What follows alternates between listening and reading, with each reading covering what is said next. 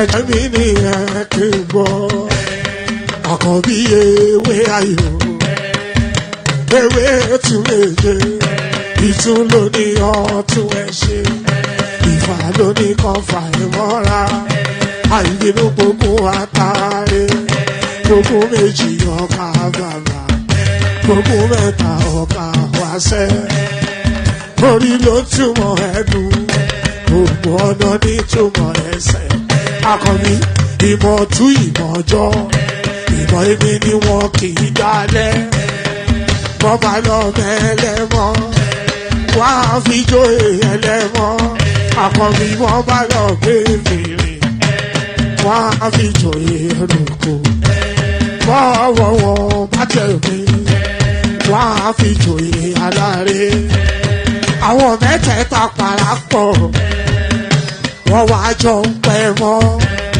ẹ̀ẹ́mọ́ olóko jẹ wọ́n ń pa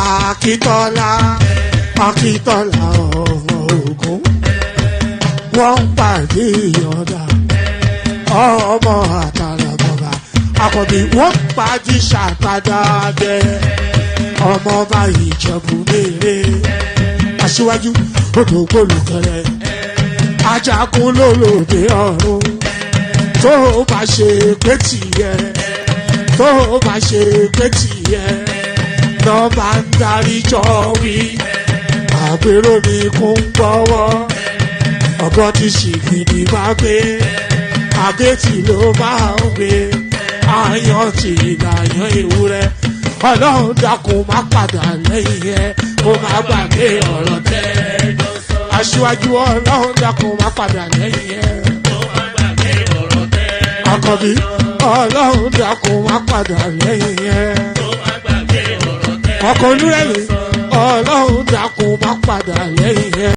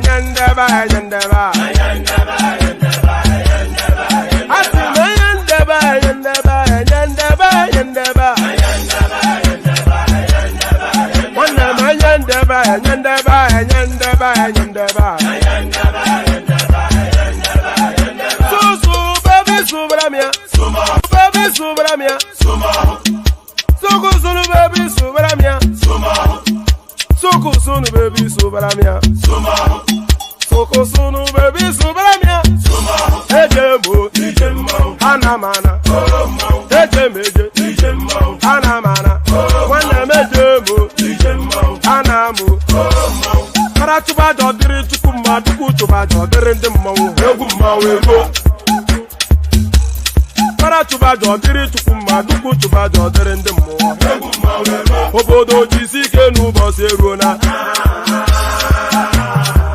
oyibo it is everyone be free ayandaba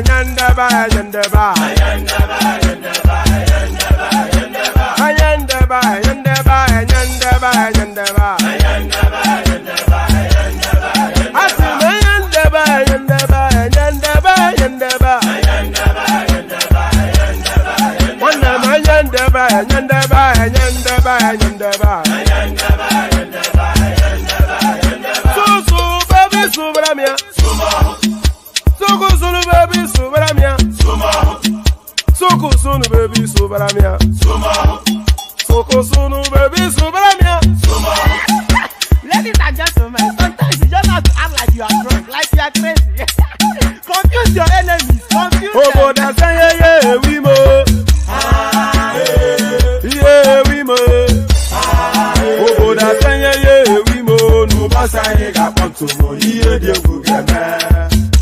kwitara kara mi nguru ma mi ga kwuru mu gwo ya baby mo abe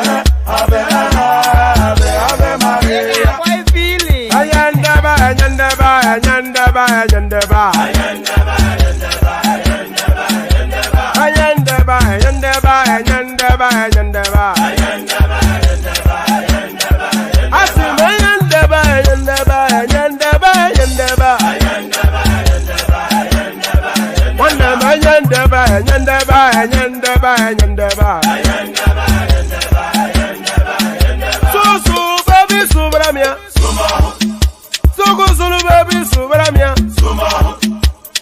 Sunu baby subaramia Soko sunu baby subaramia Ase kwa nefo jabani si akuna nyego bamkambasi ozo. Since I was born, but now I am getting youth.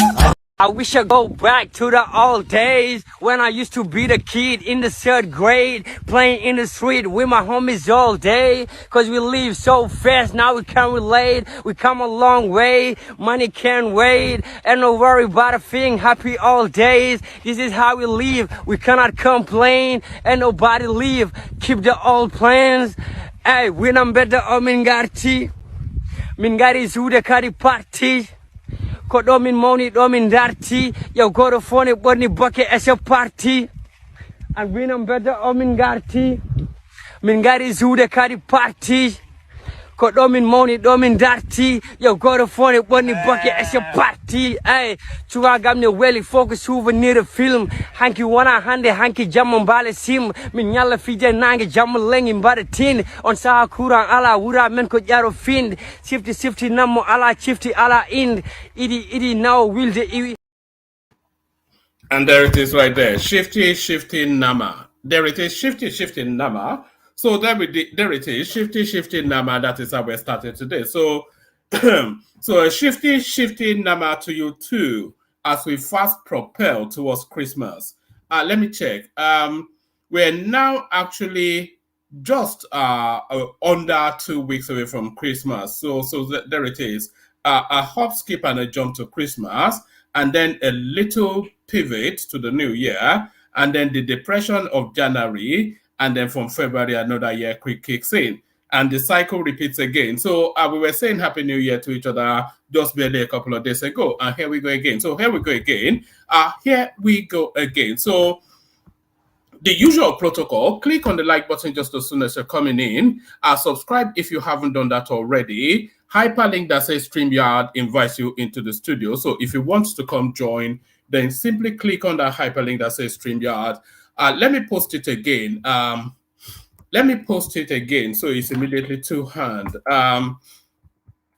So if you want to come join, simply click on that hyperlink that says StreamYard. That brings you into a studio space. Soon as I finished delivering the body of the talking points, I'll let you onto the screen and invite your thoughts. So nothing complex, nothing complicated, nothing at all that will task your senses. So it's as simple as wiping your behind just as soon as you've done whatever it is that you were doing. So that's how it goes. And another thing, we're starting unusually late, which is to tell you that it will be a fairly condensed session. So it's not going to be more than 3 hours thereabout. No, certainly no more than 4 hours. So that's for the other reason that Thomas is not available. So if Thomas was available, then I'd rushed him through to take over. But so it's going to be a shortish sort of a session. But the real reason why this session might be short is that the news cycle continues to be sparse. So there's nothing really going on in the news. So we're still having to scrape the bottom of the barrel in order to bring you something to talk about. So we have scraped the bottom of the barrel, and this is what we dug up. So this is what, pardon me.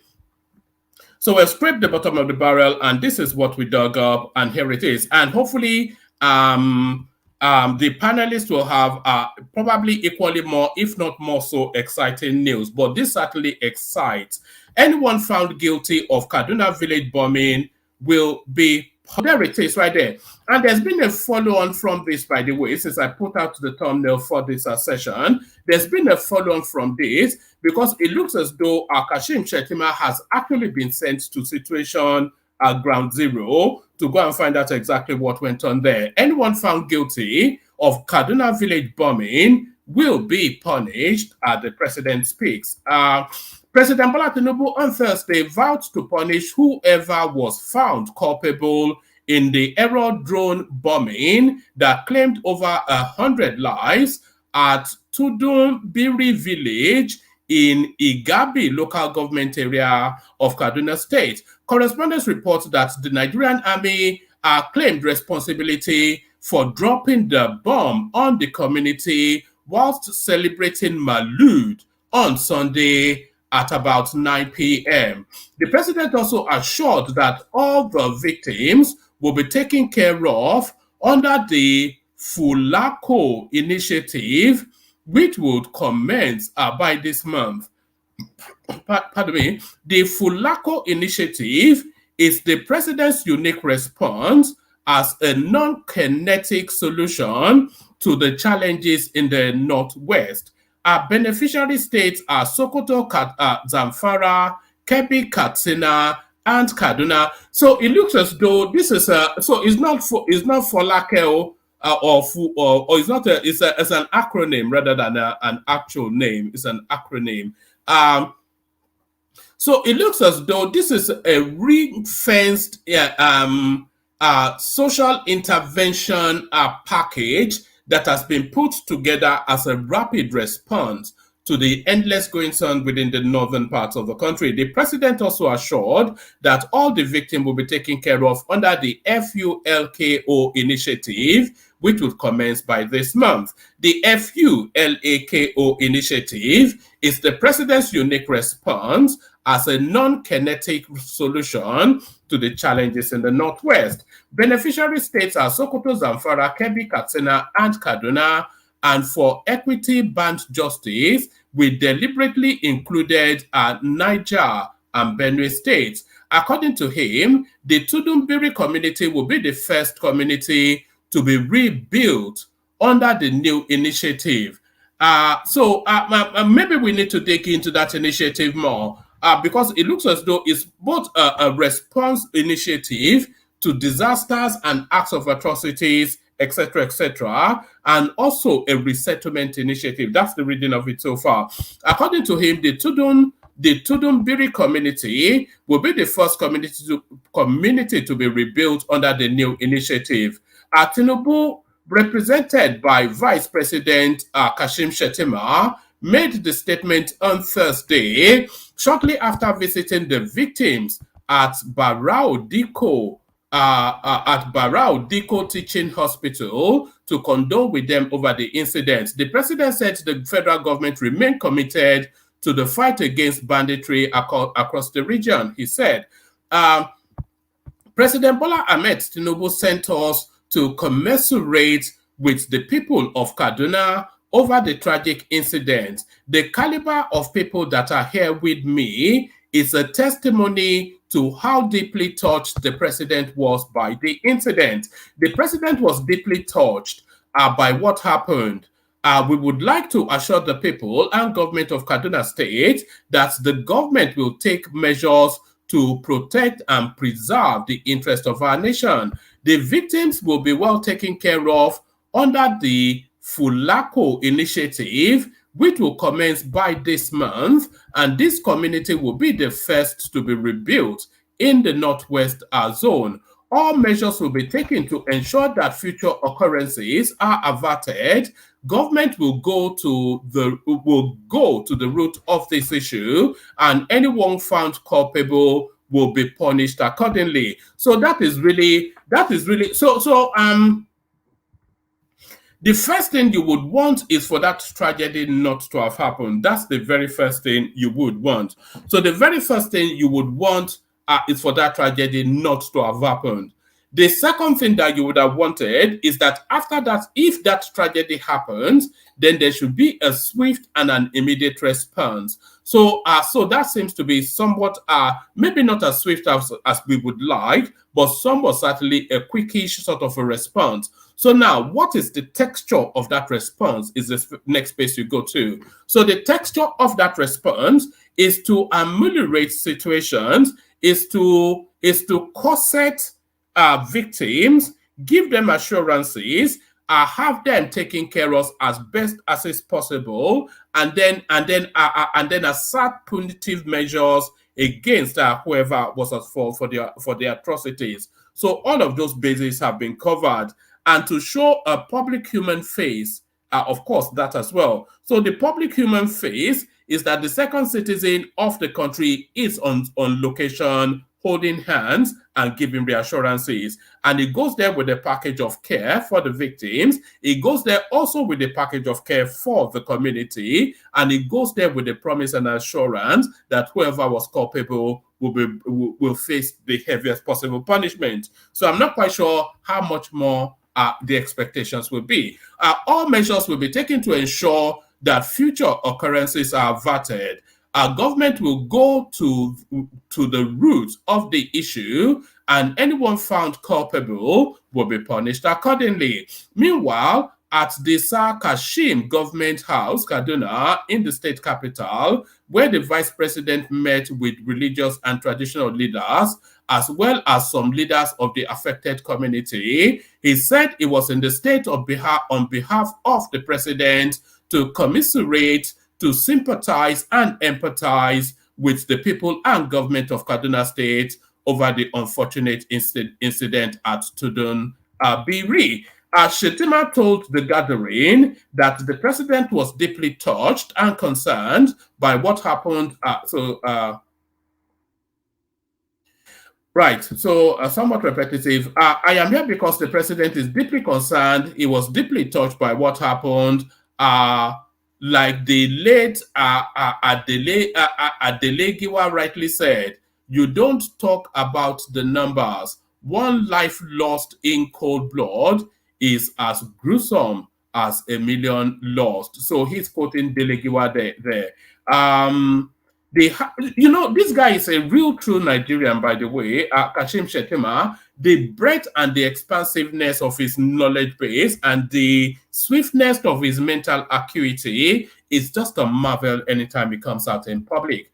The heart of the president is with the bereaved, so the usual niceties that you'd expect. So he rounds it off with a human touch. PDP, NMPP, SDP, and 4 other political parties form coalition against the APC. So what is the potency is what you'll ask. So the PDP, what is their potency? NMPP already dead.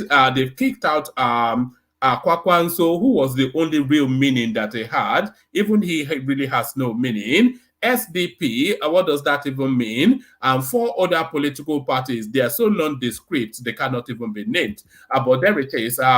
PDP, NMPP, SDP, and 4 other political parties form coalition against APC. So now let's see how that works.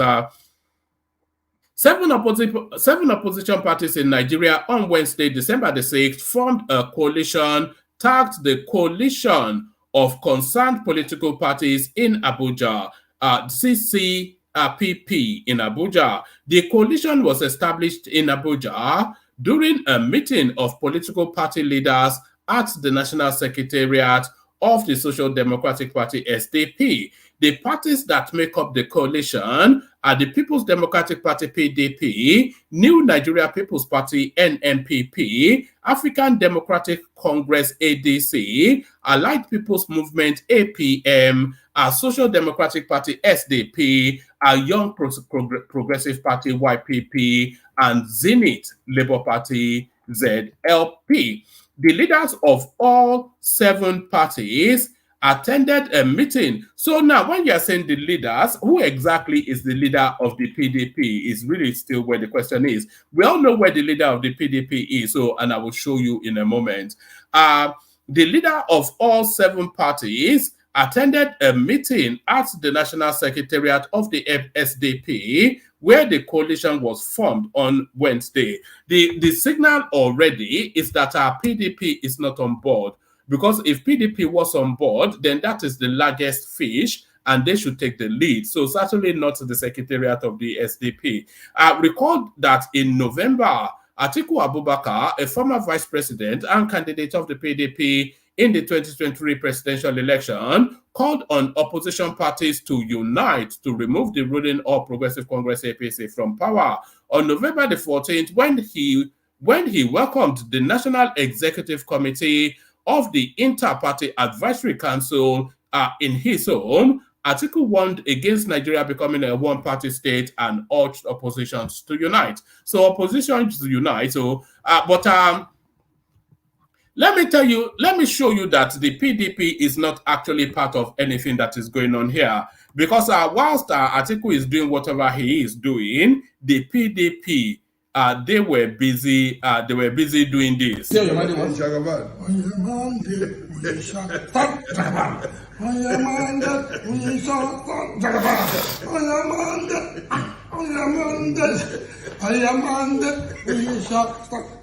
Yes, sir.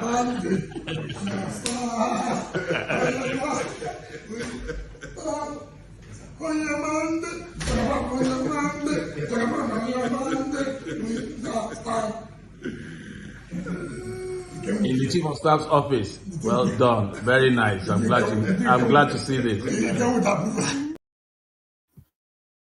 And there it is right there. So the PDP was not any part of that. The PDP was busy, and that was the Ensign Wiki, of course. That Tinubu has succeeded in turning him into a performing monkey. Did you see that? How hard the mighty fall in? Very quickly and very swiftly, Tinubu turns Ensign Wiki into a performing monkey. Look at that. They should have thrown him a banana whilst he was doing that. They should have thrown him a banana. DSS raid on my home caught me unawares. This is Sunday Igboho, but Enyologo Imbale, he still managed to effect his escape. So let me just leave that one. Actually, it looks like a long-winded question and answer session. I'll give you one question and one response, and then we'll just move on. Yoruba Nation agitator Chief Sunday Adeyemo, popularly known as Sunday Igboho, speaks about the July 1st, 2021 midnight invasion of his Ibadan home by operatives of the Department of State Services and the future of Yoruba Nation struggle in an email interview. How do you even do an email interview? What does that even mean? You email him a question, then you email an answer, and then how long does that take?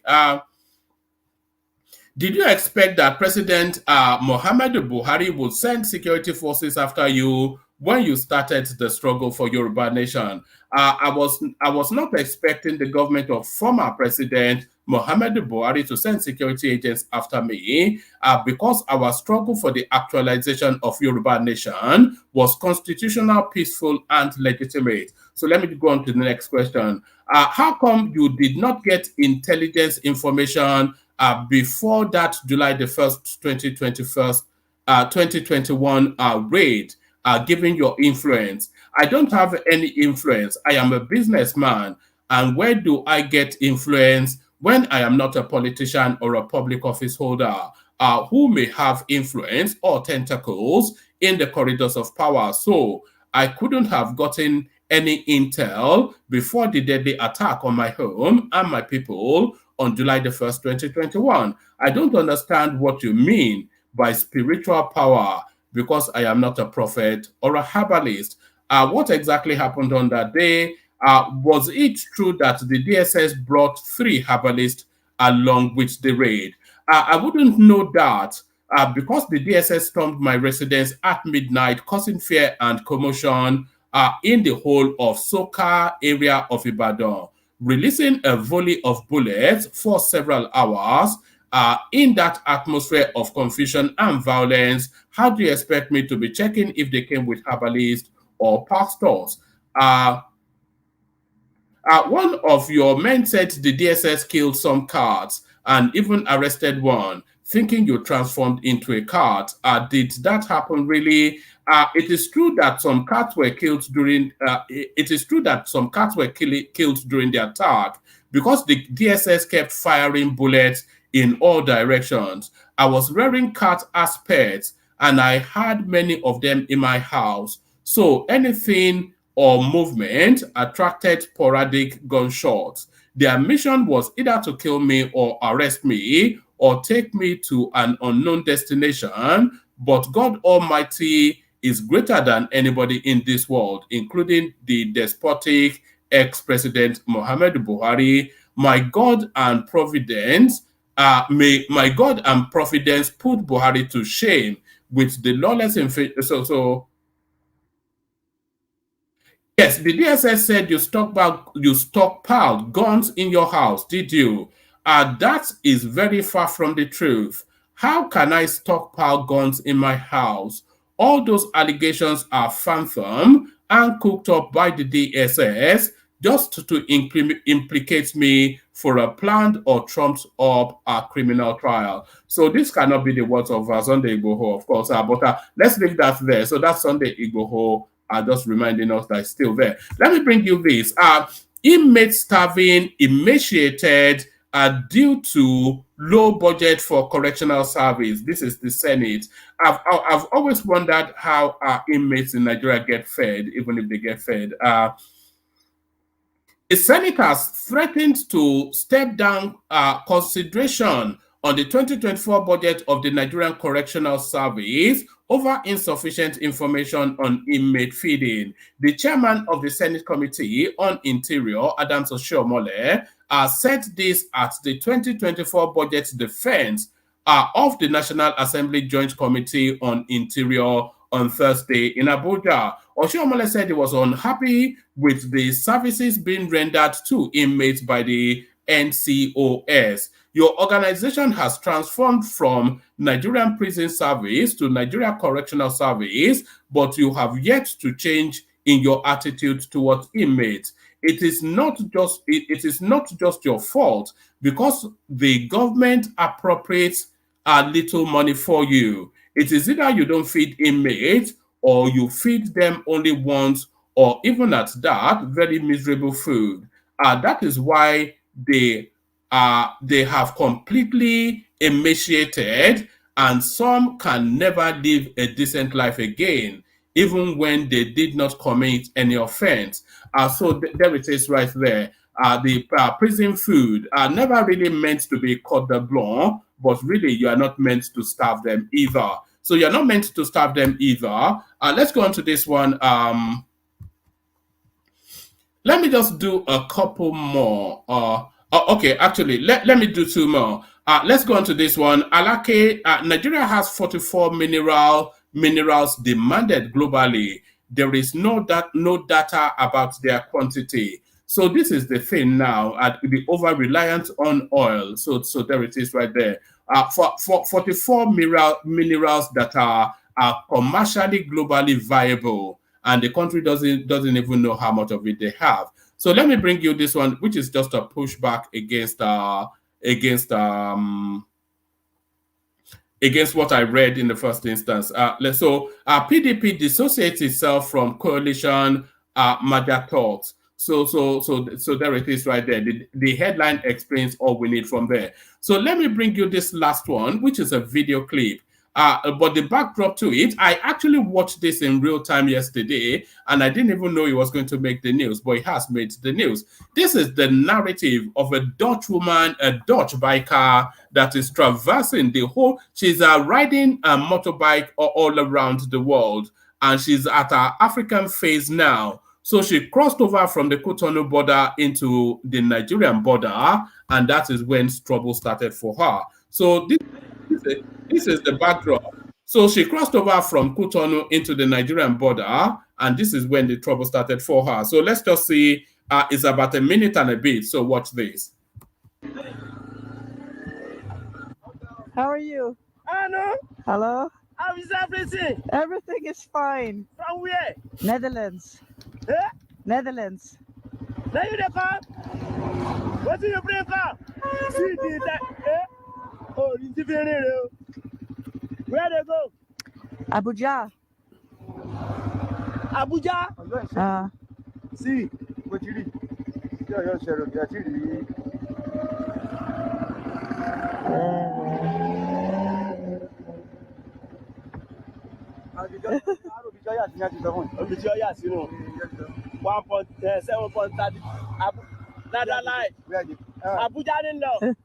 How are you? Give me something else. for everything. Everything is fine. Family.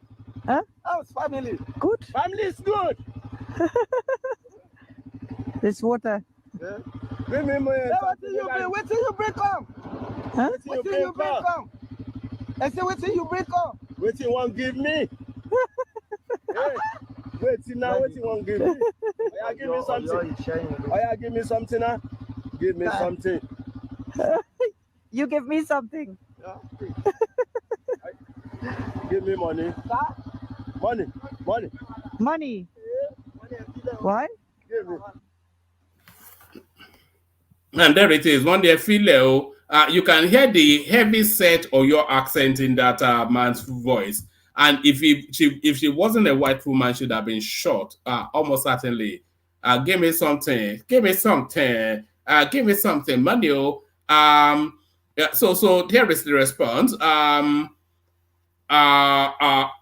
Cops demand money from foreign female biker. Some policemen have been cited in a video demanding money from a female biker who was on a tour of Nigeria from the Netherlands. The Nigerian Police Service Public Relations Officer, Muyiwa Adejobi, on Thursday, said the officers were recorded along Moniya Road in Oyo State. The officers had flagged down the biker, asking her where she is from and where she was heading. The Dutch woman replied that she was from the Netherlands and she was on her way to Abuja, apparently surprising the two officers. In the 1 minute 26 seconds video, the officers asked the woman to offer them money or whatever she had in her possession. Interacting with the biker in Pidgin, the officer said, "Where do you bring? Where do you bring come? Where do you want give me? Oh yeah, give me something now." The tourist appeared not to comprehend the officer's message until they clearly said, "Give me money, money." To which she said, "Why?"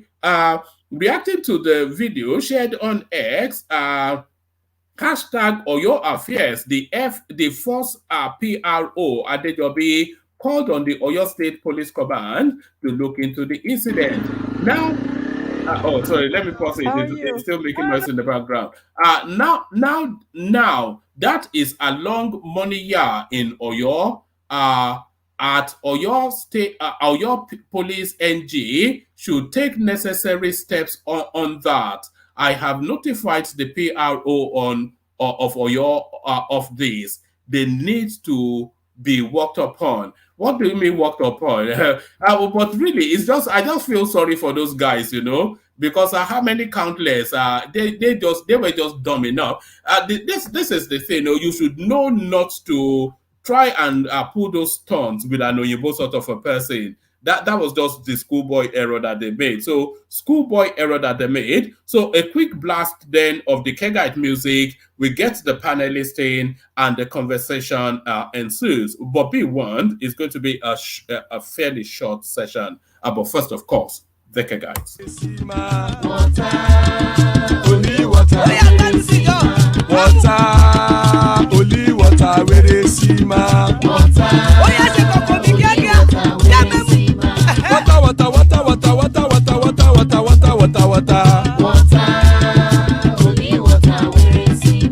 Hapa o naido.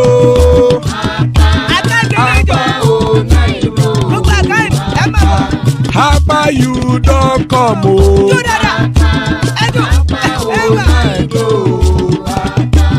Hapa o naido.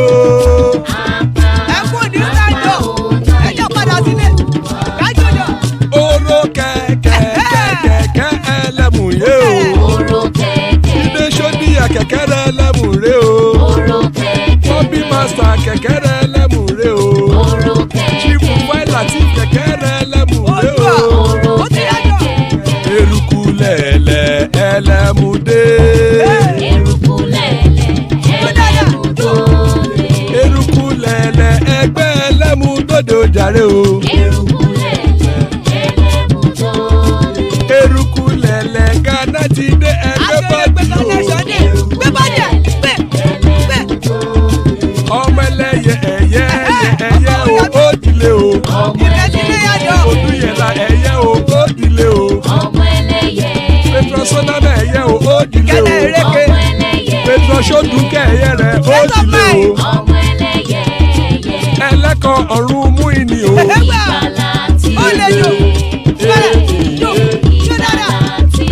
àkùkọ ọ̀run mẹ́kọ̀.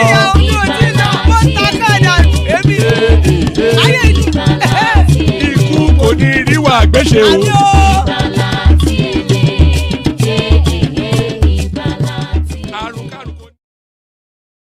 And there it is right there. Ikukoniru Agbesheme, death have nothing to do with us. So that prayer is very important too, and it has efficacy. So our boy there, he survived the high seas and he's come back to tell the tale. So here is Desmond right there, who has been at sea for quite a few months. So he joins us back. Always a delight to see Des. So he will tell us his adventures in a moment.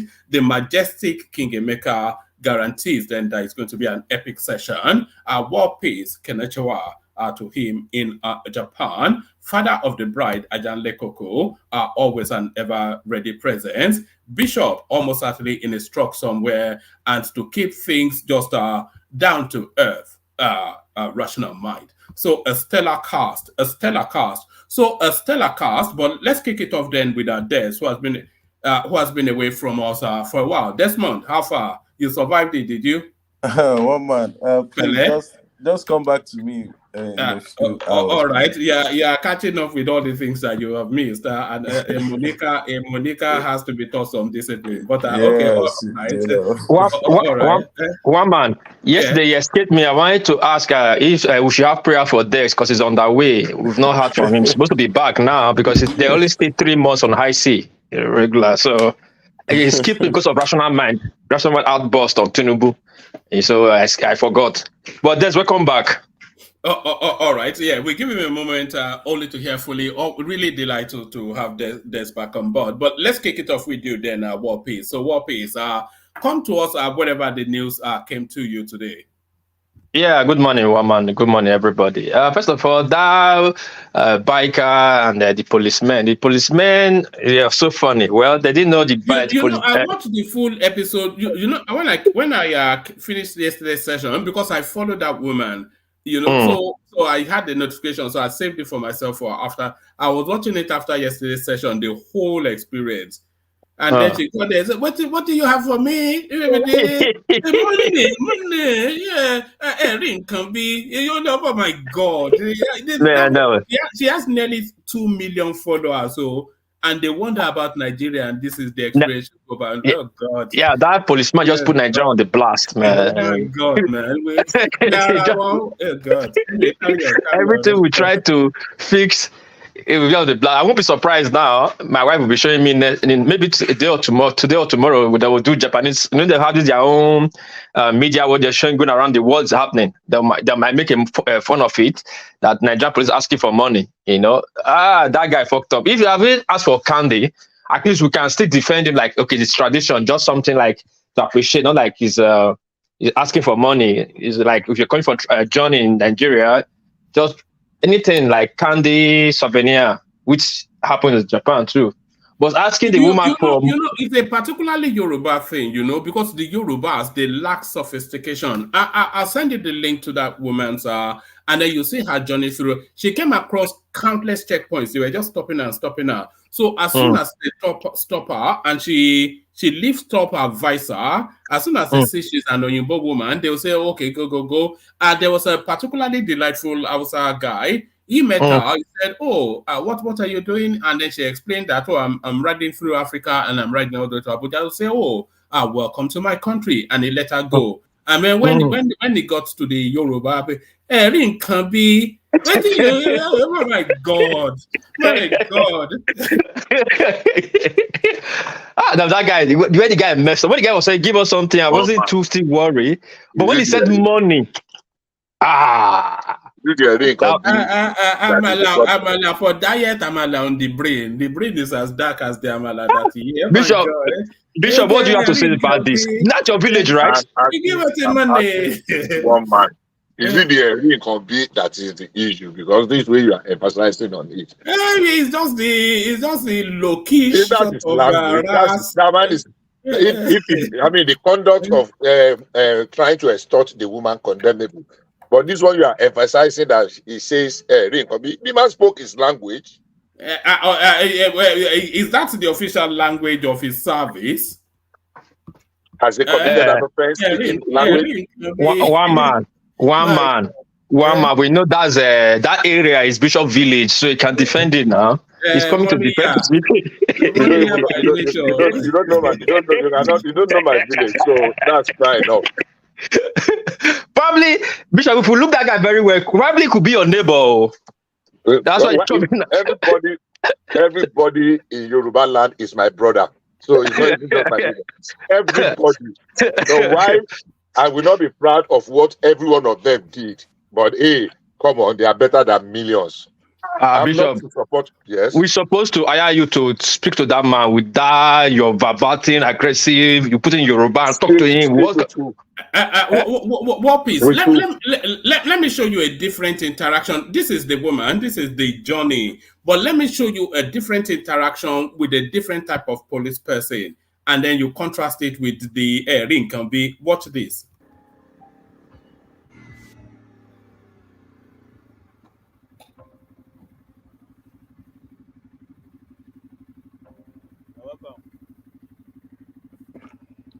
Welcome. How are you? Fine. How's Johnny? Good. So where? Abuja. Abuja? You want to follow here? Yeah. So where? How you following? And then Abuja, this way. Yeah. Abuja. You're coming from Lagos? No, from Cotonou. From? Cotonou, Benin. Cotonou? Yeah. Yeah. Good Johnny. Thank you. How are you? Hello. Hello? How is everything? Everything is fine. From where? Netherlands. Eh? Netherlands. Now you dey come? What do you bring come? See the eh? Oh, you different. Look at that. Oh, Abuja. Abuja. See, what you read? Your share of your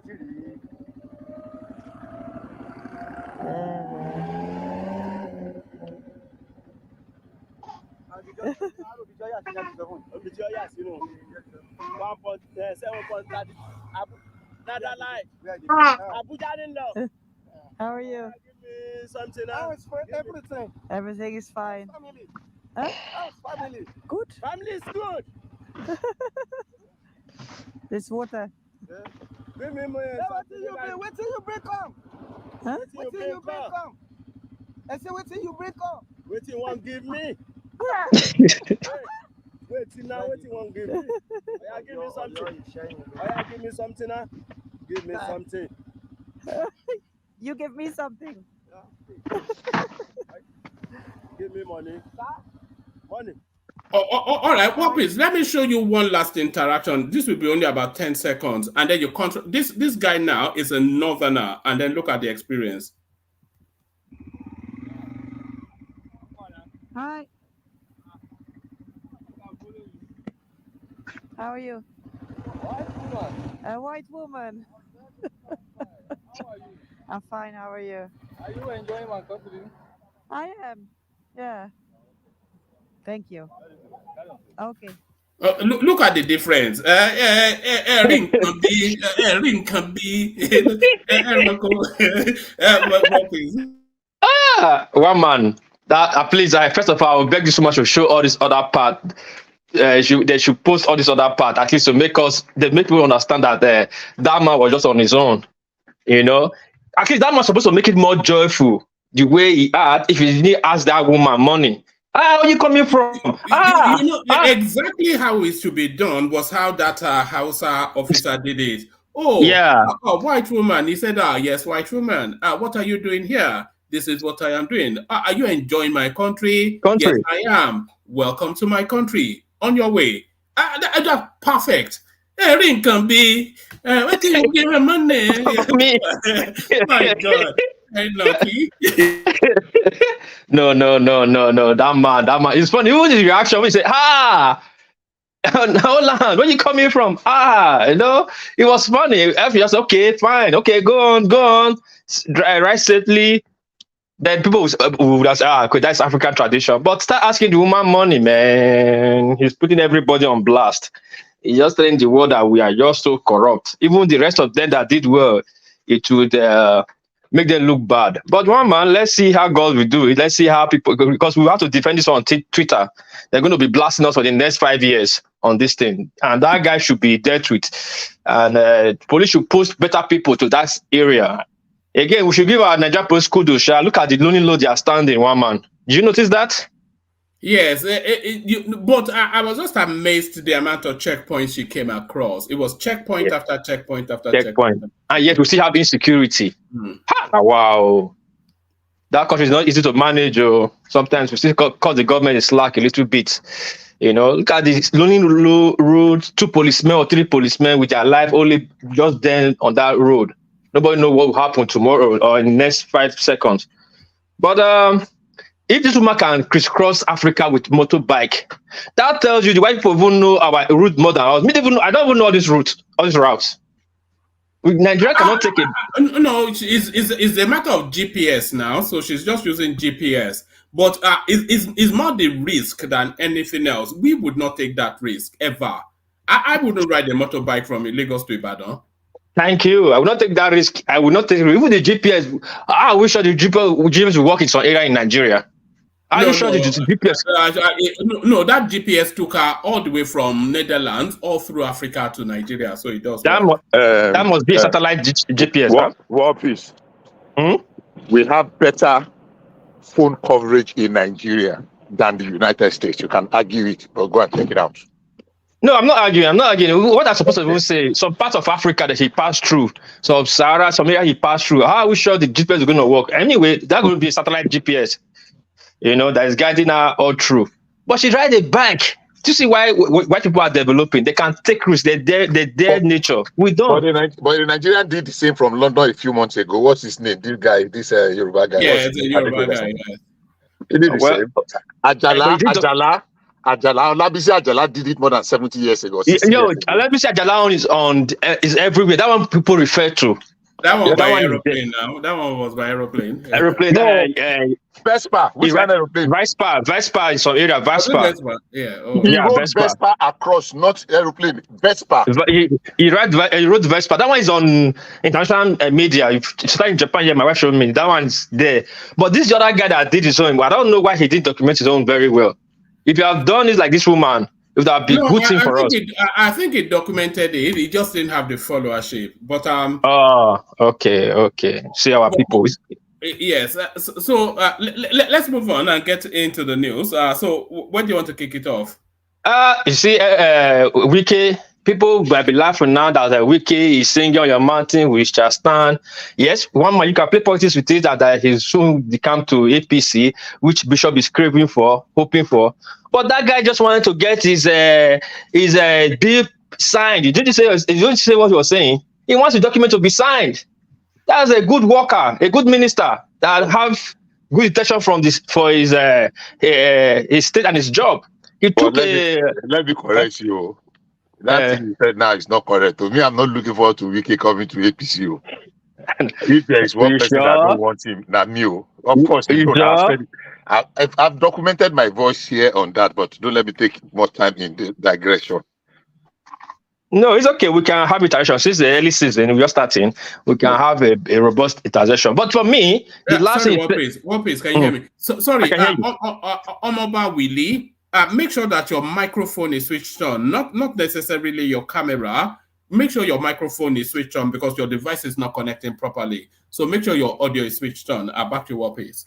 Yeah, he was singing. He brought a proposal there for the chief of staff to sign or take to the president, and he's doing the needful. He have to be loyal because they say in the old PDP, if you're not loyal, you loyal. In the Benin world, if you're not loyal, you suffer. So he went to the office and he's being humble. I go single. I go see Jagaban. Me for sign my bill for me. But it was a nice one. I don't know what Wike is planning at or what is his game plan. But come 2027 or 2031, believe me, Wike will be controlling a major part of PDP if you continue like this. People might seem stupid. People might say it's funny, but his position itself in corridors of power. You cannot fight power from outside. You have to be inside the system to fight the system, and that's what he's doing. One man. Can take me to the next topic. All right, brilliant. So the coalition now taking place, or is it taking place? So the first concern is that it's not taking place at the headquarters of a major party. But the second concern is that the major party has not distanced itself. PDP, NNPP, SDP, and 4 other political parties form coalition against the APC. So another round of beating all round, Abi. One man, like you were saying when you were reading it, and that's the thing that came to my mind. Who are the people that is going for that coalition party? Which leaders? That of PDP, who is the leader that is going there? Or the SDP guy that came with him? He came to your show now. The chairman came to your show. He was saying one thing different. The chairman was saying something different. Or is it Labour that is going to go for that coalition? That is just a kind of initial gra-gra. And they don't even know what happened. Any coalition that does not involve Peter Obi is just a nonsense. It's a nonsense. You are bringing coalition party of LP that even Apapa is not there. If Apapa was there, now we will say okay. Tabi is not there. Then you are talking about NPP, who is not Kwankwaso is not there. So which kind of coalition is that? These are just the initial graph from article to show that he's holding the last stand, like, okay, I'm not going anywhere. I'm still trying to have a coalition. They should let these, how you say, drop the dead donkey. No coalition will work now. Just who is going to bring out the money to service coalition from now to 2027, one man? One man, you there? I'm here. I'm listening. I said, who's going to bring out the money to be funding the coalition from now to 2027? It will be from Atiku's wallet now. Okay. He's the only one with money in that space. Yeah. Okay, he's the only one have a interest being a president, to be a president. Bishop being a president, probably because they gave him intel back now. He feels that the money bag is rolling in again, so he can be used to be servicing a coalition party. That is a dead arrival matter, one man. That thing, I don't say it flying at all. Let's go to the next topic. Oh, all right. I'll take you to one more topic, and then I'll move it around. Let me take you to this one. Okay. Let me take you to this one. Inmates starving, emaciated due to low budget for correctional service. So this is the Senate now. So we're at that season. We're in that season where all the parastatals go to the parliament to go and defend their budget. And they are, I've always wondered about the feeding of inmates, and it's not something that we make too much noise about within the Nigerian space. You see them all rickety boned, with all manners of tumor coming out. It's a nastiness, just in terms of cleanliness and feeding. What sort of structures do we have in place? And certainly, whatever structures there is not fit for purpose. Yeah, one man, that position is one position that anybody they give that position to is going to make a serious hell of money, because I don't think he has a committee that even check them. Even their budget is low, but just know that budget is going to a private pocket. Nobody who is feeding inmates. When it was the last time Nigerian police cooked for inmates? Even Nigerian government is budgeting for them. The last time the last minister, I think during Buhari regime, he was defending his budget. He said he's feeding one inmate 14,000 naira per day. And people scream 14,000 naira per day for an inmate. How much Anna? How much is he earning how much is he using to make food for his to take off his family for a day, that you are spending 14,000 naira per day for an inmate? Clearly the money doesn't go there. If you go to our prisons, they look haggard, suffering, no money. People cook for their own. People that have their own person in the prison here cook for them. Also, central prison like Kuje. Don't go to Kuje. If you are in Kuje, you don't have somebody that will bring your family, people that will bring food for you. You will die of starvation. So first of all, what the government have to look into is how the emails are looking, why the emails are not well fed. What is the corruption going on in that space? And why the budget is like that. Small or big, they have to scrutinize the budget. If it's small budget, if it's big budget, is it getting to the inmate and all that? That place is a disaster. That position, whoever control that position, the controller, what is the controller general call them, president or whatever, they are all nasty people. And I think Nigeria inmate, somebody was suggesting it, Nigeria prison should be they should give it to national private body, non-national, because it's nonsense that's going on there. One man, let me use the floor. My daughter, let me take up my daughter. Let me quickly change my daughter diapers. Go to the next person. Oh, all right, brilliant. You must be a master at diaper changing now. That's what pays. So thank you, what pays. Let's go on from you then to Emeka, who also with us. Mekus, you're up next. Yeah, good evening. Salam alaikum. Alaikum salam. Yeah.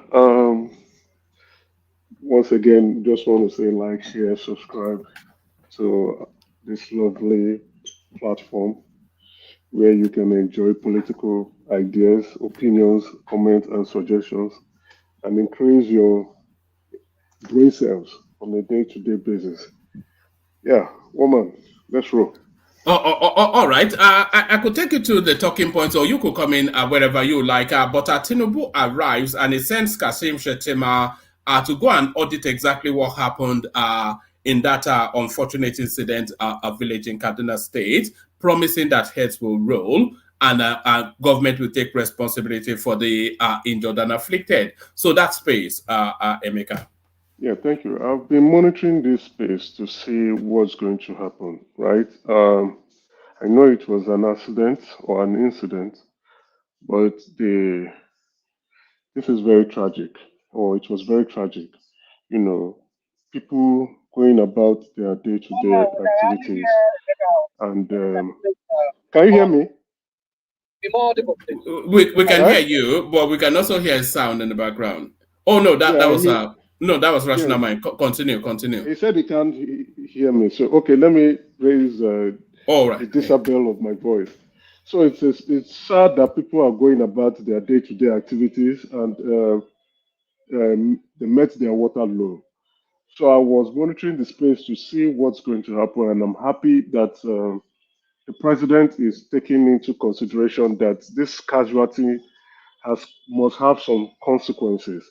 You know, we don't want a situation whereby the military will continue in this light. So it would hold them to account to be more diligent, more prepared, have their intelligence confirmed and reconfirmed before they go out to lodge an assault. You know, it was scary when I was reading the news that innocent individuals or innocent communities who were going about their regular day-to-day, probably camping or having a social activity, and then you drop a bomb on them, tag them to the terrorists. So it means that either the intelligence report is not clear and it was not confirmed, or some form of miscommunication was just going through, or bypassing the military. So it's strange, it's scary. Let's be honest, because what will happen within that community? A lot of people will be scared to want to go about having a normal life. So I'm happy that the president is taking this up. Investigation has to commence, and those responsible should be called to book. Thank you. All right, brilliant. And Emeka, they push that the investigation should be done by an independent panel. It should not, and for reasons of transparency, it should not be done in-house by the army themselves. So the army should not be. They should not be conducting investigation themselves. They can do what they want to do, but the investigation should be done by a third external party who would come in and review what's going on. If they are afraid that maybe they do not want to share intelligence or report, then let the national security officer conduct the investigation using his own team and review that. It's a scary situation. You understand? It's a very if I was living within the Kaduna, within the north, I'll be very scared. You know, you just don't go about your regular life and then you committed no crime. Yeah? Yeah, let me just quickly interject if it is all right. One man, can I? Yeah, carry on. The army has all it takes to conduct a very fair, diligent internal investigation from the intelligence unit to the military police. They will start with SIP, and if there is need, people will go on court martial. No, we know they have the structures, but what about cover up? What about cover up? No. Look, you see, it is evidence. You not say, oh, they will cover up. Oh, you're already prejudiced about how they are calling it now. So no matter what they come up with, you're already tainted, and you are happy to. Yeah. So to remove that, then why should the investigation then should be conducted by an independent third party? Who do you think should conduct it? Emeka has just come up with an idea. The National Security Advisor, he can do that. So is he the one that will sit or he will appoint people? He's their boss, so let him do the job. That's what I'm saying. So he's the one that will sit. Yeah? He's the one that will sit on the board. The NSA. Can you hear me? NSA, yeah. Yes, I can hear you. You're faint, but I can hear you. Yeah, the NSA is not independent, so we need independent. But I understand what's his name. We can even have a retired justice of the Supreme Court. Somebody, we are not short of. We're not short of. But the army itself cannot conduct an investigation into itself. Be careful. Don't let us look. An accident had occurred. Don't let us destroy the military. Nobody is destroying the military. That's exactly what you are advocating for now. There has been accident. Hold on. There has been more than 10 incidences in the past. It's unfortunate. It is regrettable. It is unfortunate. But when you now say the army should submit itself to some funny ad hoc something, no, it is funny. Anyhow, we're having an interaction. It's okay. No, we're not having an interaction, and this may well be picked up, but it's not funny. And if you are saying there's been several incidents of this, and then even more so than the urgency that the investigation should be done by an external body. Let me remind you of something. You played us a skit, a video clip here. Sometimes ago.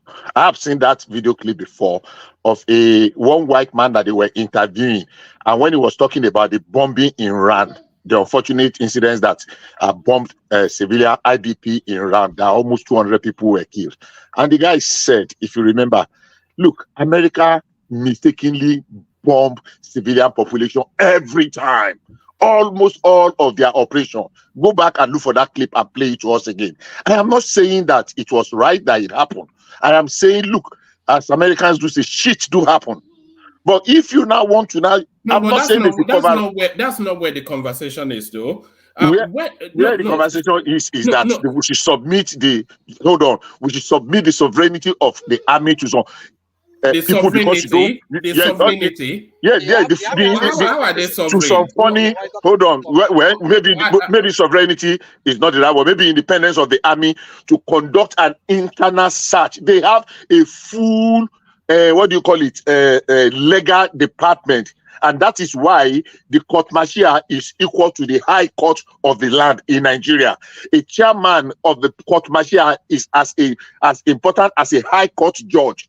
I mean, we're not saying they don't have structures for internal investigation. So that's not. But what people are saying, which I'm on board with, and I think that's what Emeka is narrating as well, that for clear transparency and to make sure that there are no cover-ups, just to cover all the bases, it has to be done by an external third party of unquestionable competence. It's for their own good as well. Yes, that an external body. Yeah. It reduces. If it's an error, the report will show it's an error, right? And it helps them out to clear their names. Mistakes can happen, and like what Bishop has said, this is not the first time. This is not the 10th time. So we need that independent investigation to come in so that it doesn't happen again and keep happening in the future, right? Yes, we are fighting against terrorism, but innocent citizens should not be bystanders or victims in these circumstances. It's a very scary incident. It can, in this situation, then it can happen to anyone. So we have to avoid a repeat in the future. The army, yes, can do their own internal investigation and find out where the weakness was coming from. Then, but we still need someone who is not from the military or from the army to step in and also conduct investigation and report to Nigeria. Typically, I'll be expecting the National Assembly to institute an investigation and call the military chiefs, including the National Security Advisor, to come and explain themselves. And we are not hearing anything from that angle. They should call them, constitute an investigation and an inquiry. Let them come and explain to Nigerians how come they don't know their coordinates anymore, or how come their intelligence are not becoming so clear. It's now sounding differently when they are communicating amongst themselves. And how come they can deploy a drone so whimsically? On a whimsy, you just throw drones anyhow to go and bomb up because you saw some. I mean, a lot of questions. They should confirm. Yeah, they should come and explain to Nigerians. Nigerians deserve to know because the people who died are Nigerians, and some are paying the price. Families gone. Then those who are left behind, who is going to take care of them? If it's a mistake, let us all know. Even though it's a mistake, heads must roll.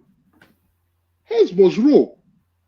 That's what happens in life. Yes, mistake happens, but heads should roll. Let's know what's going on. Let them come and explain themselves. So when they will take their job more seriously, because this is not if it was the first time, I would want to, understand a little bit. But it's been happening in the past, and we want to stop this nonsense from going on. We want to stop it. To me, it's nonsense.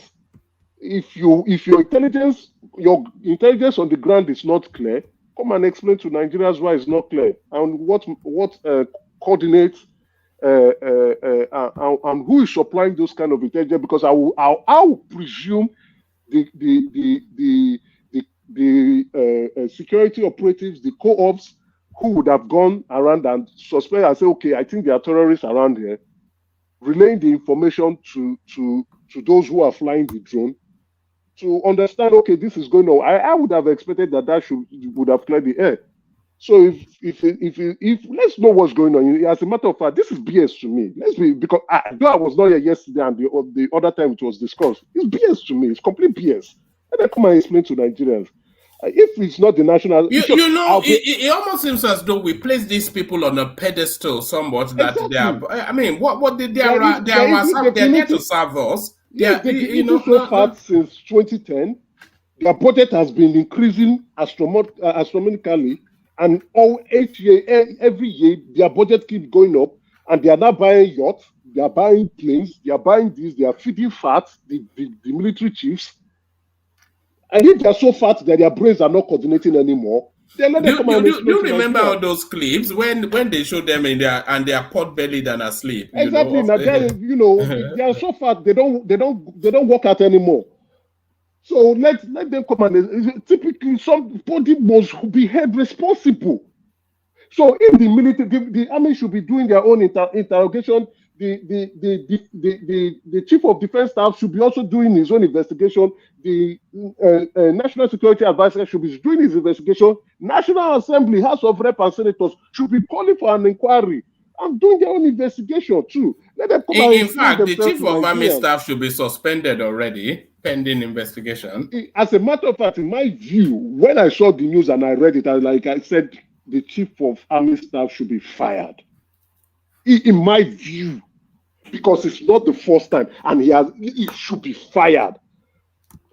But him rushing to the scene, okay, him trying to express some empathy, okay, you calm down because it's annoying.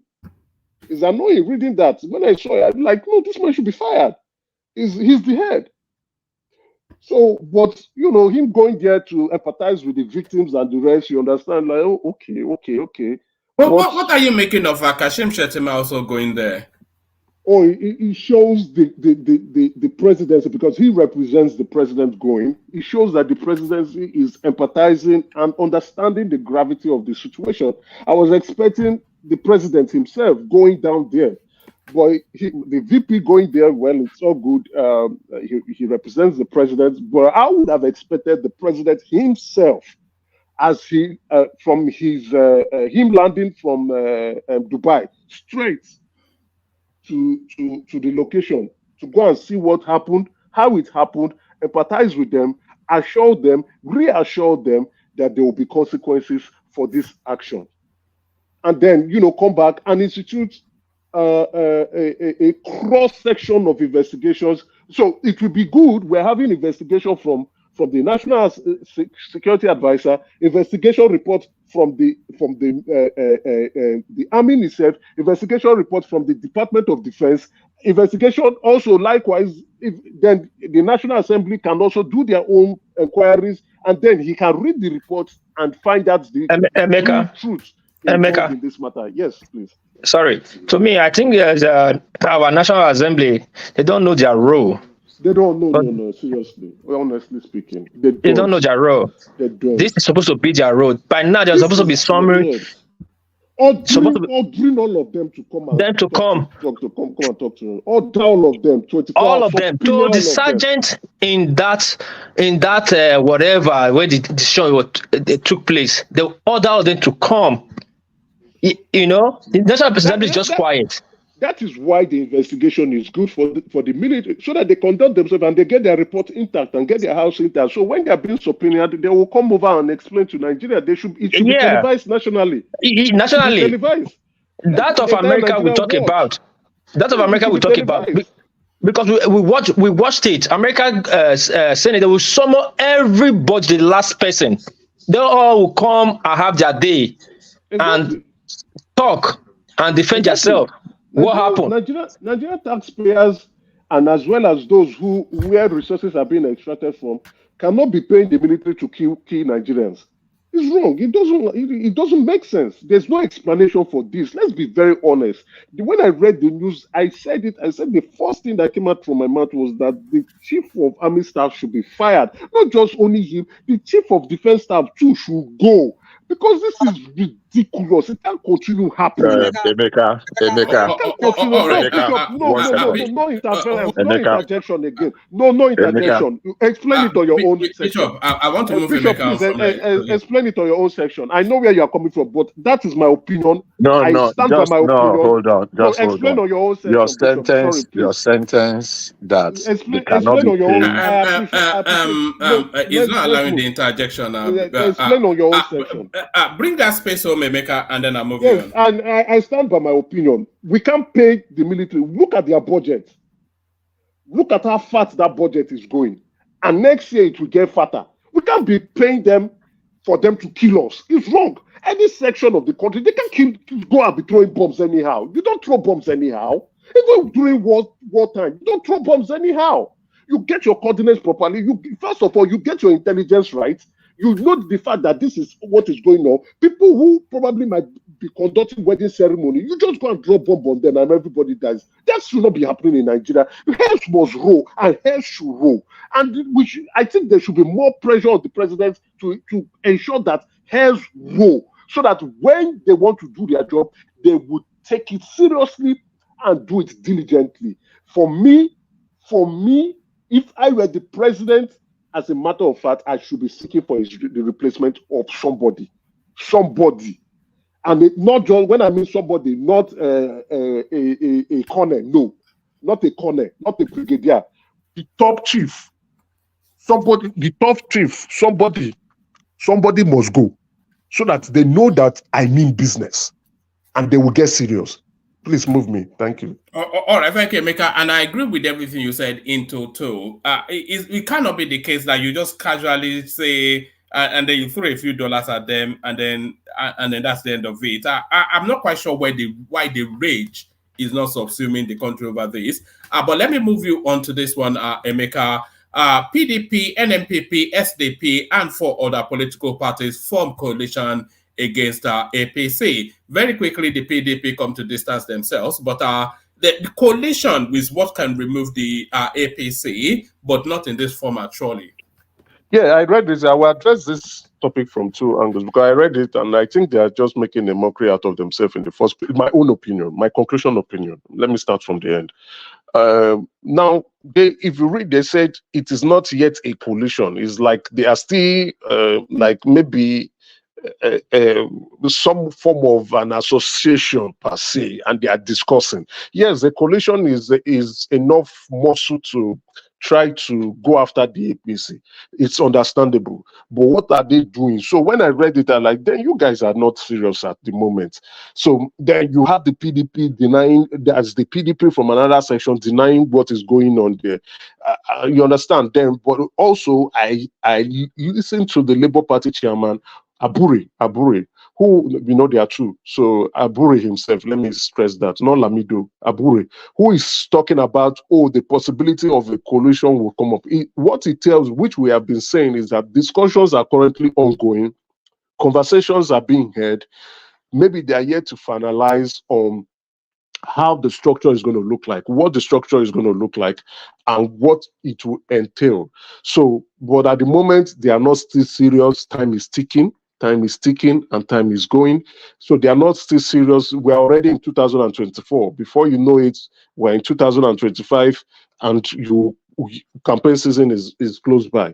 So they are organizing themselves, yes.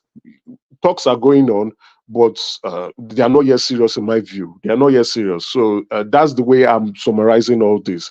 When they get serious, we'll see what that coalition is going to look like, what shape is going to look like, if it's going to be a new political party, like a merger of these individuals or interest group, that's what I want to call them, interest group, into a political party, fine. Or maybe they all go into the election of 2027 independently, but during the presidential election, they will now converge and try to vote for somebody. Let's see how it goes. This is still new. The talks, from what I can say, the talks are still going on. Maybe some people are yet to agree on specific terms, but they just want to rush to the media, probably for the hype, probably for the clout. But at the end, at this point, they are not yet serious. All right, brilliant. And just a little soup song on that soldier boy from Oyo State, the Owala, Kaduna B0Mbing. Yeah, from Netherlands. What did you bring to Shopee? What did you make of all of it? You know, and this is going globally, by the way, so our reputation stays as it is. Well, what that stuff tells me is that our police will never change their behavior, regardless of who they confront. You understand? Some can be professional, some just don't have it in them. Professionalism cannot just be in them in any shape or form. Whether you are white, whether you are black, whether you are green, they must display themselves. So it's quite embarrassing listening and watching the video, you know, and even when from the top, they are saying they want to root out corrupt police officers. They want to stop bribe and extortion from the roads and in all corners, whether in the communities or in the black holes, wherever they are.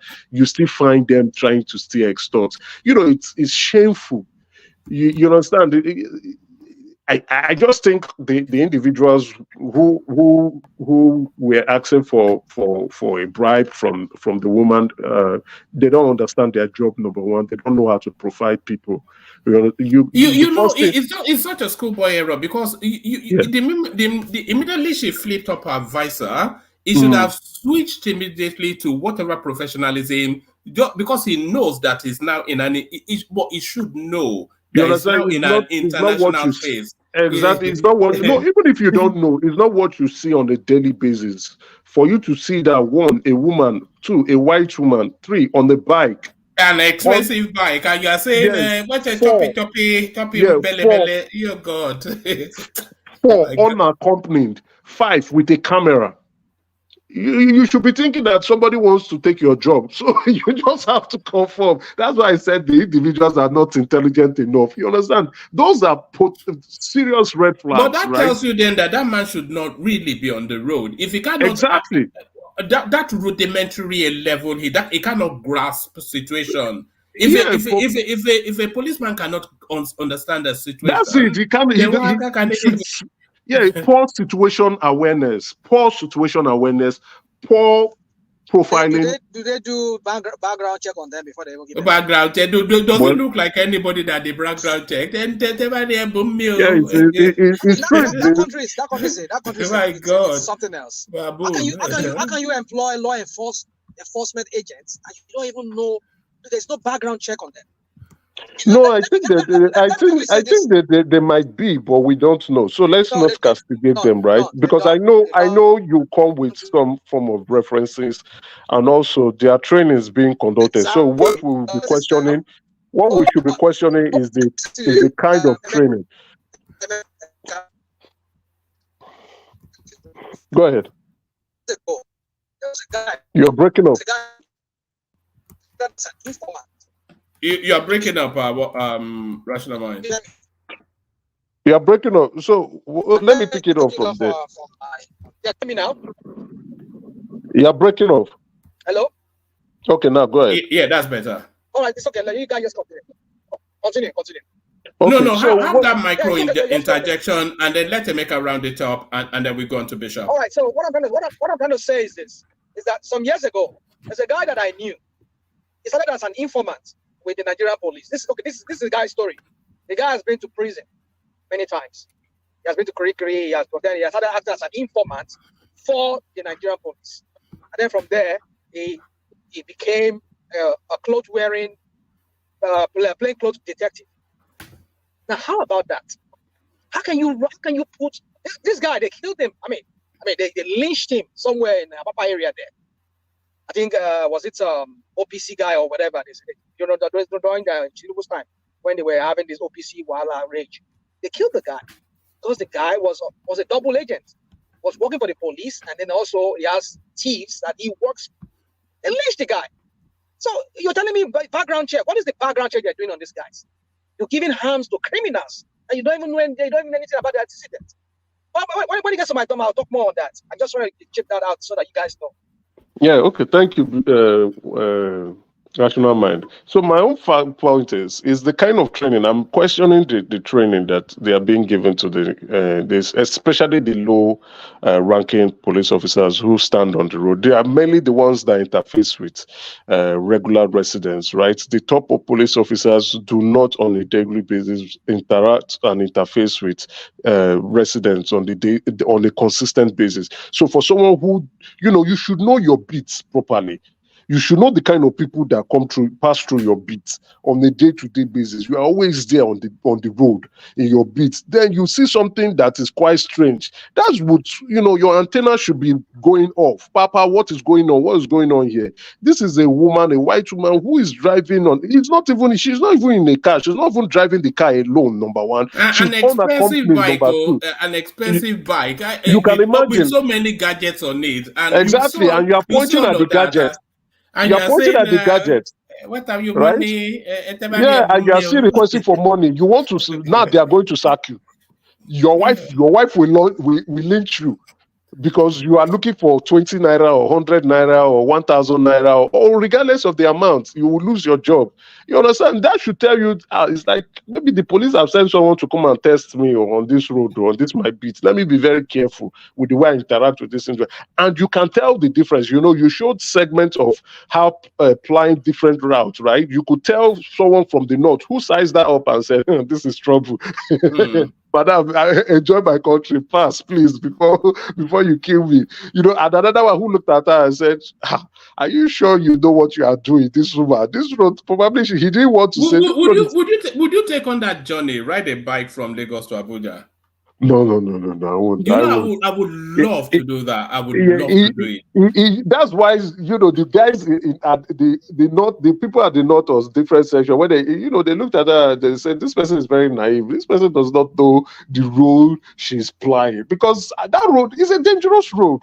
Though I give it to them for not saying, madam, this road is a very dangerous road, right? they were looking at her. So those two, but the other guys who were not intelligent enough just wanted to exploit her and extort her, and which is sad, right? It's it showed a different section of the country, and it showed a different view of different police officers, some who understands situation awareness, and some who just don't give a damn. Even if they do understand, they just don't give a damn. They are there to just collect money and make money and go home. And unfortunately for them, I think they will fish them out. And this is not the end of it. I know, it's now going to be in an international space. It's now an international ridicule, not just for the Nigerian police alone, but for Nigerians in the country and abroad. So, I know the comment section will be rolling. People will be saying a lot of things. The police, the guy from Lagos State, what's his name, B0Mbing, and the federal PPRO, they'll all be embarrassed. They have to do something. They have to, get on their A game and get these guys out. But again, they need to keep communicating, right? We just don't know why the police do not want to change, even to the point where things keep happening. They just don't want to change their behavior. But I don't know what we can do for them. Let the police help themselves. That's all I can say. But I just want to chime in something briefly. I sent you something about David B0Mbing. You see, David B0Mbing has been going on. You see, when the hunter begins to be haunted, then he knows that the water don't pass level. So now somebody... Talk us through it. I wasn't quite sure what I was meant to be making of it. So David went to write... Let me. It's on the screen now. This is from Marik. I won't attempt. It sounds like a Polish name. It says an update. Since Mr. David was running away from receiving court papers, the court granted an order today to serve David B0Mbing the court papers via his email address. The case has been adjourned till January 2024 to be continued. And then it goes on. It says, after dealing with David for a while and seeing how he behaves in front of his now past colleagues and the court, I genuinely feel bad for him. He suffers from delusion. He thinks he investigates, but in reality, he just looks for, and then that it tails off. So what's going on there? I wasn't aware of that space. So David wrote a hit piece on this individual. He's an investor. He invests in businesses, unicorn. Maybe something probably went wrong, right? With some of the businesses he invested in, and David called him a fraudster.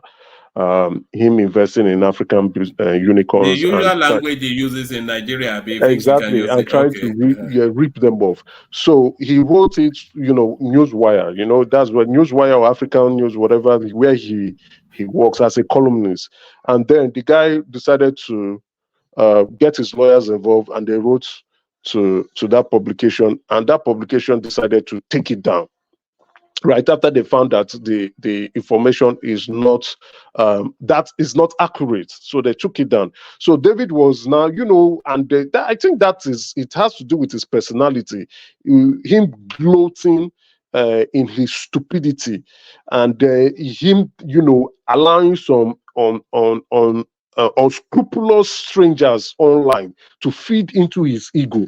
So he was now like saying he stands by his news, he stands by his information, and that he started acting anyhow. And I think that publication, is it African Wire or whatever? I'm forgetting the name itself.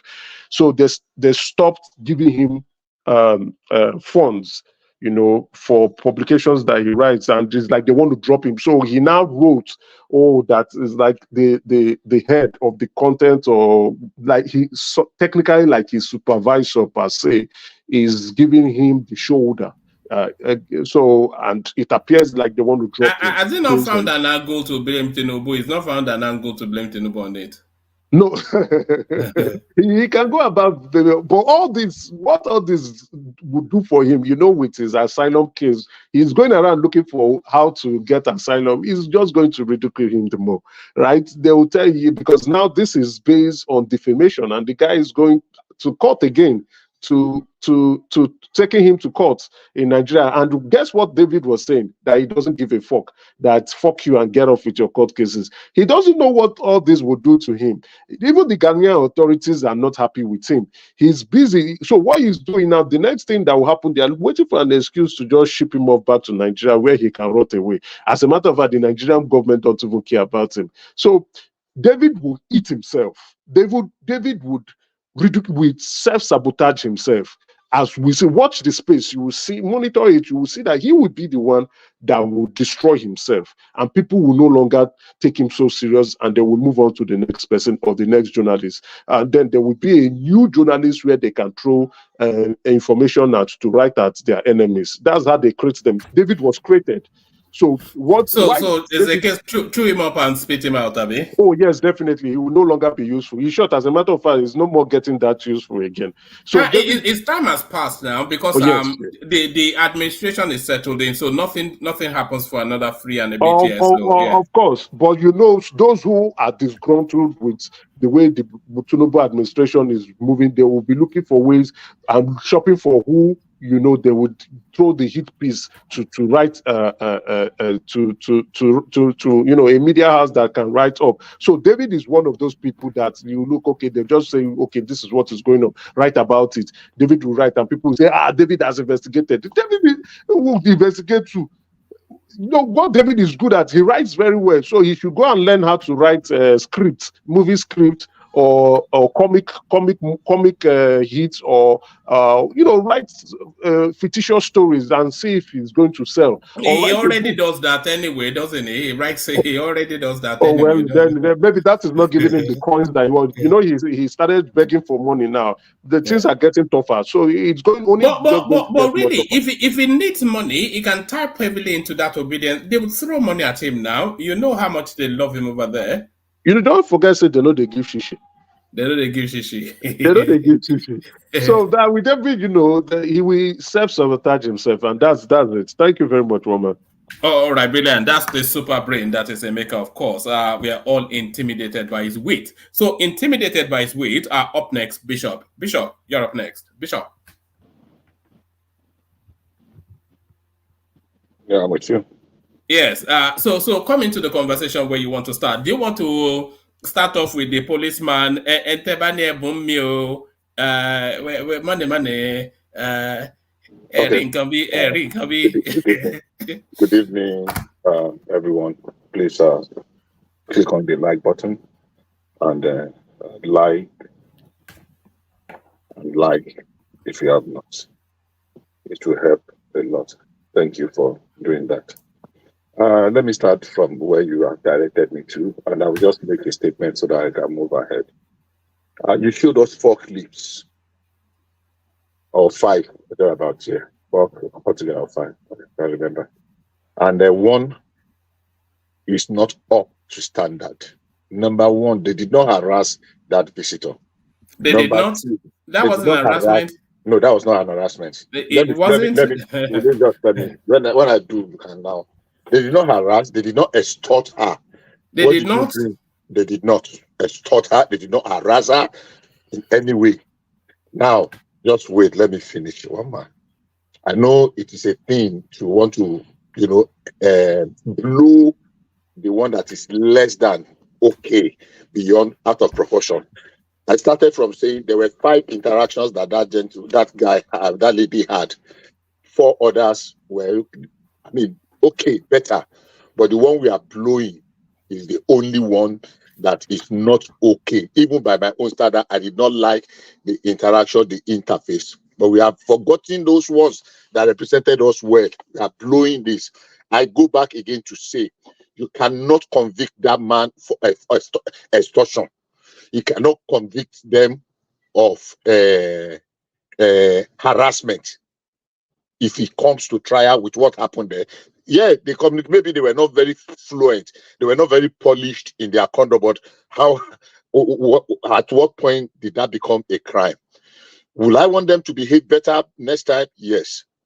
Would I want those to be the face of Nigeria? Certainly not.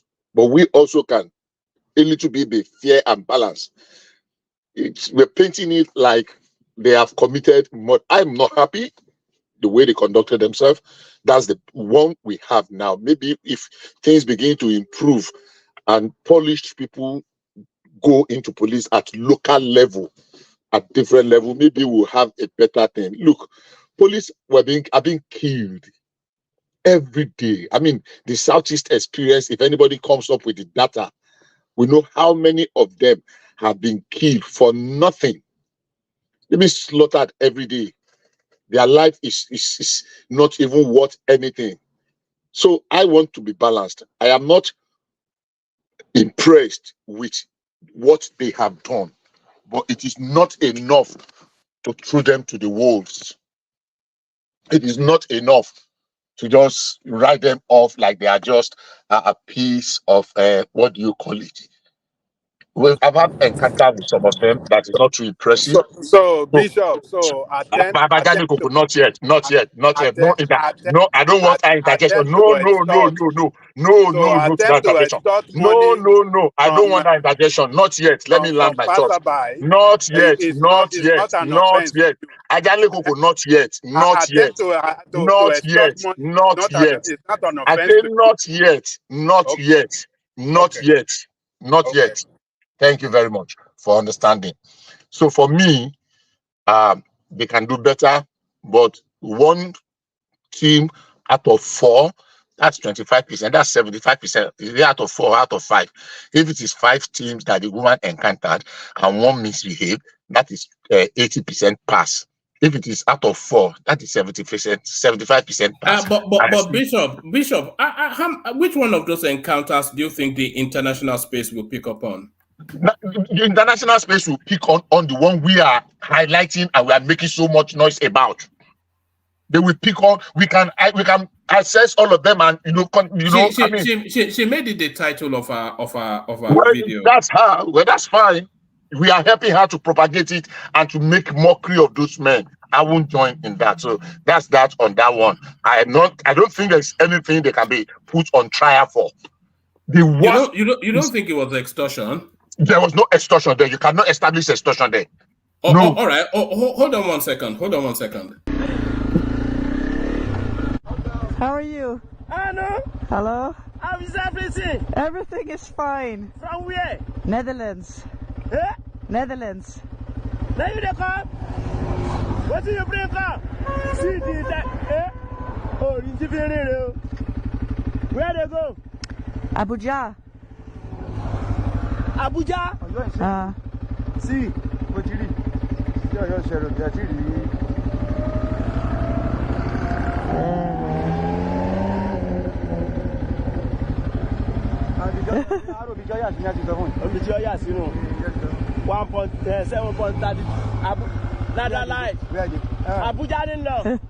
How are you? Give me something else. Everything. Everything is fine. Family.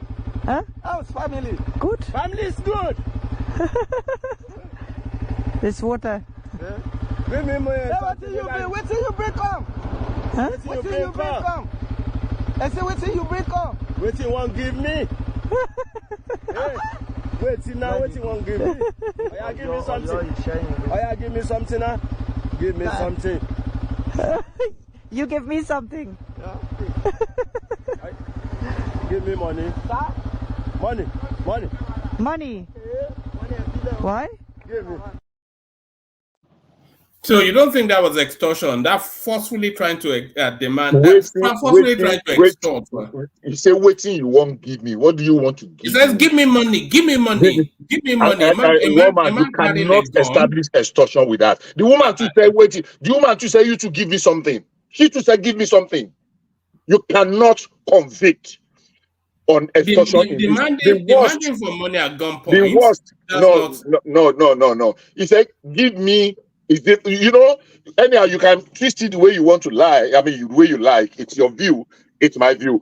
This will not pass in the court of law. The best they will get if they subject these men to ordinary room trial is just misconduct. They can give them extra duty. Extra duty. They cannot take them to trial. At the ordinary room trial, they will not pass to board of inquiry to go and start, what do you call it? It's just administrative trial. They will say, okay, look, learn how to conduct yourself better next time, and just maybe a reprimand that will not even enter their file. You cannot prove that this was an extortion. An extortion means the man is forced to a corner, and you cannot go until you do this.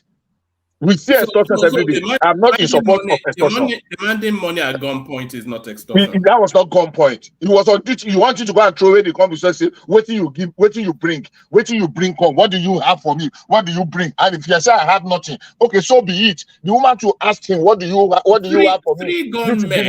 Three gunmen surrounding a foreigner in a lonely death road are insisting that she must pay money. They are there for the safety of that foreigner. They are there for the safety of you and I. They are not there by their own volition. They are there to keep our roads safe. We know what moderators are doing. They're not there to extort money. They are, woman, look, because you're already biased against these men. So it's okay. So let's leave it at that. Because you're already biased, there's nothing you want to say about them. We think they are low class, they are not relevant in society, they are useless, they are elite, they are not being adequately compensated for the kind of work they do. And there are many of them that die on a daily basis. So that we are high up on our own high horses does not mean that we are morally better than them. It's just that we steal in a more dignifying way than these men there. I am not supporting them. Not all of the time, but not that we just at the slightest opportunity, we just want to ridicule our institution, ridicule the judiciary, ridicule the army. We are saying the biggest mistake the president will make tomorrow if he listens to the noise of the market and subject the Nigerian army, the Nigerian armed forces, to some wishy-washy outside or something. The army has a mechanism. If those men were found wanting in any way, they will be from board of inquiry. They will go to court martial, and court martial will sentence them. If they are not satisfied, they cannot go to court, an appeal court, because court martial is equivalent of a high court. Look, it's a painful thing. Let me just join the two together. That incident happened, but we have lost close to 9,000 men to this Boko Haram insurgency. 9,000 people have died in the armed forces. So that gives them the window to kill civilians. Look, anytime you use that word kill, it shows how ungrateful we are as Nigeria. Something happened, an accident happened that led to the death of people. An accident happened, and they have come to say it was an accident. Every time you use that word kill, like somebody deliberately just targeted woman. Let me flow now. Allow me to flow now. What correction are you making now? We did not kill. Allow me to flow. Okay, carry on. I'm not saying that people were not killed. I'm saying that was what Emeka was saying, that we did not pay them to be killing people. They did not go set out to kill people. That's the way you frame it makes it like it was like a deliberate act. They wanted to go. And I would just say that, ended by saying that, look, if the commander-in-chief today make that mistake, he has morally killed the military. And it is on him. He is the actual target because he's the commander-in-chief of the armed forces. The buck stopped at his desk. So if for popularity and nonsense, whatever, you throw your army under the bus, God save Nigeria. Army have been killed. There was a time, their camp was raided and a lot of them were massacred. Maybe because of some people played a what nonsense infiltration role, and they went to sometime in this place in Nasarawa Egon.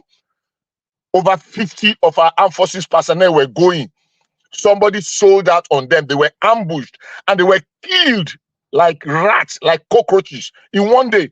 Over 50 of our members of our armed forces in a non-combat situation, just because some people raised an alarm and they were going there to go and rescue people. So they were not even ready for combat and they were ambushed and they were killed. There was no outrage that, they should bring those people to bull, they should do this. While I am very angry that that thing happened, but we should not make it sound as if some people deliberately sat somewhere and say, let's go and kill these people, because no, that is not true. And that is the picture we are painting. And that's the picture I completely object to. Yes, let me hear you. Okay, Bishop. On that point, actually, I agree with Bishop on that point. I don't think they sat somewhere and deliberately wanted to kill people. But to me, what happened is what I call a state crime. A state crime, meaning that the people, the best they can do for them is to compensate their family very well. They should be compensated. Again, not to compare America or the West with what happened. But my question would be, apart from the United States, that people know, what other countries out there uses drone to fight insurgency or war? Well, the number one country, of course, the United States. And the U.S. military, with all the advanced weaponry, and according to Madam AI Zita, America has 200 years over the rest of the world. They kill people all the time. During the invasion in Iraq and Afghanistan, weddings where people were gathered, people were bombed and killed by U.S. military. They just dropped bomb on them. And when they asked, and they thought they were. But that was on foreign soil, though. That was on foreign soil, though. No, well, it's irrelevant because we're talking about the use of drones to attack people or to want to kill terrorists. That's the point here. It doesn't matter if it's in Nigeria, foreign soil. It don't matter. But those people were not combatant soldiers that died in Iraq. Exactly. Whether foreign soil or no Yeah, foreign but soil. if it had happened on the United States soil, I think the response would have been different. The public Woman, there's no war going on in the US, but on 2 occasions, military jets in military operations in US have crashed into a civilian location, killing people. The heavens did not fall. I'm not saying it is right, because the pilot also died. It was an accident. But the heavens did not fall. I'm not saying that they should not investigate and discipline people if people were found to be wanting. But to demonize the army, the institution of the army, and subject them to some riffraff, people say, go and bring one independent of who? Who is going to come back? They say one judge somewhere, something. The army has enough mechanism to deal with the situation. Empower them. I'm making it sound like we are giving them money and we are spending money. We are not paying them to be killing people. Don't sound ungrateful to the member of the armed forces. I will not be part of that. With every of my year I put in ESCON, I will not be part of that where people will disrespect the Nigerian armed forces in any way. I will not. So the accident happened. It was an accident. I'm not saying it was okay. No, I condemned it. I commiserate with the people, and I support the idea of investigating, but not making it to look as if it was the deliberate thing that the army wanted to kill people. No, that is not true. And that the president should not just throw his armed forces under the bus. That would be the biggest mistake of his entire life. Not just political life, his entire life. Bishop, the army did want to kill people, so that's why they sent the drone out. But they ended up killing the wrong people. That's what's happened. Well, I mean, that narrative is interesting, and it actually makes me laugh. Of course, what is the work of the army? I mean, there is a phrase I used to say: when a soldier raises his gun, blood must flow. They are not there to do Olympics. They are not there to go and do. They are there to kill because they are being killed too. I just told you that we've lost thousands. We know all that, but that doesn't excuse them from scrutiny, from probity. Nobody said. I've never said anything like. I've never said anything like. Yeah. I've never said anything like. Question, Bishop, please wait. Let me ask one man a question. Do you believe rationally that when those officers set out from their barracks to duty on that tragic day, they intended to kill? Well, they didn't set out to go kill anybody. They were using instruments. Yeah, can I answer the question? Yes, go ahead, please. Yes, you asked the question, so I'll answer. When the army men set out from their barracks, they did set out to kill. But terrorists. Yeah, terrorists. But they did set out to kill. So now they identified movements that were similar to what they know to be terrorist movements, and then they deployed. And then unfortunately, it turned out as it has turned out. So And certainly they did not set out to kill innocent civilians.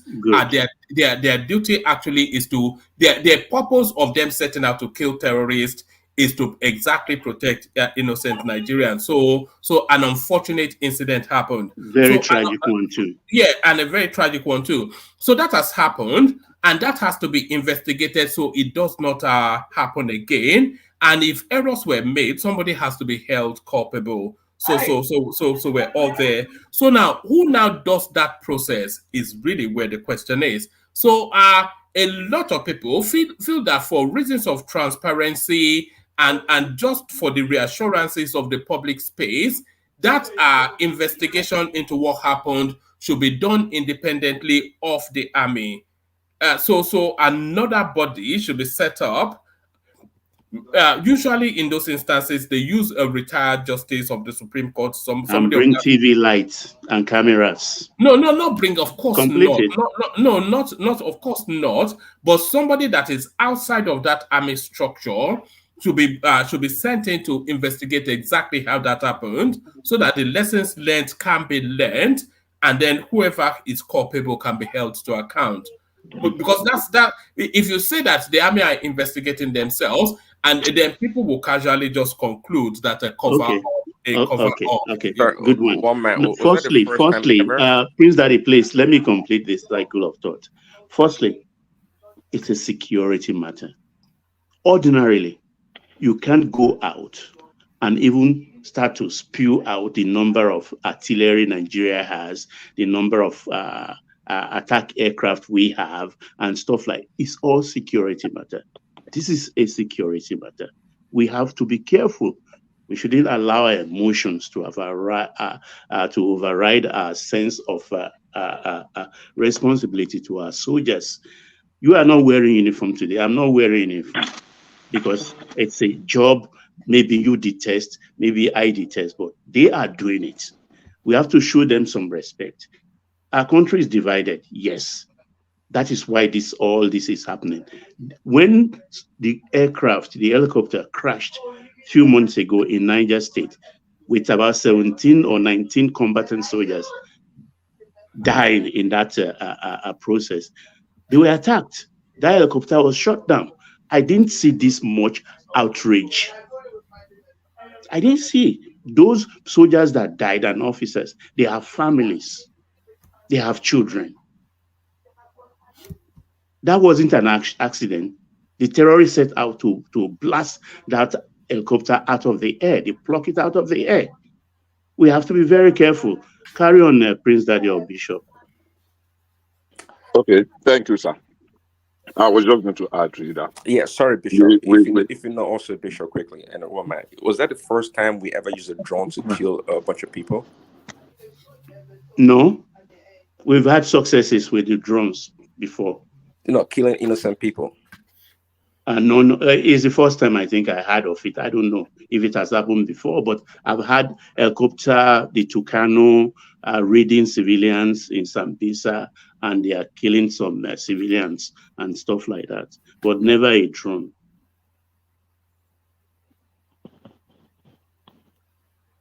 Okay. Yeah, Prince Daddy, carry on. Yeah, okay. I think he's done. Prince Daddy, are you done? Yes, go ahead. Thanks. Man. Okay.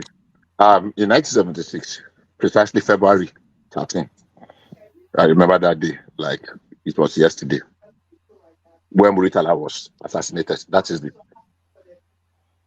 head of state, commander-in-chief of the Federal Republic Armed Forces. It was an army, and they arrested the culprit. It was an army board of inquiry that eventually developed to court martial that tried them, convicted them, sentenced them. They did not go to market and say, you bring everybody, because it was the president of Nigeria that died. At least the president died together with Colonel Ibrahim Taiwo, whom I happen to know, that were killed. There were people's presidents. There were leaders of the country as at then who did not. I mean, the army did what they were supposed to do. Subsequently, army have tried several hundreds of court martial Nobody have come. None of those their trial have gone to court have been overturned. Some of them will challenge them at the appeal court. The only one that they overturned was like a plea for leniency or clemency, sorry, and they were able to. I am not saying that this incident should not be investigated so that we can look what are the LFIs, learning from incident. What lessons can we take away from this to forestall future? I shared my beat yesterday. I don't think our army should be using drones yet. Maybe something of the future, but let the Air Force man the air asset. But because an incident had happened, to demonize our armed forces or the army and throw them under the bus as we are wanting the president to do, will be we would demoralize the army. And when we demoralize the army and one small incident leads to mass desertion, we will know the implication of what we are toying with. Let them deal with it in their tradition. There is something they used to call conduct prejudice to military discipline. It's one of the army acts. Things that you can be disciplined for in the armed forces. They can say obstinate. You are obstinate. They can say, what do you call it? There are several of them. So if they investigate the chain of command and find out people are culpable, I can assure they will do the needful rather than just destroying the entire institution of the army and by extension of the armed forces. It will be too honestly, we will be toying. You know, Baba Sokwe, Eyon Fiori or Kahomu will be toying with a whole lot of things. Because whether we want to believe it or not, with all the amount of money we have spent, it is the armed forces that have held that country together in the past 15 years. Correct. It is without them, oh my God, we would have been overrun.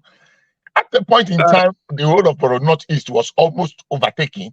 Abuja, we remember all the attacks in Abuja, people cannot go. I'm not saying it was a good thing, but hey, let's remember the good days that those men have. I know personally people that have sacrificed their life. No amount of money. Somebody saying you are paying them huge sum of money that can bring back those young men. So somebody that has just one daughter, he was just less than 4 years in marriage, and he died. Several of them like that. They're making huge sacrifices. So we cannot disrespect them or disrespect their memory. Bishop, don't you think this is one too many? Look, that's happened back to back in space of less than 8 months? No. Which one happened? Where did it happen? Where did it happen less than 8 months? Hold on. Bishop, respond to that, and then after that we'll move on. I think I'm asking you, where did it happen? The Benue farmer massacre. The Benue what? Benue farmers, about 57 or 47 that they dropped bomb on, ordnance on. You didn't read about that? In which month? About 8 months. That is, I think, last year, maybe late last year or early this year. It was late last year. It was not under this administration, right? It doesn't matter. I said too many. One too many. It's wait now, hold on. Before that, Bono, there was other one, previous one before that was 120. It keep happening, and there's no consequences. See, we have had almost about 7 or 8 of those incidences. Now, let me just land. Sorry, let me just land. So you correct me. Now it keep happening. Of course, I know the army court martial themselves. I understand where you coming from. You can civilians don't interfere in military investigation or court martial except they invite you. But where we are missing it is this: the Senate are not doing their job. Is the Senate supposed to hold them accountable so that they're improving their logistics and their reconnaissance? That's all. If they keep going up, just people keep dying in our own soil. You know, this is our own soil, not a foreign soil. Even in America, in foreign soil, they still deal with their military. But on our own side, it's just mistake. How are we going to improve? We're not going to improve. Nobody hold accountable. Nobody responsible. They just say it's mistake. Bishop, I understand military terms too, but this is wrong. Thank you. You are not correct. You know, in so many things that you just said, your submission. Okay, I will just address it this way. I have less than 1 minute. Number one, at some point in time, we have 33 military operations going on at the same time in Nigeria. At no point had our military been so stretched. The real combat situation was going on in 5 regions. Real combat situation. When I say real combat situation, both ground and air assault were going on. It's a terrible time for our country. It is a terrible time for our country. And we all know if Nigeria mistakenly collapsed into those hands of those forces, those guys were getting serious funding to the extent of bringing down an Alpha jet. That was the height of it. So it's not just some ragtag army losing some ding gun and catapult. I am not in any way saying that accident should be swept under the carpet. No. Go back and listen to what I said yesterday. It should be thoroughly investigated. But we should not compromise the independence or the, what do you call it? I don't want to use the word something that somebody of our army. We should not throw them under the bus. We can establish that it was an accident, compensate the people. The president should do the needful because the buck stops at his desk. All I'm saying is that don't demonize the armed forces or the Nigerian army because of that accident. Don't destroy the morale of those men. That's what I'm saying. Thank you. Can I interject 1 minute, one man? All right, come in, Ajale Koko. And then after Ajale Koko, Oriola, I think you want to come in as well. You see, I'm glad that Baba, that back to back, the Air Force have bombed civilian target. And I think there should be no defense this barbaric act that was against the civilian. People can call it accident and try to defend it in any way they like. This is absolute barbarity. The nation should be manning these people.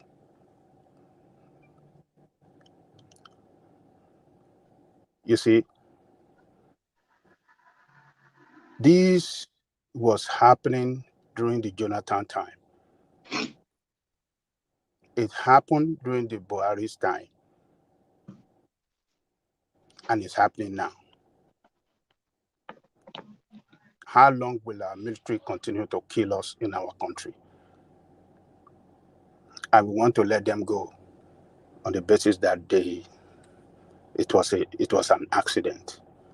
America refused to sell arms to Jonathan because of this same situation.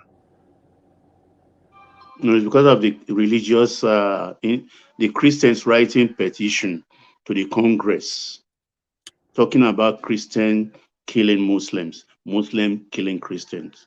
That's on the basis the Congress gave that sanction. That's a different case.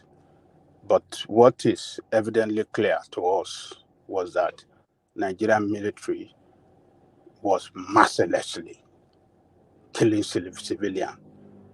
And it was even Transparent International, or what do they call them? What's this organization called? Transparency International. I think, is it Transparent International? Yeah. They took record of this thing, of several incidents. Amnesty International, thank you, one man. They took record of series of incidents of killing of Nigerian people in their village by Nigerian army. So I think Tinubu has done well to come out strongly for the statement that he made. He is the commander-in-chief of the armed forces. He should be able to control the forces that he controls. I mean, the forces that he is their commander. He should be able to control them and let them know this must stop. If they are not professional enough, if they are not trained enough to use certain equipment, then they should find another way, to do better. They should find a way to do better. It must stop. And to say that, the president said this, and the way he's trying to put them under the bus. Putting who under the bus? Who is the commander? Who is the commander of them all? He is the one. He is the one that will take responsibility for their misconduct. He is the one that will take responsibility for their successes too. So I think this should be investigated thoroughly. I will agree that yes, because the military has their own system of carrying out investigation and delivering discipline within their file and rank, but the president should show the satisfaction at them that he cannot take this nonsense anymore. If they don't have intelligence on the ground that give them accurately on where to target and effectively against the enemy and not Nigerian people, then maybe they are not fit for any purpose. And that is what is showing for the past 10 years. A lot of money have been invested in these people. Where's the result? Where's the result? Have they won the war? They have not won the war. But see, they will call it accident, killing Nigerians in their village. It's just because a lot of incident is not reported. They kill people. Nigerian army kill Nigerians in their villages. It's just because it's not reported. So, but the president has done well to speak up and to push back against some people that want to wrap it around, tribal, sentiment and stuff like that. Because one guy, the professor that was brought on Arise News, was saying he has lost control of the military. Osman Yusuf. Usman Yusuf, he has given it to the military. It's not in control. So the president must show that he is the commander-in-chief of the armed forces, and he must take control. Investigation should be carried out. The defense committee in the Senate or the House should carry out inquiry on this thing, and people should be fired if they are found wanting. Maybe they are not well trained. Maybe they don't get their intelligence well. What is the cause of it? So we can't just lose life like that.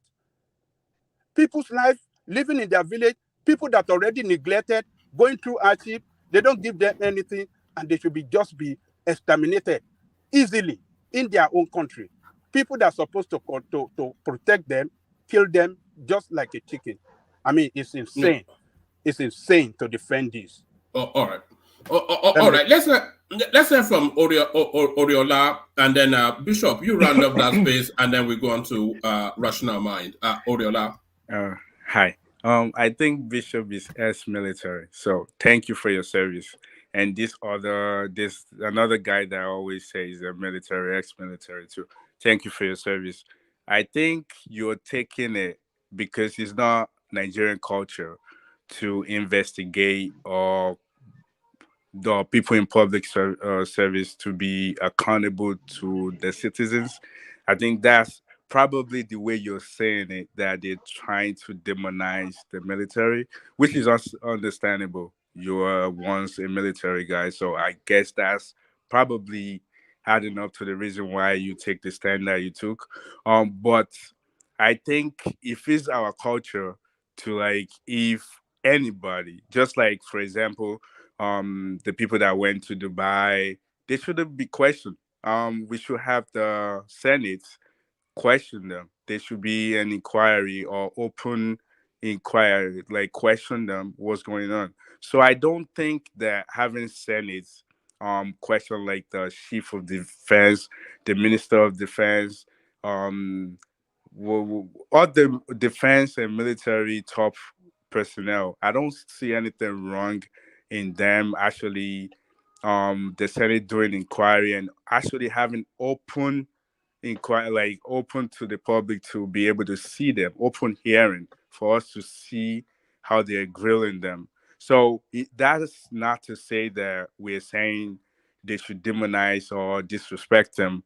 Military can carry their own investigation in-house, but it's also good if the Senate do the same.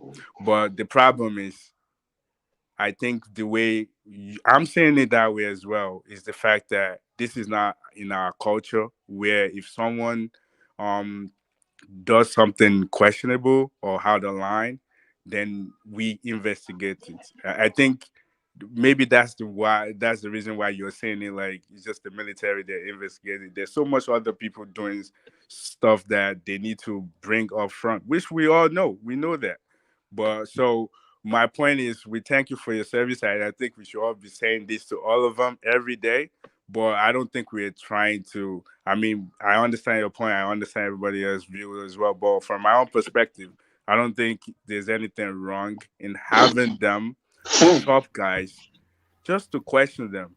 At least the next time they will know that they will be accountable to the people of Nigeria. So that's how I see it.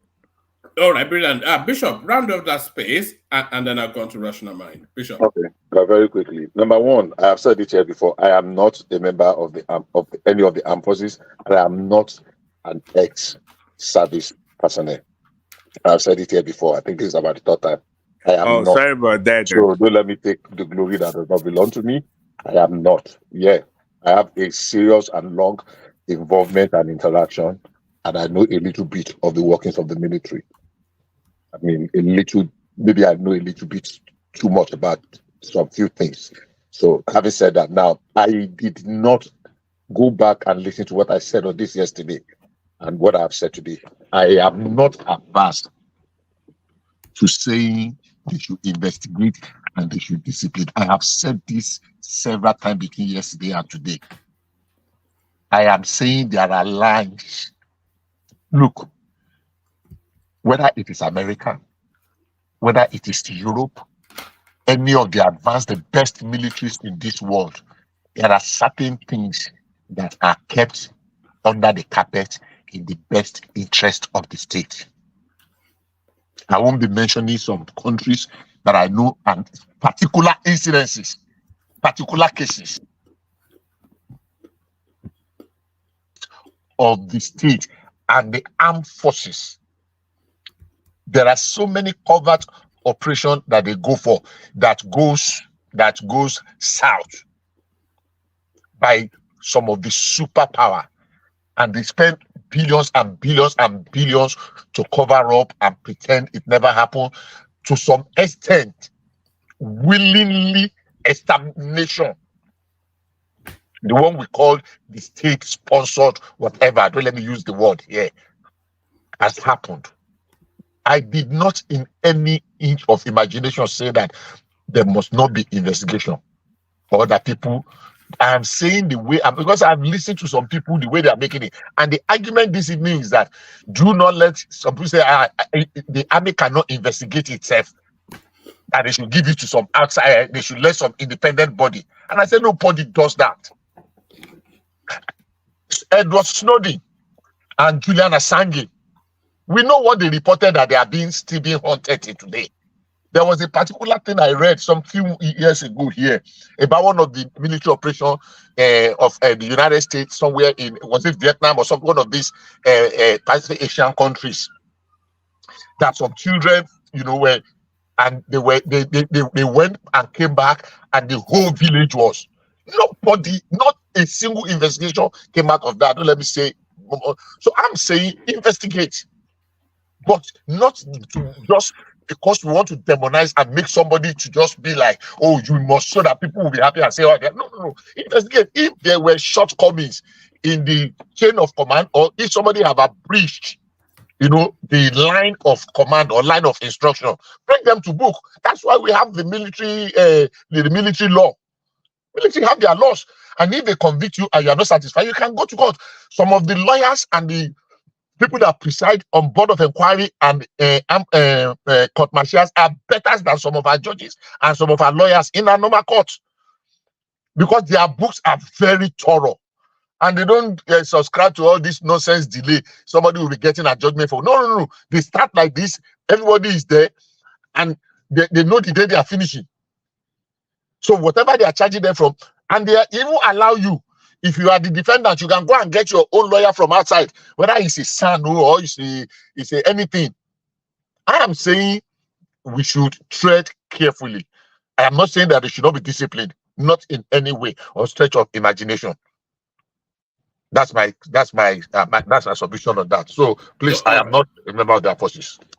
All right, brilliant, excellent. Thank you, Bishop. So thank you, Bishop. So up next, Rational Mind. Rational Mind, you're up next. Yeah, woman. Thanks a lot. You made it home. It sounds like you made it home. Yeah, I'm home. I mean, only Christmas. I think you guys saw those pictures of videos I was trying to show you guys. Yeah, we saw you driving through some Christmas lit up spaces. There's a huge procession here in my neighborhood here. So yeah, every year they do this big party here for the community. Everybody goes there. So yeah, I was just driving through. So are you not participating? Are you not joining them? I do not celebrate Christmas. Are you Jehovah's Witness? I just said to you, I do not celebrate Christmas. That's just what it sounds like there's a bit more depth to that statement. Why do you not? Well, let's not go there right now, woman. Let's not go there right now. Are you an antichrist? Yeah, Goro. I mean, let's just leave that. Let's just go to the topic. All right.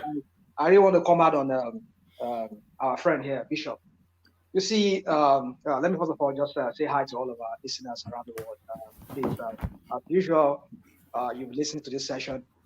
You've heard people's voice like Bishop, Ajale Koko, and all of us. Please just like the button. It helps to push one man's algorithm. Yeah, so please like, share, and subscribe if you've not yet done that. So anyway, yeah. So for me, one man. You see, I just listened to. I think Bishop has been making this. I've been showing this. I've been saying this for the past few days on this issue of Americans dropping bomb on people and all of that, which I'm not saying they do not. But the thing you fail to understand is that Americans don't drop bomb on their citizens on American soil. They don't do that. That's the difference. So when we try to make this we try to draw this parallel. Let us look at the whole thing holistically. Well, let me use Nigerian English. That's stupid. Let us look at everything in the whole totality of it, in totality. Let's not just what we see when we do this. Like I was talking to our economist of yesterday. That's Kulata. Some of you, some of these Agado people come here. They just want to, try to like justify anything. They will just look for it without even considering the whole totality of what they were saying. I mean, you just don't cherry pick and pick one thing and then leave the other aspect of it. They do not bomb, annihilate their own citizens on their own territory, in their own territory. That's the point. That's the difference. These idiots. Hold on. These people, in the person of the Nigerian military, they were killing Nigerian citizens within the Nigerian territory. That's to tell you that there's something fundamentally wrong or flawed about that military setup. There's something wrong with that military setup. I agree with some of the submission he made, some submission that Bishop made and some other people made here. Do I think what Tinubu is doing is the right way to go about it? Well, I hope he must. I hope he didn't take that decision on impulse. I know he's a very impulsive man who takes a decision in any way he likes. So I hope he has done a wide consultation very well before he takes that position of bringing private, outside third party kind of investigators to come and investigate it. But I understand the whole sides of the. I'm not sure that he has said he is, but people are recommending that he should. Okay, but I don't know whether that's what he did. Okay, sometimes it's our paper, sometimes I don't know. Maybe so anyway. So the point is this: I hope he's just not taking that decision. If he is, then he should think very well because we dare not step. I mean, don't get me wrong. I don't believe in this big boys military thing, but we know what they're capable of doing. The Nigerian space are so eulogized or pedestalized this our military to the point that we see them like a god, some kind of a deity that you do not even dare even looking at them in the eyes. So for me, Well, I think Rashima, allow 10 seconds, please. Okay, go on, please. I didn't really want to interject you, but you said it twice, and I had to come in. You said Americans don't drop bombs or whatever, use drone on their own people. Yeah, and just like Bishop said earlier, in their own territory as well. Well, maybe I wasn't listening because I was just driving through this procession. I was just trying to grappling to hear, to listen to some of the submission. You know, I could not hear most of the things you said, but I just speak some. I'm just going by what you said. Well, the point to the argument is that we're not at war, okay? So when you make that false comparison, is kind of ridiculous in the sense that look, you make it is ridiculous in the sense that you make it sound like the Nigerian military just grab their drones and fly the drones to go drop bombs on people, and that's not the case. There's a reason for it. What is the reason? The reason is because they were trying to fight insurgency or terrorism. That's the reason why. So why does it make any difference anyways, Russian mind? Do you know how many people the Americans have killed in Afghanistan and Iraq also? Are those people non-people? Are they animals? What does it matter if you have to drop it on American people here in America? It doesn't make any sense. Do they do it? Yes, they've done it numerous times. So don't make that comparison. It's not fair. Okay. All right. So now let me take it from what you just said. It's so sad that they did what they did. We see that playing out in the Middle East right now with what the Israelis are doing. Is it justified? Well, it's up to the public to determine to decide on that. For me, it is wrong. I blame both sides. But then away from that, yeah, it is wrong to. We know of Hiroshima and Nagasaki. What happened? How they nuke the whole city, and we know the rest is history today. We know what the Nazis they did too, and all of those things. Yeah, we know what the Nigerian army did during the Civil War. It's part of those things that happens. But the point I'm making is this: that you don't just cherry pick. These are not their citizens within their own country, because they have absolute total control. I tell you, I kid you not, guys. If I live here, well, let me not use that kind of a stupid analogy I want to say. I just want to say something. But what I'm saying is that your move, I mean, this is my street here. They have lots of police and everybody because they know anything can happen anytime. You have police here. I mean, like, they are on top of the game. You cannot say you want to like, even if we see situation of hostage taking situation, we see how they bring in a SWAT. So what is so difficult in that? If not because we live in a banana republic as a country called Nigeria, where for over years we have a government in place.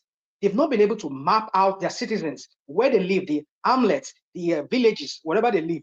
I mean, get a database of your citizens. Whoever is coming into your, I mean, I remember way back in the 70s, in the countryside, they do census there. They have a chief head that tells the what you call the head of the local government, and whoever is coming into that local government, they know. Why you register before you come in? I'm not saying register. I'm just saying that's my own. You register before you come in. They know who is going in where. But because we have a very corrupt system, a military industrial complex within the Nigerian people, Nigerian military system, whereby they see this as an advantage because they're not fighting any war per se. Why not they just create a way of just making money from our country through just I mean, if these guys want to really look at these idiots, the DSS idiots that we have, they can, if I do anything here in Nigeria, they have some kind of technology, even on WhatsApp. Forget that WhatsApp, they said it's encrypted. They can decrypt it. They have the technology. I think they bought the technology from Israel some years back, or some few years ago. They bought it. So they can decrypt. They can trace anything they want to trace. All these idiots that are in our forest there, that are making calls to people collecting ransom, if they only want to figure them out, it doesn't cost them anything. It doesn't take them anything. They have the technology to be able to spy and locate and geolocate where the people are. Where the people are making this call and send the SWAT or whatever what they call it, send them there and go and rescue these people. But because we have a system that is so corrupt that they see it as an avenue for them to let it to continue festering that way, so that they can continue making money from the Nigerian people. That's what I'm trying to say. They do not do that. They do not nuke their. They do not go and throw something on top of their own citizen within their own territory. That's why they have security men that are trained within the Nigerian army. They should have some kind of, men that are trained for that T operation. I don't want to use the word, maybe that's not to trigger anything on one man's platform. The word T, you know what I mean? Anti-T kind of team that they are. They will go and extract. They can go in and extract people if they want to do that. But why they not put on all these things to use? It's because they are so corrupt. This do is you what I was saying before. Hold on. Do you believe a mistake can happen? Because dude, you see, enough of this wanting to look for excuse every time. You know how many times this idiot they've earned our citizens how many times? Let us know. Give us the timeline. At least there are more than 5 of them. 5 times they've done that. More than 5 times they've done that. In how many years? Dude, please. Let me see. I don't want to do this. What about? I don't do that. It's not what's about. I'm just saying mistake could happen, and when mistakes happen, you don't make mistake with people's life. It's because the Nigerian life of a Nigerian person, it is not worth anything to the Nigerian government. That's why they treat our people like. That's not true. They treat our people like S in our country. It don't matter. All they care is they want to become president. They want to become senator. They want to become vice president. They want to go to House of Rep and get their own money and make their own money. That's what they care about. If they care about Nigerians, we're talking about a country that is almost bankrupt. We were reading here yesterday, the coordinating minister of economy. He was talking about the debt that is looming large on the Nigerian people's neck. And we have an president that is going about and doing Rational Man, I feel like I have to show you something. Hold on. Carry on. When I find it, I'll show you. So it goes about just packing. You are going to ask people to give you money to do. We heard about the crap he was talking about at Kaduna when he was talking about the church rat that went and eat Holy Communion. We don't even know the crap. All right. Let me show you this. You know, I always say that in real time, people respond to our conversations. In fact, so many DMs in the course of this conversation. This one directed to you. This is from Abdul Ganiyu Folahon Ogunjimi. It says, "One man, please, you need to warn the and it calls you a name guy on your platform called Rational Mind. Call him President Tinubu Akwa, who is and then it goes on to launch at you. So you know." I get this a lot. Read the whole thing. Let me know. Hey, you want me to read it as it's written it? Read it, no problem. Okay, it says, "One man, please, you need to warn the stupid guy on your platform called Rational Mind, calling President Tinubu Akwa, who is Rational Mind's father." You know, so you know, and this one for Bishop, because this one for Bishop. It says, good evening, woman. How are you doing, bro? I have been noticing and observing something, and I would love you to address this as a matter of urgency. It is about Bishop. He's a good and intelligent guy, and I like listening to him speak. But the way he always speaks aggressively to Ajanle Koko is not good. It is disdainful and disrespectful. I have no qualms in him doing it to anyone else on the platform. I'd like you to address this with him. So a lot of you think you are just speaking casually, but people always they're always asking me to give you what Woman, I'm not faced by that because yesterday when I was even calling him by yesterday, some people like Folahon or Falohon, whatever he calls himself.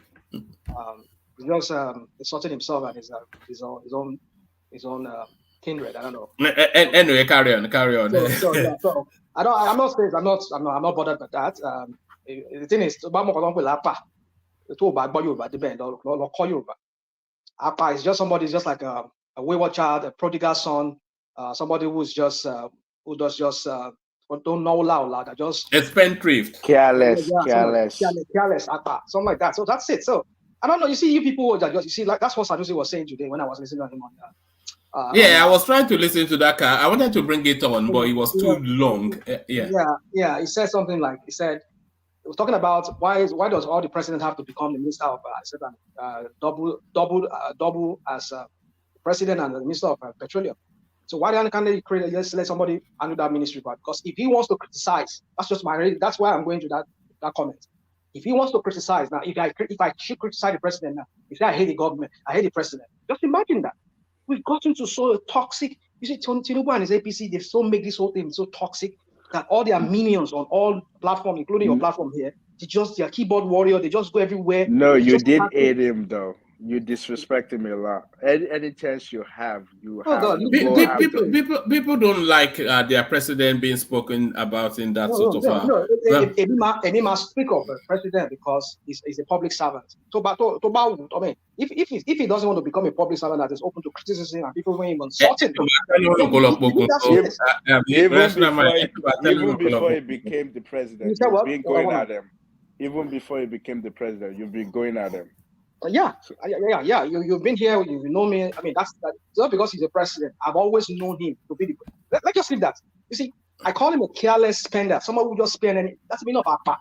Hey, but if people don't understand Yoruba, go and learn Yoruba very well. You see, you people, this your trigger. You're always triggered by just little things people say. Oh, because I'm not your agbado person, or I'm not like you, or whatever. I mean, people should go and grow up. Grow up, please. I don't know. This is the same thing we're talking about. This criminal. Rational mind. Rational mind. Let me just land. All right. Rational mind. Move back to the conversation. I think we've deviated too sharply from. So we're talking about our military that is so powerful that even the president has to tread with caution. I mean, so what's the power given to him by the people there? If he cannot, he is called the chief commander of the armed forces. We saw what happened when the other ones they retired, how he gave them money, how we just settled them so that they will not come and plan coup or whatever. You see, every president has to fear the military because of this decade or the several years of conditioning, mental conditioning they've conditioned us in that country. You dare not walk in the street. And a military man, because he wear military, he go enter down forward, he go slap you, say, you don't sit down where in the staff. Same thing with all these criminal police that we have. And then you pedestalize them. Some of you will make case for them. You come on platforms like this and make case for them like, oh yeah, you cannot do that to the military. What? Are they not human beings like us? Don't we live here in developed countries where we see you can even insult. I mean, there are videos, go online, you see where police even is arresting a military guy. Here in America, they arrest them. If they are found to have for any infraction, they will be arrested. Okay, that say they go and after they go and call their own military guys, they go to that police station and go and beat up. I mean, it's only in the Banana Republic of Nigeria. That is where that is happening. So, in conclusion, for me, I don't know why some people will just always come here. I want to justify anything or whatever reasons. People don't kill. I mean, nations don't drop the B on their citizens within their territory because they have the situation under control. They have the security architecture to monitor, to spy, and to do a very precision kind of reconnaissance or whatever they call it, or a precision kind of whereby they will go and then they will take down all these people without any casualty. But I don't know why we can't get it right in that country. And then we come here and make case for them. They've been doing this for how many times now? And you're telling them, I mean, all the inquiries they've been doing, setting up or inquiries of truth finding team or whatever they call them, inquiries, the committee of inquiry that they do. Tell me, you, Bishop, please. Have you seen any of the reports that were submitted to the public that we saw that this is what happened, the one that happened to the farmers or whatever in what's it called? I mean, the IDKB camp where they drop bomb on them. This is what happened. Did we see anything from them? We don't see anything. They just cover everything under the carpet and sweep it under the carpet and cover it. And then you're saying, yeah, we're here trying to make case for them.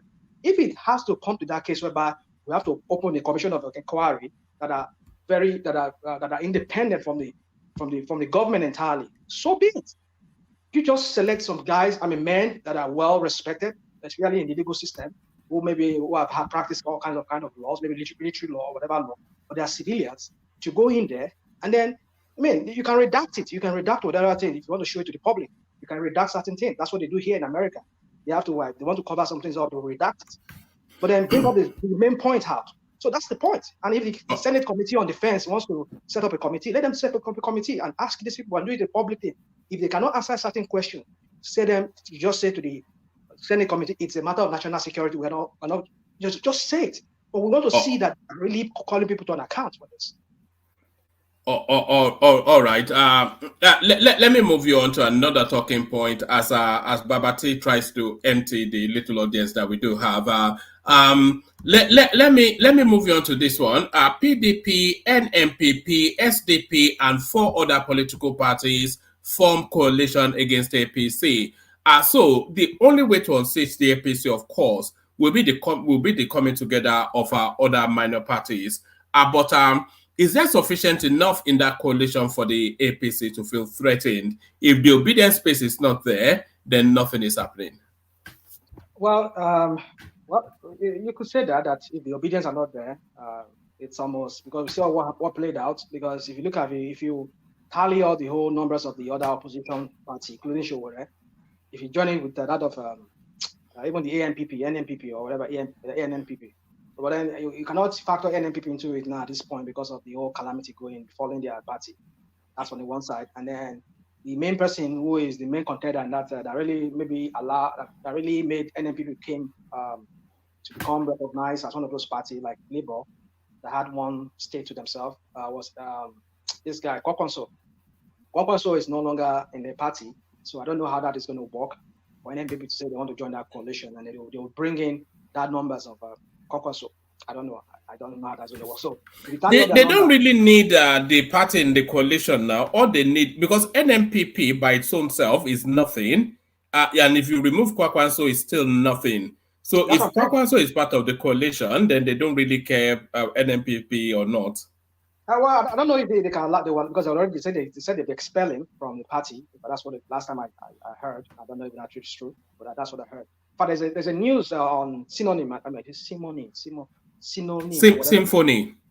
Yeah, go and look at that. Maybe I want to, if you can play it, maybe at the cost of this, just go and look at it. So I think there's a part also going on. I think NMPP and I think there's something that headline was very catchy about Kwankwaso. I did not have the time because I just got out of office. I just said, okay, let me start writing down.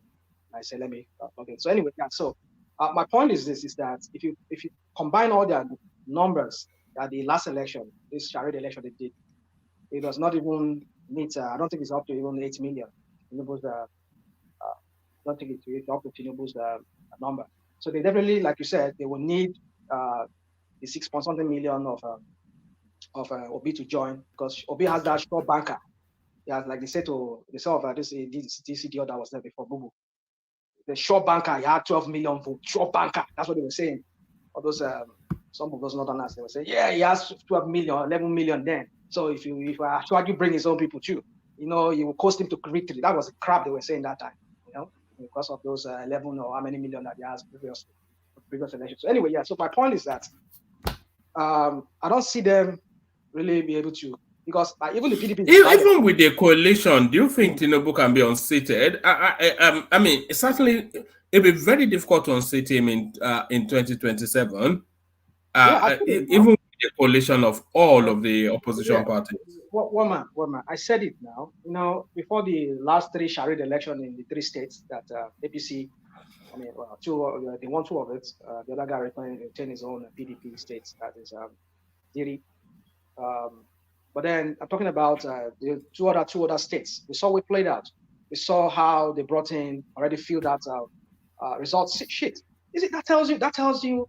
I mean, I said that's a litmus. It's going to be a litmus test to what to expect on that level. If an election can be conducted the manner in which way it was conducted, that tells you that we are. You see, the only thing that can deliver Nigerians from the hands of Tinubu is either if it totally becomes incapacitated and there's a need for him to just step out, or Olojo Kola, as in the owner of the. Yeah, wishing death on him now. He said what?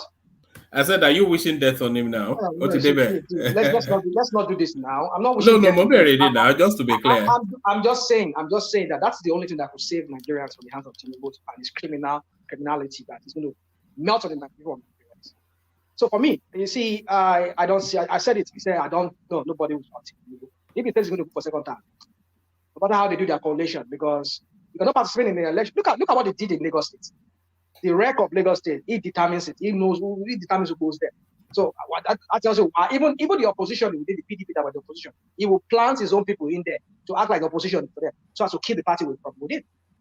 This guy is a master when it comes to. He's not a master at economics. He's a master at all this criminal politics that he plays, but not in governing a country or leading a country to the point whereby the country will work for everybody, not just for its cronies alone, but for everybody. He doesn't know how to do that. He's incapable of that, because the way manner he came in dictates that he just have to settle all those. I mean, he said it now, job for the boys.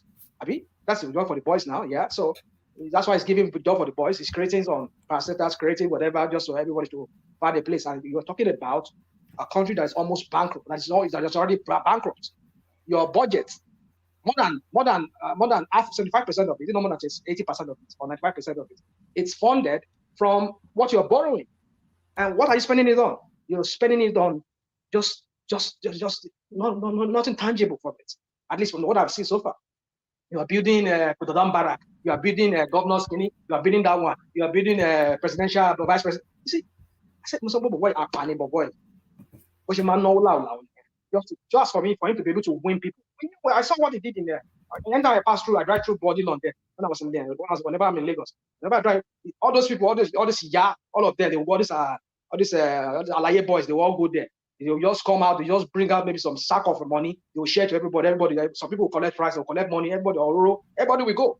That's the kind of Alimajiri kind of politics this guy has brought into Southwest. Turn us to beggar. That's what he wants. So that you can always come back to them every time.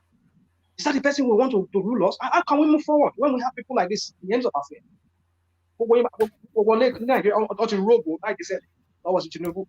I thought we were talking about coalition. Yeah, that's what I'm saying. That's the coalition will not work. That's what I'm saying. It will not work if I wish. So are you surrendered to an 8-year Tinubu administration? I'm not surrendered to it. Now, one man, rational man. Can you guys give me 10 seconds? I just came here to place a bet that there's no topic given to rational mind that he will not talk about Tinubu. If he can do without talking about Tinubu, I will give this platform $500. Any topic. Any topic. If they tell you to talk about milk, you'll talk about Tinubu. Don't give it if they tell you to talk about garlic, you'll talk about Tinubu. I'm stating it now. I dare you to take a topic and avoid talking about the president. I'll pay one man $500 to any charity of your choice. You cannot pay one man $500. If you pay one man $500, me and him will half a lot of Bitcoin. I send the for charity. Okay, then it will be part of our Christmas giveaway. Christmas giveaway. We'll pass it on to Folly and maybe we pass it and America too. Hold on, we pass it on to Folly America and too. Combined. Sorry, is anybody there? Yes. Sorry, we pass it on to Folly and Ribadu. So we send it both to the north and the southwest. Yeah. So any bet saying that in between now and Christmas, we'll send it home to Folly, who we've already established charity relationships with, and then to Ribadu. Yeah. Woman. You see, this is the gimmick of the APC people, the Agbado people like Kulata. So that Tinubu. I mean, dude, who's the president of the country? No, only Soro Tinubu now. When Tinubu is in play, but not some abstract topic, and then you suddenly navigate it to Tinubu. But one man, you asked me. You said, can they unseat Tinubu? That was the question you asked me, right? You brought Tinubu, and I have to go to Tinubu. I said, yeah, they cannot. It's very, very difficult because the way I know this guy, that's how I went in. You see, and people, you need to understand one fact about me. No. But what does that? Hold on. You people should understand one fact about me. If I deem it fit that whatever topic that is asked, and I see a connection to Tinubu, I'll mention it there. Doesn't mean that I come in. There are certain things we say here that I won't even mention Tinubu. Is it if you see a connection to Tinubu, or if you can establish a connection to Tinubu, because those are two distinct. I don't know the way you're spinning the English. See, establish. I'm establishing it. I'm not establishing it. They cannot give you a parallel example of what they did in Lagos. I will silence you. No matter how tenuous it is, it's no longer. People here, Oh God! It started at a joke. What did I come in? No problem. One man, kilo Yeah, no shele. problem. I They will will try say to with get that money. This man is, Tinubu, hope you Biology. Ọjà wo ni ọjà wo là ń tà? Look at this guy. X0 ni wọ́n ti kọ́ Yorùbá sí i. Ó ti kọ́ mi sọ. Ọlọ́ ti kọ́ mi ní Yorùbá. Ọlọ́ ti kọ́ mi ní Yorùbá. Ọmọ ọ̀lẹ̀ ni mí gangan. Ọmọ ọ̀lẹ̀, look at that. Ọmọ ọ̀lẹ̀, ọmọ orí ni mo fi wá. Ọmọ Èkó ni mí, ẹ mọ̀ ní. Ọmọ nílẹ̀. Gbogbo alájọ ní Èkó. I dey greet also one man. So quiet so Never mono loni where you are, the Bayo. Hey, sorry, now work I did. So okay, no wala. Yeah. One man. Okay, go on, please. Go on. All right, have that say, but a rational mind has the floor. Have that say, and then back to rational mind. Oh, you are you talking to me? Yeah. Was it you? Okay. I didn't want to interject I think you guys should let rational mind speak from his own perspective, because if you try to control what people say on the platform, I mean, Kulata, it will make people adjust to the detriment of the show. I think people should be free to say, so you can counter if you want to counter, but let him speak. Let him speak. I don't think anybody can contain rational mind. He is free. I just know that I'm not going to lose 10 kobo. No.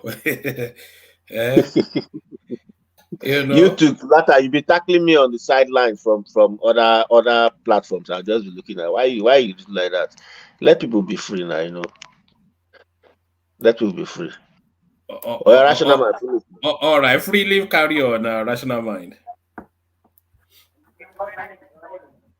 Rational mind, back to you.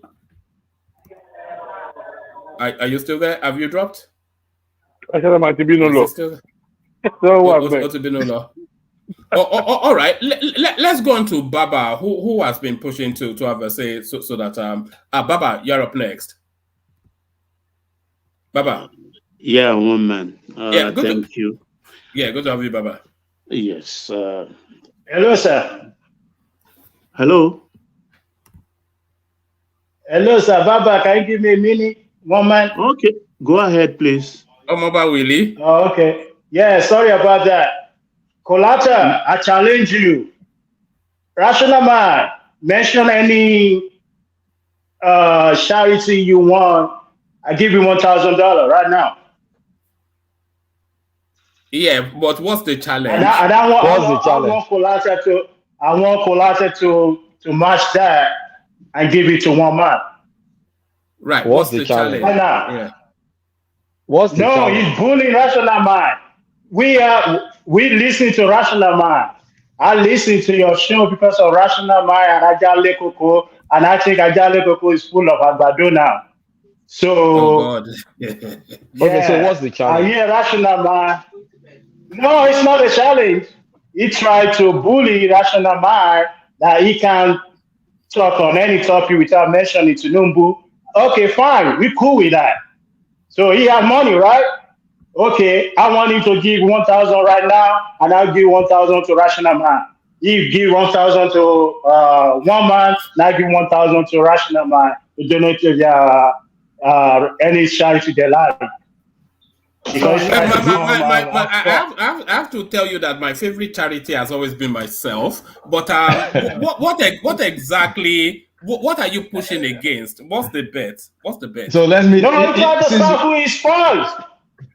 Let me define. You coming with that agbado. Let me calm down, guy, calm down. Let me define the parameters for you. When Nigeria comes in, if we're talking about Christmas chicken and it doesn't relate it to Tinubu, or we're talking about no, I don't believe that.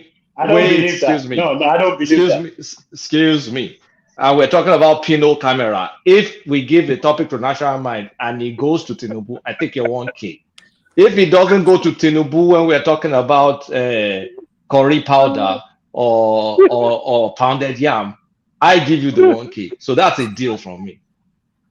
No, you Okay? just you just You got grab it. yourself You just grab it. you got yourself a No, deal. you just grab it. Let's just rational give the mind money is in away it. right now. No, You let's just got give the yourself 500 away right now. One man. You got yourself a Don't let deal. her wait till he mentioned Tinubu just right now. Are you afraid I of want the to back deal? rational man.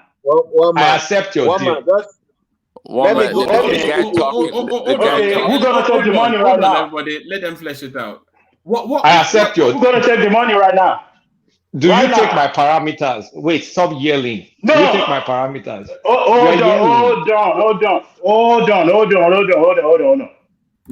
Don't let us wait till rational mind mention Tinubu on any issue. Just right now, since you try to boss, you have money, right? You're just yelling. One man. You're yelling. All right. Let's give the money right now. All right. I'm ready to pay the money right now. Omaba Willie, settle down. You're just shouting. One shouting. The guy is trying to give the show money. Why don't you collect the money?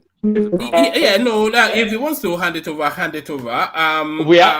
But he wants Colata to match it. That's why. So he's trying to. I've matched it, and I defined what I want. If they give no, you don't have to define nothing. Topic, that would be for another day.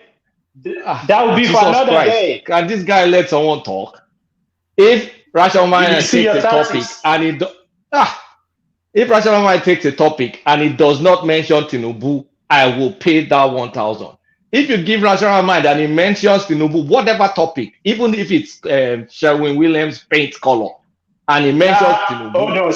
Hold on, sir. Let me land. Can I land? Can I land? Let me talk. Hey, guy. We don't do Look that. Look at this guy now. Settle down.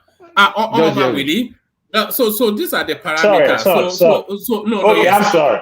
Yeah, no, that's fine. So either way, the house wins. That's what it sounds like to me. So exactly. Hold on. If Rational Mind, in the course of his submission, if he mentions, if he inserts Tinubu where it does not slot in, then you pay $1,000. But if it does not, then does not, then excuse me, sir. Can I say something? One minute. Please, sir. Can I say something real quick? That's not what he's saying.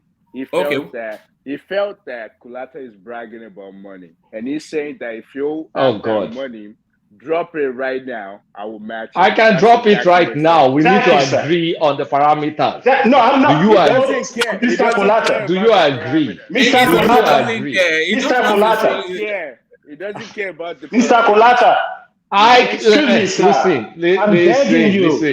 Are you listening? Guy. Wait now. You can't be doing this bullying, man. Nobody's bullying anybody. Nobody. I understand what you say. I am not yelling. Do me, sir. Do you agree? Sir. Wait. Oh, man. Based on premise of what one man said, do you agree? Yes or no? I understand and I agree, and that will be for another day. For right now, drop that $500 for one man. How I will drop that $500 for Ajale Koko will get it now if you agree. Yes or no? Just tell me let Ajale Koko join us. I'm free to do it right now. Do you agree first? This is not. That will be for another day, not for tonight. I will be for another day.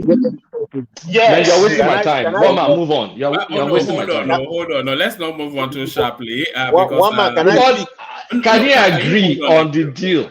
If you agree on the deal, I do, but that would be for okay. Then you have a deal. Wait, yeah, you have a deal. Right now, I want that 500 right now. Wait, Ajale Koko is Ajale Koko around? Ajale Koko text me that. Wait, one man, we've done this before. Ajale Koko, send me the details. You'll get it. Confirm it. The guy shouting, do yours. But Omoba Willie, Omoba Willie, Omoba No, whatever. you got it wrong. So you got Baba Willie. Hold on, everybody. Got Willie. it. Okay. Hold on, So everybody. now, I think there are two spaces in play here. He's inviting you just to drop whatever now, and then another bet again. So I think for what? I don't know. For what? That's stupid. There needs to be parameters. You think they are being Hold on. And it's It doesn't care about your parameters. Hold on, X0. Why would you care about? It's a bet. It's a bet. And if it's a bet, one thing we're missing about the bet, how long do we want to give Rational Mind? Like, do we give him to Christmas? Then after Christmas, he can continue associating Tinubu with microwave. They all understand that. They just think that you want to put the money up. Then put the money up. I want to put Rational Mind on the spot. And if he agrees to it, I don't mind parting with it. Care about the parameters. I understand you. I agree to that. That's not Oriola. That's not our business. That's not for Let me now. and this guy. Let me and this guy narrow the parameters. And let's do it. Okay, everybody stop. So Kulata and everybody, that's everybody. Everybody stop. So Kulata and Omoba Willie. So Omoba Willie, you first. Just get it right. One man. Omo Baba Willie. Omo Baba Willie. Yeah. Yes, Omo Baba Willie. There's even a lot to unpack from your name, but we'll get there in a moment. But you go first. But in clear, steady voice, describe what you are wanting to put across. So you describe it, and then Kulata will say if it's acceptable or not. So you describe what you're putting forward. Okay, I clearly understand what he was saying. And I say that for tonight, for this show right now, since he come off as like a bully, talking about $500, I say, just let him give you that $500, you woman, so you can put it on any charity you want. And I will give Rational Mind $500 to put it in any charity he want. Just to clear tonight, because he was the one first boasting about $500. Because I'm a Rational Mind fan. I listen to him.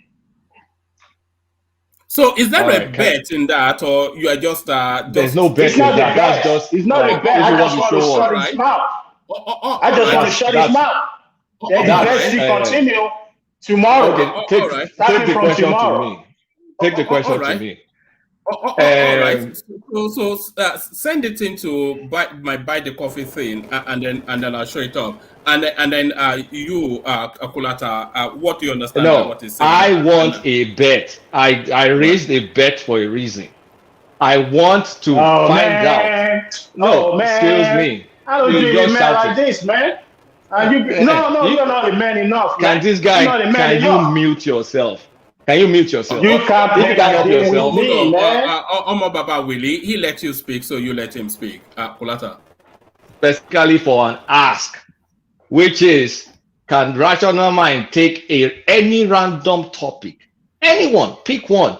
The solar system, gas flares, global warming, whatever, and not tie it to Tinubu. If it's capable of doing that, and we need a timeline, if it's capable of doing that, he takes it and gives it to the charity of his words. I'm not here to show that I can give anybody. I'm on board with that. I'm on board with that. Okay, now let's do it. Now let's give it a timeline. I mean, I'm on board. No, that's C1. Can I finish? 500 for now. Can I finish? Huh? Oh my God. Now. Oh my God. If you're going to exaggerate yourself, just shut up. Oh my God. Now. Oh my God. I won't disrespect you. I won't disrespect you. Let me ask some everybody. I will not disrespect you, Mr. Let me finish. Let me finish. If there's a deal, if you agree to the deal, and we say from now till Christmas, if Rational Mind comes and he associates everything to Tinubu, then, so if that's the deal, we give Ajanli Koko the money tonight.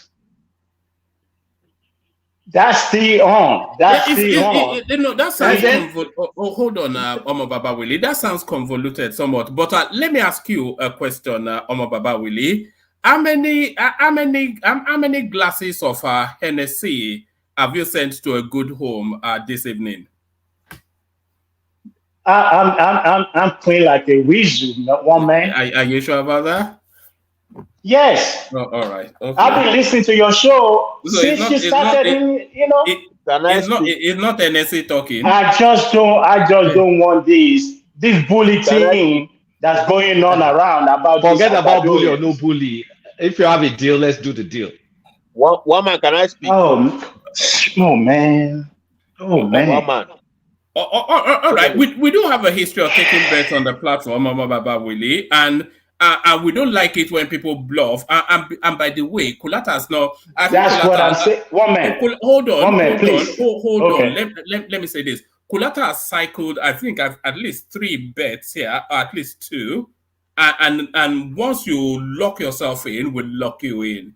So just be mindful that Ajale Koko, are you there? This is usually. Is Ajale Koko there? From now to Christmas. One man, can I say something? Ajale Koko, your signal is weak. We need you to. I just want to pay me $500. The guy makes sense to me. I don't understand. Can we move No, Oyala, mind your business, please. This is not you putting the bet. Just shut it. Why are you bullying everybody like this, man? I'm not talking to you, man. Wait. It's me. What are you? Hold on. Tonight, is Ajale Koko ready?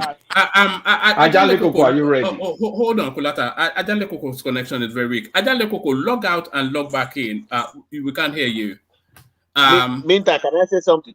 Yeah, come in, X0. Yeah, first, I recall that what's his name? This guy. Omo Baba Willie.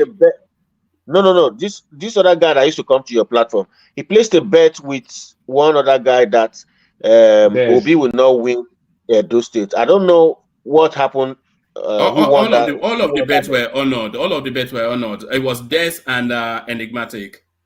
Yes, and then secondly, I don't know. Everybody got their money. Everybody got their money. And it's been shared to start. What did you expect? Where 419 what this means? How long have you been with us? No, I wanted to know because since there's another bet on board and it's been a while, so I wanted to just know. But it's good what I'm trying to establish is simple. I want to see if Rational Mind has the ability to speak about a topic and not relate it to the president. If it demonstrates that ability, I part away with the money and I don't mind. And I don't mind. Can you hear me? Kulata? I can hear you. You're placing a bet on my head. So let me now speak my own. Let me say my own. You said a topic, right? So it doesn't have to be like, for example, in a particular day. Or let's say if both of you agree tonight, that maybe you ask me a question and I didn't take it to Tinubu tonight. Are you okay if I do not do that? No. You're willing to forfeit that money that way? Just one. Trying to shut you down, madam. There is a timeline from now to Christmas. From now to Christmas. That's why I say we need a timeline. No, you cannot limit me, because if you limit me, that is what I want. Oh God, I'm trying to make it simple. From now to Christmas. You see, let me say this. That bet is very ambiguous. Kulata, because okay, let's define it. Yes, there might be topics that might not necessarily have to do with Tinubu, but he can navigate conversations in a logical sequence there. So okay, you know what I want, one man. You know what I want to see his ability. Okay, now can you refine it? Can you refine it? Yes. So if the topic is completely abstract, let's say, for instance, although it'd be very difficult on this platform for him not to be able to navigate, if we're talking about you cite an example, don't say a ludicrous like dodo frying, but what topic could we possibly be discussing that he cannot legitimately gravitate towards Tinubu? Okay, I mean, it'd be difficult, wouldn't it? Who knows? If you say you're talking about Yabo Ojo or something, some random. No, Ajale Koko, we can't hear you. That's Ajale Koko 22. Who's that? Omo Baba. Hello, sir. What's that? Hello, sir. Yeah, who's that? One man. This is Omo Baba Willie. Omo Baba Willie. Ẹ má bínú. Yorùbá ni mí. Mo mọ̀ pé Yorùbá ni Kulata. Yorùbá lẹ́yìn náà. Yeah, well, we have non-Yoruba people listening to us now. Any sùúrù, Mr. Kulata. No, I said we have non-Yoruba people listening to us. Okay. What I'm just saying is, I know what you're saying. I understand you. But just for tonight, the way you come up, you mentioning $500.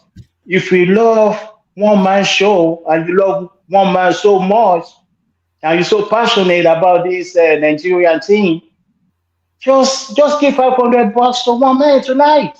Forget about That's a different ask. That's not my ask. Because I love Rational Mind and I support him, I'm willing to give $500 just for fun tonight, right now. Just for fun. So why don't you do it rather than talk about it? Then that will make more sense. That's it. First of all, that's a different ask. Are you agreeing to it? No, you can't reach into his. You can't change what I asked for. You didn't want mentioning about money. Hold on. You didn't want him up with your money. Hold on, Omo Baba Willie, because we have to move on shortly. This guy thinks one is here just to talk about $500. No, you are not understanding what we're asking for. He doesn't understand. No. I think he considers that you were being somewhat boastful about money, and that I'm not being boastful. I just want to see. That's how he understood it. That's how he understood it. That's his business. I don't care about what he feels. Yes. I don't care. I don't care. Yeah. But Omo Baba Willie, let me just say this. You can't reach into another man's wallet, but you can reach into yours. So if you are feeling especially flushed, then the platform is happy to relieve you of that. No, don't go there with me. Yes, the platform is happy to relieve you of that $500. He jumped on. No, he jumped on my man talking about $500. Then put it down. You and your man can go and romance each other. That's not my business. My business is. Okay, all right. Can rational mind stick to a topic without taking it to the president? If that can be proven, if that can be proven against, then it takes money. Otherwise, we can just move on. Yeah, can we move on? Nobody. Rational said. One man, let's move on. I want to speak and sleep, please. All right, back to your Rational Mind. So, were we Baba? Weren't we? Were we with Baba? Yeah. Rational Mind is always controversial. So what you did, Rational Mind? It's unbelievable. I wonder, do you get girls? Are you able to get girls with this? Look at that. Oh yeah, round up so that we can speak to Baba and then Guys. I don't really take bets, but if Kulata is coming the way he's coming, trying to we feel you're being showy here. Trying to be Mr. Big Shot until Baba. I'm not Mr. Big Shot. I just want to see because I've tried to think about how is it possible for Rational Mind not to take any topic. It will land there. It's impossible not to land there. Hold on. There have been times where some topics about. I've never seen that time. Well, yeah, you need to go back and see some of the things we talk about. Rational Mind, can you move on, man? Yeah, I'm trying to move on, but so my point is this: if you guys are going to take a bet, well, it's up to you. It's your decision. But you won't limit me. If you say a topic. If you guys agree that, okay, maybe another other day, if I come here, there's a topic thrown to me that hold on now, that was not supposed to go to. All right, let's do it this way, and then after this, then we just move on. So that bet is subsisting, but the decision still lays with Kulata. So over the course of the next week or so, whenever you are listening, if you feel that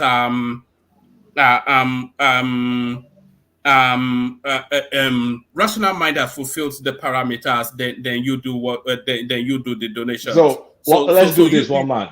Yeah, let's do this one man. Over the next let's say 1 week or to the holidays, talk about salt or something when Rational Mind is there. Don't talk about salt or sugar or something random. Give him that topic. Let him free flow. Let's see where he lands.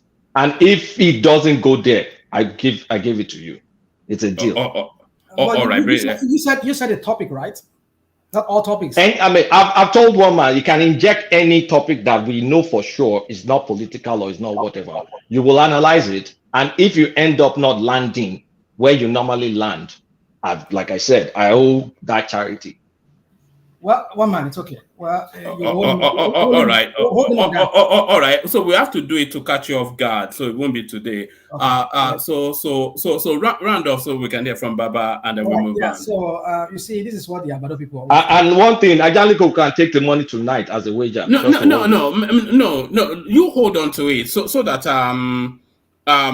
you have the decision on if you feel that it's been fulfilled. Yeah, it's an award. I don't want it's an award. Okay, let's take it like that. Otherwise, let's do it like it's cleaner like that. It's cleaner like that. Yes. All right. So, one man, you see. Look at that. Omar Baba Willie came to that was kind of. I don't know what that was, but then it's okay. Yes, you know, this is the fun of it, isn't it? Yeah, we'll carry on. Yeah, one man. Oh, okay. Excuse me, sir. Excuse me, national man. Baba Willie. One man. Yeah. I will buy you a coffee. Let me give you $100 coffee. I don't like you because you support Agbadorian. I don't like you, but I didn't hate you. I just don't like your politics. If you don't like me, then why don't you even like me? You hurt my feelings a little bit with that now. No, your politics, the way you play your politics. That's it. How do I play my politics? How do I play my politics that you don't like? You tell me.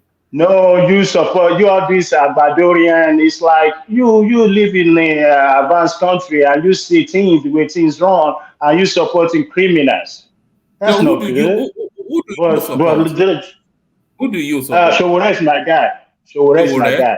Oh, all right. Well, I know we don't have chance, and I see the way you just beat that guy down. You just talk about him like, I don't like that. That's not cool. But it's fine, it's just politics. It's just politics.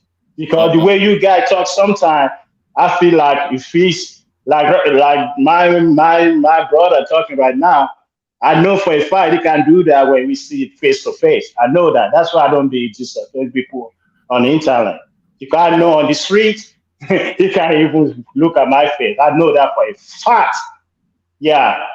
So, it's just politics, So I will try to buy you a coffee right now. I don't do these internet things. So no.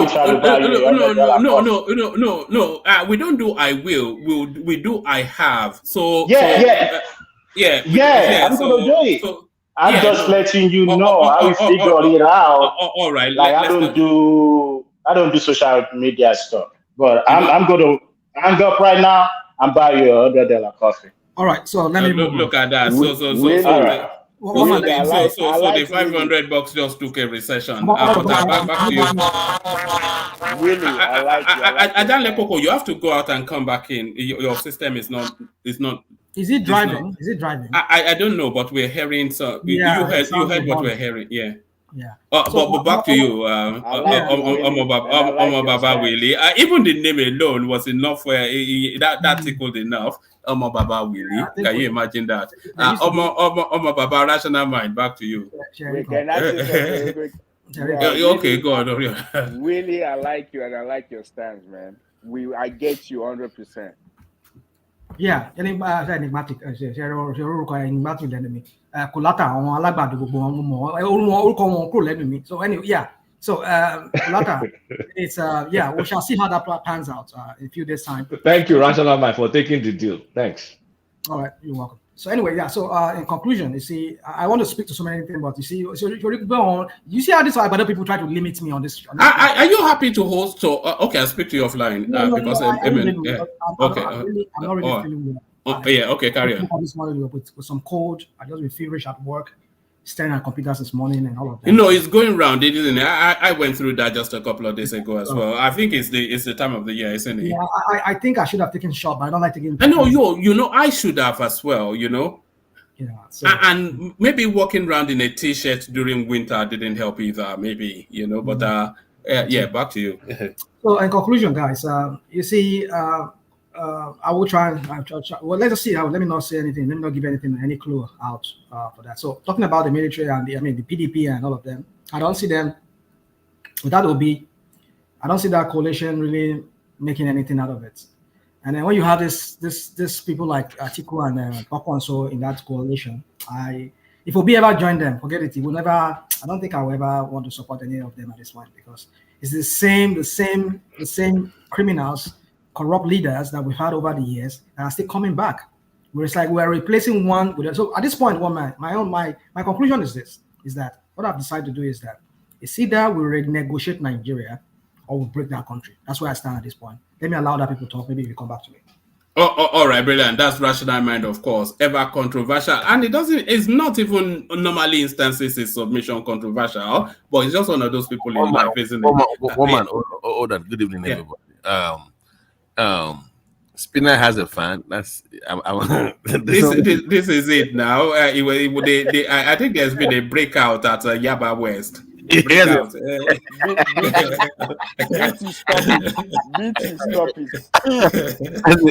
Stop it. Yeah, go on, man. I'm sorry. Don't mean to be disrespectful, but Spinner has a fan. Man, who is this guy? A fan of who? I'm sorry. I'm a fan of Rational Mind. As are you. You are a fan of Rational Mind too. Who is not a fan of Rational? We are all fans of Rational Mind. I am not a fan of Rational Mind. I'm not a fan of it. Come on. It's annoying, but it is fun. But it's like a fan. Come on. A fan that wants to give money for his takes. Come on now. Look at that. And that's a super fan right there, isn't it? Yeah. That is ready. He was reaching through the computer to give Kulata Iko. But you know what, Kulata, when I should be more Koniko, about Denny. Èmi fẹ́ gbowó sílẹ̀ mo fẹ́ ká jáde kòkò gbowó lénìí mo máa gbowó lélẹ̀ lénìí but I need is my bet. It's not some guy saying let's show off if we have $500. That's nonsense. I'm not here to do that.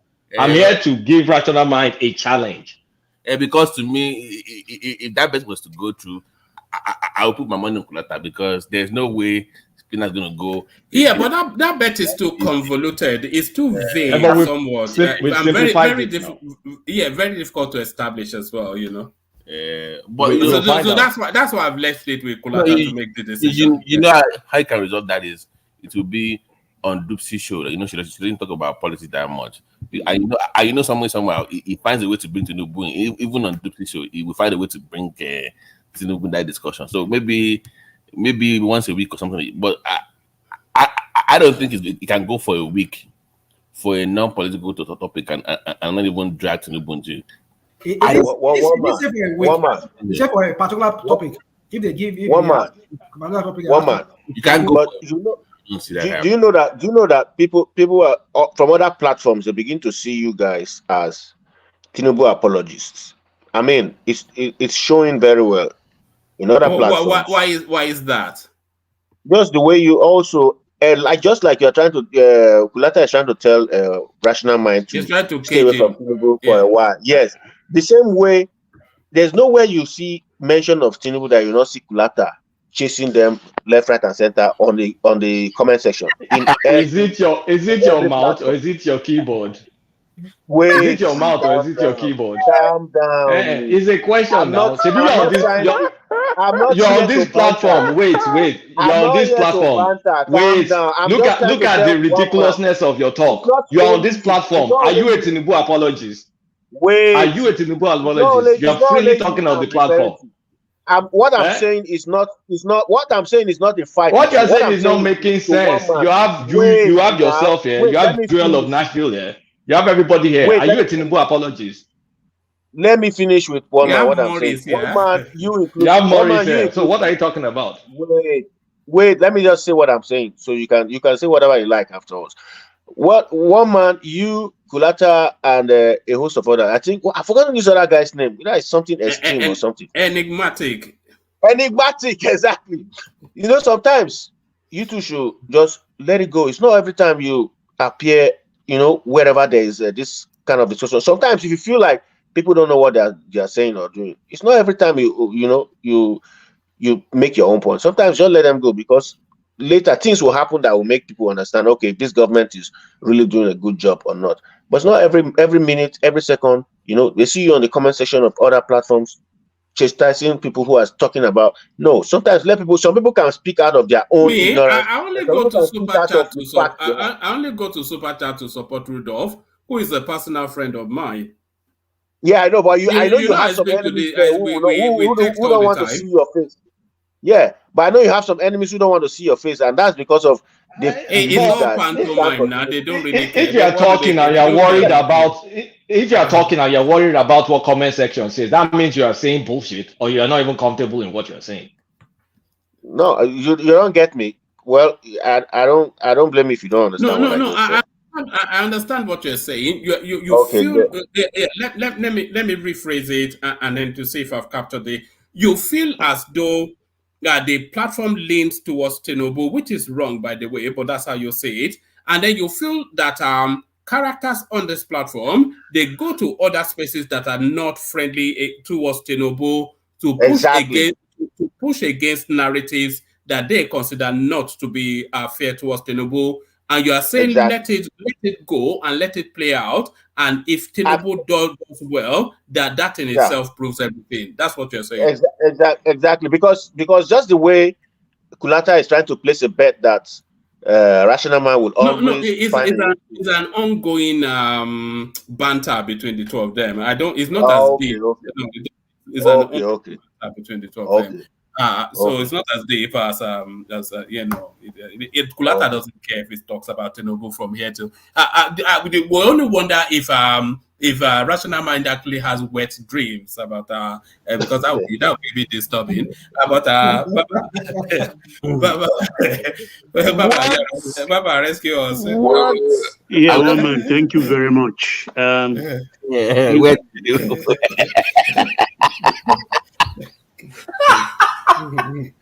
These guys, they've really spoiled. You came up with that, though.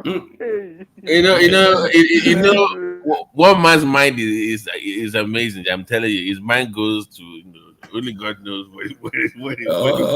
All right, save us from our warped mind, Baba, or my warped mind, Baba. Okay, woman, thank you. This going back and forth has taken the phone out of the comment section. I was just enjoying the usual banter between Ayo, Ola, and Oga, and to some extent Kulata.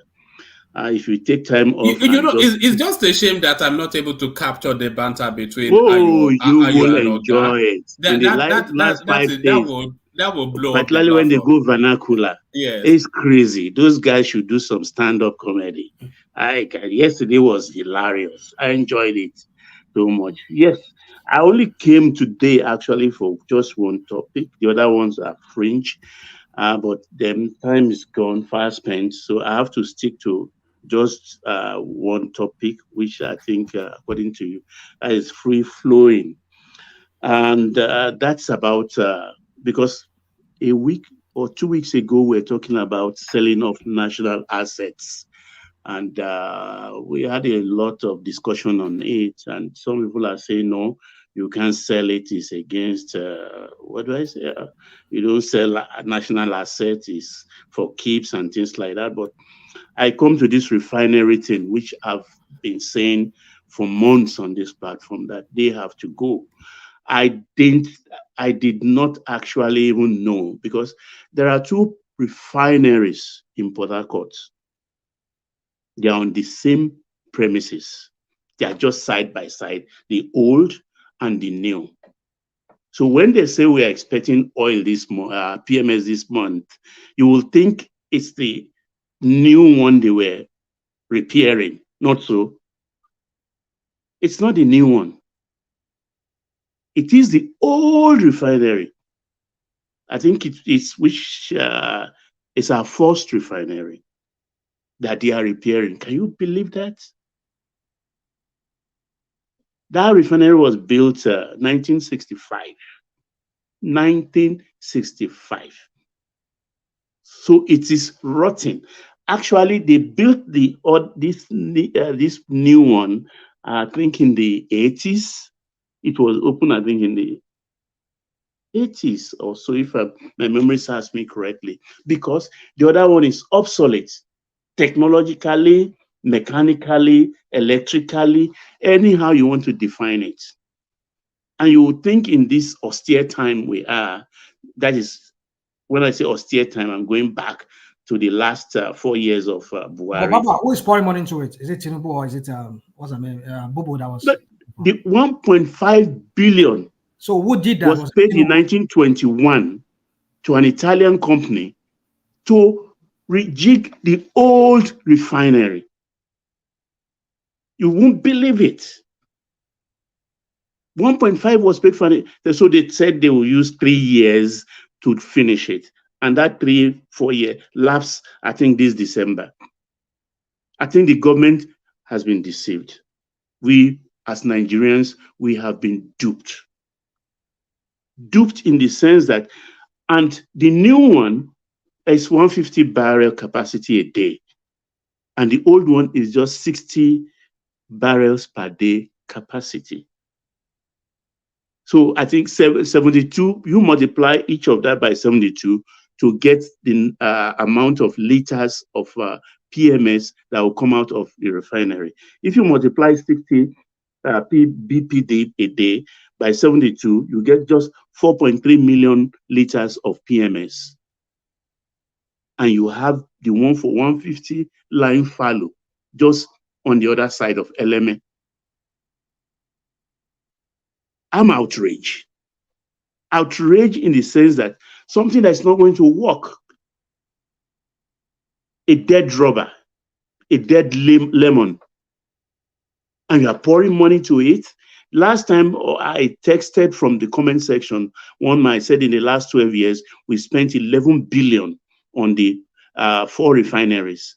And I read Reuters few minutes later, Reuters said, in the last 20 years, yes, we spent about $22 billion on those refineries. And I asked myself, how much did Dangote use in his own refinery, which is rated amongst the best and the largest in the world? And here the Aso Rock is. Baba, yeah. Oh, please, one man, please, please allow me, please. There was this guy, is it Yomi? Remember the Yomi that used to come here? Is it Yomi? One of this guy, the deeper life guy, who said he had to maybe took leave of absence from his place of work, and he went working at one of the refineries. And my impression was that it was this same refinery he was talking about. And he said, I quote him, maybe I'm wrong, maybe I can't remember, but that's what I think he said, that they were almost finishing that refinery. Oh, that's Jide. That was Jide. Okay. I remember very well. Yeah. So now, but you're not telling us by some other reports that it's the whole refinery and blah, blah, I mean, all these things you said. So are you saying that not like when Tinubu said that by December we're going to get oil? It's just one of those impulsive. Yes, sir. Is that what it Baba, is? But yeah, exactly. But you know they said, Baba, but you know they said, I mean, according to their plans, I don't know if their plans is right. They said this is going to be in phases. The first phase of the Port Harcourt refinery will generate 60,000 barrels per day, I believe. Then the next release, they're going to increase it. So I think there are 3 phases, and eventually it will get to 250,000 barrels a day. But this is a problem, Kulata. You have side by side the old and the new. The old, you built the new one by the side in LMA because that old one is no more applicable if you bring it to modern era. There's just no way. It is analog, true and true. Built 1965. And because what they are doing right now is that they are refitting it. Remove this pipe, dub it, that is, do another one, fix it, take another part. That thing has been cannibalized totally. So what I'm saying here is, I mean, what sense is there that you have something maybe built 30 years ago by the side of something you built about 60 years ago, and it is the 60 years one you claim to be spending money on and repairing, to the extent that even 3 years ago you have to pay $1.5 billion for a set of contractors to wake it up. So a dead horse entirely.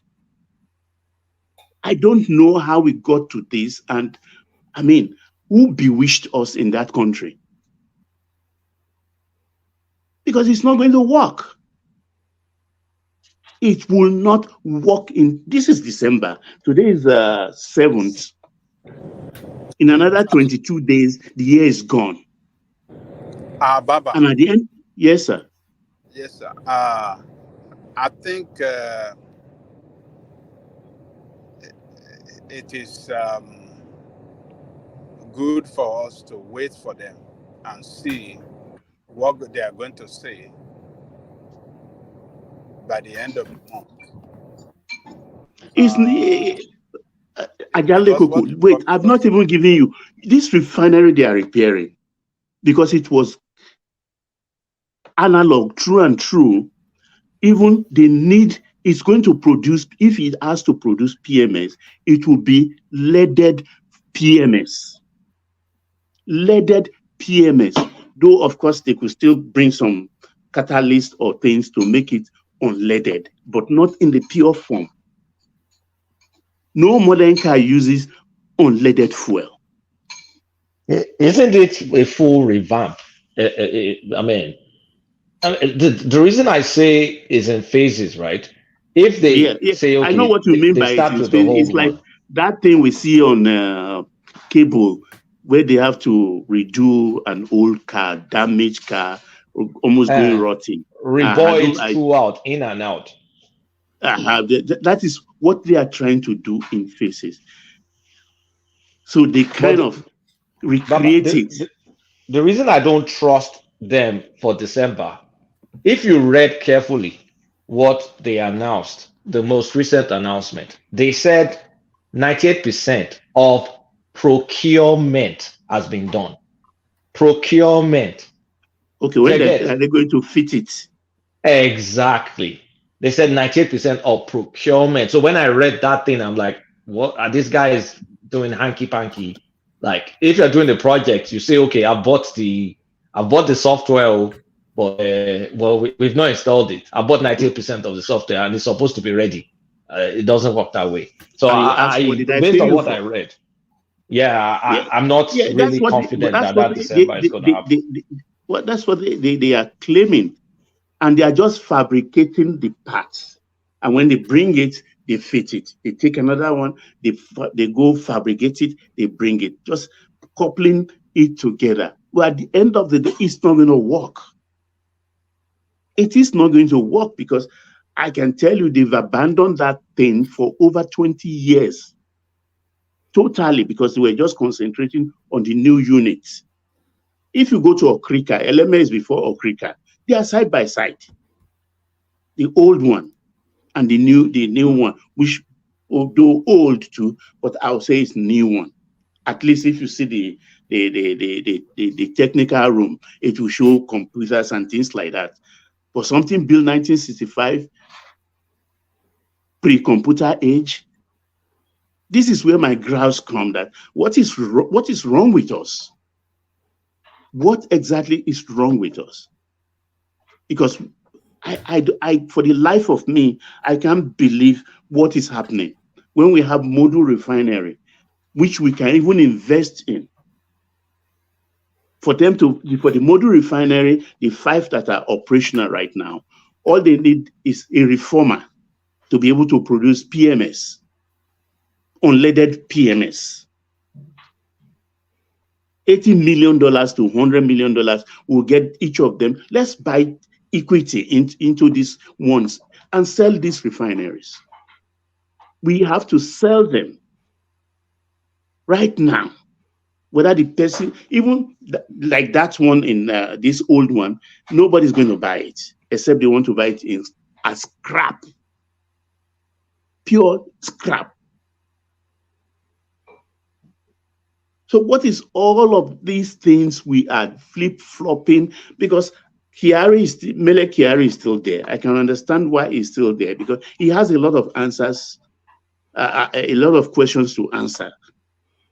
Like the ex-emir of Kano was saying today. He, a northerner like him, is even calling that he should be probed. But I think we should not do it gra-gra, because he's like a mosquito perching on the broccoli of somebody.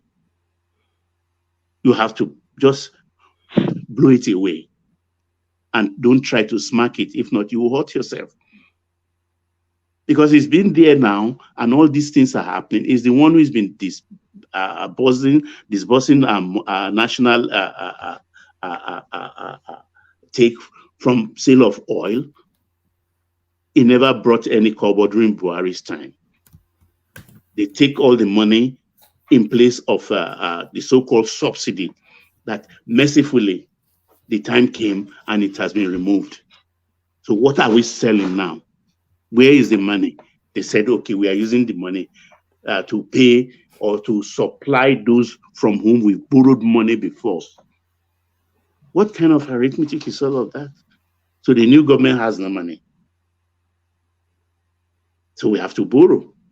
Apart from not getting money from the oil, we are now, even this small gain from the subsidy, we are using 9 trillion naira of this new budget money to service debt, which is somehow below, I think, 40% of the 27-point-something trillion budget. So how are we going to survive this? How are we going to? Because I've always thought that it is the new refinery that they are repairing.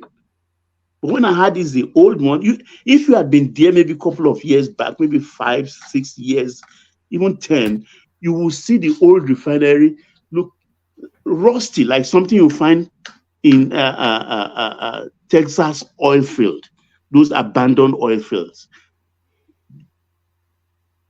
That's how it looks. So is somebody trying to have fun at our expense, trying to wake up a dead horse? I'm really outraged that we cannot go on like this. And this is where I quarrel with NLC. This is the problem. This is kind of thing NLC should be talking about. Open up, particularly Nupeng. Open us and tell us what is going on so that we can know and shout, make a lot of noise, so that the government should stop. Because by the time you know it now, they will now pay another 1 point. Where do these monies even come from? Where do these monies come from? I can't believe in this era, in Buhari's time that he's crying, they still find 1.5 billion to pay to an Italian company. I mean, something is really wrong with our country, one man. I think. May I ask you a question? Yes, well, yes, it's kind of like too late now.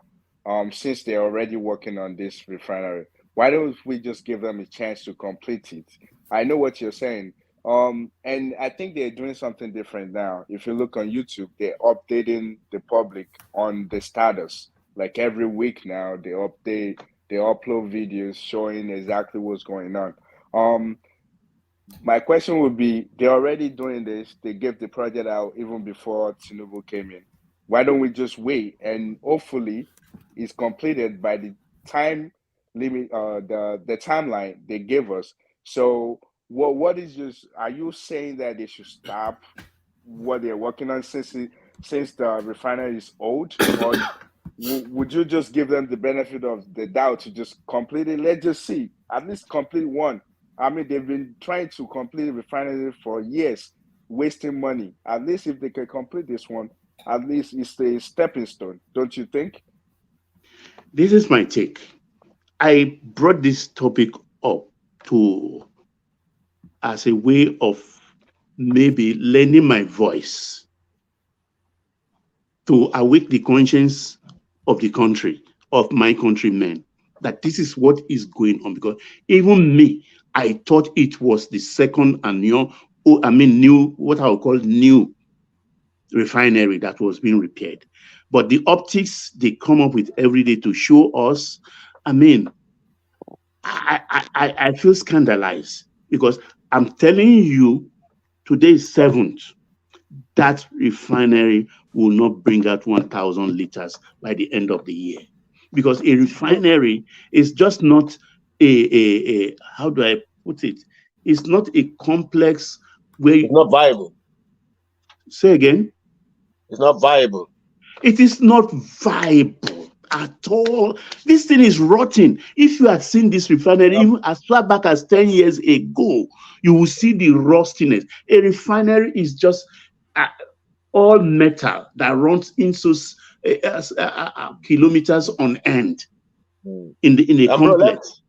Can I just say something? Can I just bust everybody's bubble?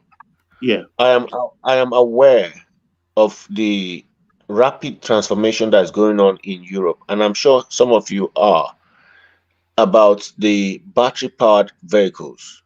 Now, this is what is going to happen, whether Nigeria likes it or not, whether we want it or not. Most of the cars driven in Nigeria, over 90% of them are second-handed, imported from Europe and America. And whether we like it or not, in 10 years' time, there will be massive influx of second-handed electric vehicles. That will put an almost halt on fuel consumption. I don't want to speculate. But even if that happens, we still win. We have one of the largest deposits of lithium, which is what That's what I'm saying. Yeah. I was coming to that.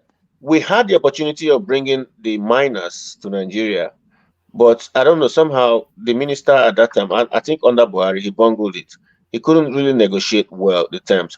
And It didn't bungle it. But he wasn't able to. Who is speaking, please? No, that's X0. Okay, X0, let me bust your bubble too. When we hear electric cars, we always think that it doesn't even use grease in some of the component parts, that it doesn't use lubricant. There's hybrid, of course. There's hybrid. Electric uses, exactly. So there is no way we can escape this fossil thing for some time to come. Yeah, but there's 100% electric cars. And with the way things are going in the world, people are going. There's, like here in Scandinavia, there's more 100% electric cars now. And the recent there's a company they're employing everybody now because they have a plan. Because after 10 years, they will no longer be, because most of their cobalt comes from Congo, about over 80%. But after 10 years, they don't want to be bringing in from those mines. They want to rather be recycling the ones they have here. So it's a massive plan to go electric. That means total electric. Did you listen to the Prime Minister, is it the President of UAE, two days ago or so, when he was on the panel? And he said openly that the West, the advanced nation, should forget anything about oil, phasing out oil for the time being. He said it openly. He said it's not going to work, and truly, it's not going to work. But he says it's not going to work. But he doesn't manufacture vehicles. Most of the vehicle manufacturers, the international financing also heavily dependent on oil as well. They even to the point they call it the petrodollar. It's not to the advantage of a lot of the Western economies for oil to be phased out. You see that even Elon Musk is doing a rethink, one man, about electric cars. The electric vehicle is going to be a niche little thing. That's all it's ever going to be. A niche. Well, I don't know about that, because most of the vehicles that we see that we love are manufactured in Europe. Like in. Do you know how much an electric battery? Well, they are not manufactured. The battery of an electric car. You know how much it costs? Yeah, that's who manufactures in Europe? Baba and X0, one man. Did you guys read about the analysis, the recent analysis, that if the greed of Western countries cannot support everybody going electric? the national grid that they have will need to be massively upgraded before it can support everybody charging their cars as everybody's electric. Exactly, Kulata. Exactly. But We're what just paying I'm lip speaking service is to not it. immediately. It's not going to happen at once. It's a 10-year plan, and it's on. Within 10 years, the first For thing that will happen is Scandinavia, not for the world. they have is they are Europe, but they are part of Europe, and this is because there's a European a project also going on. That after a period of 10 years, they will stop the importation Europe is one the of mining. 7 continents in the world anyway. So we have I know, 6 but others that are massive. But you know where the decisions are made. You know where once this thing start happening, the trends start from Europe and America, and then it grows. It's like America. Don't talk about Europe. America is the heartbeat of the world. Europe is America. If it comes to policies, America sneezes, we all catch cold. Baba, can I come in? Yeah, it's just Bishop, a 10-year come in. plan. Okay, two things very quickly. Number one is that whether it is hydrocarbon or fossil fuel, it's still going to be relevant in the next 100 years. Let nobody Correct, sir. So all this talk about battery, hydrocarbon, or fossil fuel is still going to be very relevant in 100 years' time. When we get to that bridge in another 100 years, we will cross it. People that are coming, we don't even know whether another technology will be coming up. That's one. Number two, Baba, you don't have all the facts about the Port Harcourt refineries. I don't know which one you were referring to, yes. But let me just concentrate on the one you were speaking very emphatically about. The old one. Yeah, the old one. Yeah. There's a Port Harcourt refinery, there's a Port Harcourt Petrochemical. Petrochemical have been sold to Indorama. The one on the left side, if you are coming from Eneme Junction. The one inside, there are 2 units. You know? Yeah. Exactly. So the one in Indorama is not in our hand. That's if you are coming from Eneme Junction. But if you are coming from One, it's to the right. The petrochemical is the one Babangida built in 1988. It has been privatized. So inside the refinery complex itself, we have 2 units now. The one that is being rebuilt, look, there are 100 years old refinery scattered all over Louisiana and Texas, and that's very operational. But they are not. They've never been abandoned. Well, that is where we are now going now. The structure of the Port Harcourt refinery, Techno, whatever was the name of that company, is a company that built it, and the one that are the one who will call Italian company. Italian company. We call them OEM, original, Techno, whatever. Yes, I can't get your name. We call them the original equipment manufacturers. They were the one that designed and built that refinery originally. So all they have done is that all replaceable parts have been replaced. The structure is still there. That does not take any heat on. We know how those things wear out. So the ones that are not impacted are the structures, which cost a lot of money to put up. That is the main structure, like the main frame, what they call the main frame. Every other replaceable part is being replaced, not by any other third party, but by the original, the one we call OEM, original equipment manufacturer. So, by every thing of imagination, if they complete that refinery, it is as good as 95% new, brand new. It's just like you take your old car. I met a gentleman that bought a 1965 Ford and took it to Ford for them to build an engine for him in chrome, stainless chrome, the engine. I saw it. I took pictures of it and rebuilt it, but he wanted to retain that particular car. That car came with 0 mileage on the engine, 0. So as far as he was concerned, that car is as good as new, but it's the 1965 car. So if they are able to pull this through, do I support government spending on it? No, that it don't. But we made the mistake already when the government of Yaradua and Jonathan reversed the sales of those refineries and refunded those people. We've been Yaradua did that. Yaradua. No, I said Yaradua and Jonathan government. Okay, as VP, okay. As VP now. And so it was a blunder, a terrible blunder. I was against it.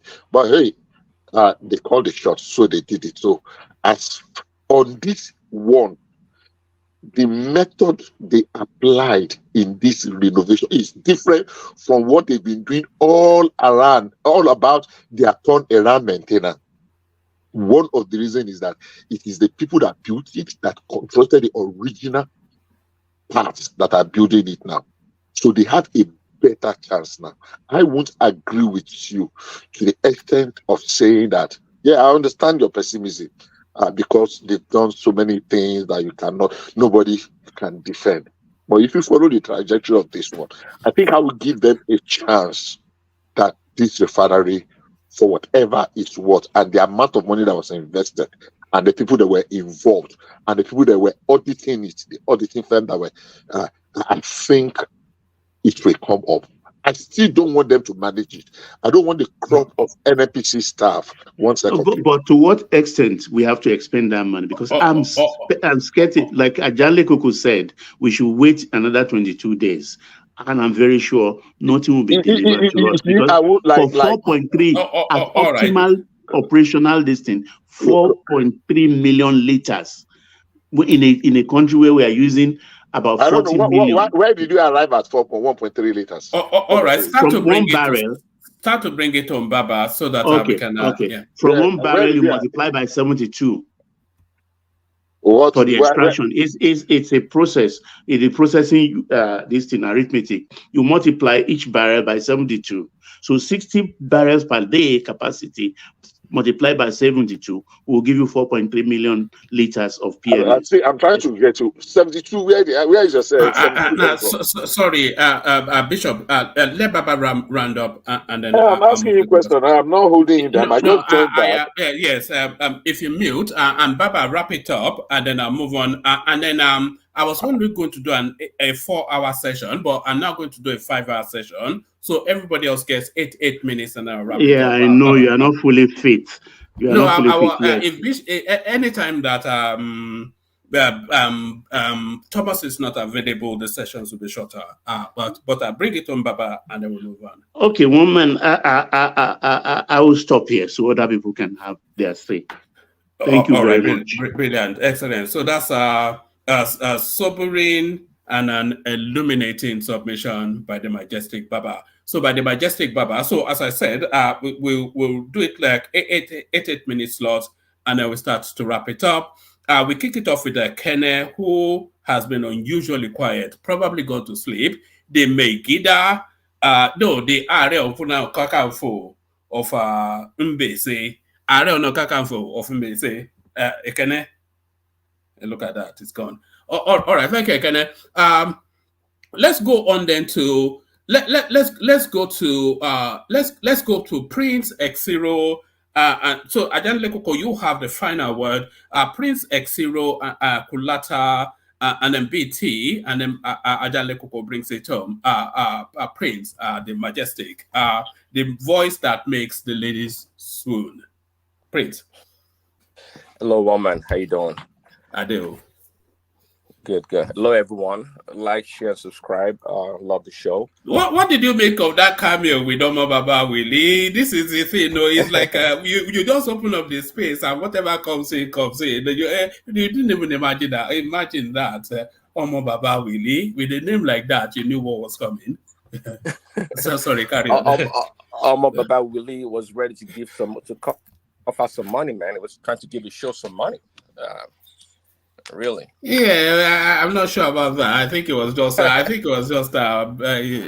it did eventually. So well done, Baba. But it was trying to cover some money to come along with them. But anyways, I know it's kind of a short session, so I'm not going to take that much time. Anyways, couple of minutes really.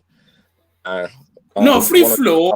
I mean, don't feel stifled anybody. Just free flow. But carry on. Yeah. Things I've heard so far. Let's talk about the drone strike in Nigeria, right? I go down, Bishop's submission. I don't think I don't think they plan to go out there and bomb some innocent people. I'm not sure what that would give them and what credibility I was going to support them. it's only going to cause trouble and make things more difficult. So, just rationally, it's something out there to do. That's the army or the military. But in fact, and not like we're trying to compare with America, but the thing is, in American technology, you'll be surprised. Even that's the ones that were reported by the media, but there's some other operations where innocent people were killed, many hundreds, but nobody talks about them. I'm not trying to justify or make excuse to why the Nigerian army did theirs, but I'm just saying that these things, they do happen. I do believe that we can't say, well, it's just a mistake, then we should move on. I don't know that. Maybe that'll be the divergence from Bishop, but I would say that, not like he said that himself also, but my point here is that they should quickly look at what happened and document in details what happened, and maybe that will help the military in the future to prevent such actions.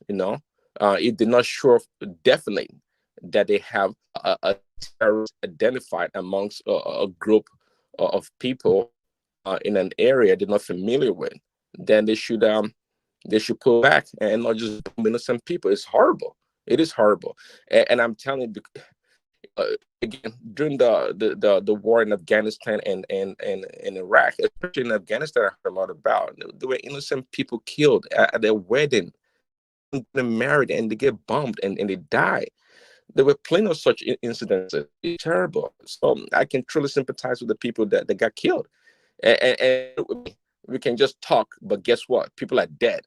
So what I say is that the federal government cough up some money, a lot of money, and give to the families. That's the best they can do. They can't bring them back to life. So pay them a lot of money.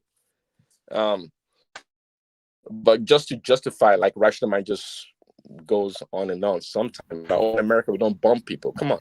Of course, we're not at war. We're not at war. But I like to say, though, I wish maybe Adual is here, perhaps the bishop himself and Baba. There was an incident that happened, I think it was late 90s or so in America, in Texas. It's called Waco, Texas. If you look, and these were American citizens that they deemed were occults or cultists, whatever you want to call them. And you'll be surprised to the way the American government went after them. They ended up killing a bunch of innocent people. Innocent people that believe this follower, David Crush, I believe his name was, killed a lot of people. That was back in the 90s. In today's America, I guarantee you, they drop bombs on them or use drones to strike them. They would. So, and not to justify the military, and to the contrary, actually, I think as much as the military, we can, I guess, categorize them into good and bad. As the military is good for the nation to fight these insurgencies and all these terrorist things going on. The military also, the upper echelon of the military, they are the bane of Nigeria's problems also. They are.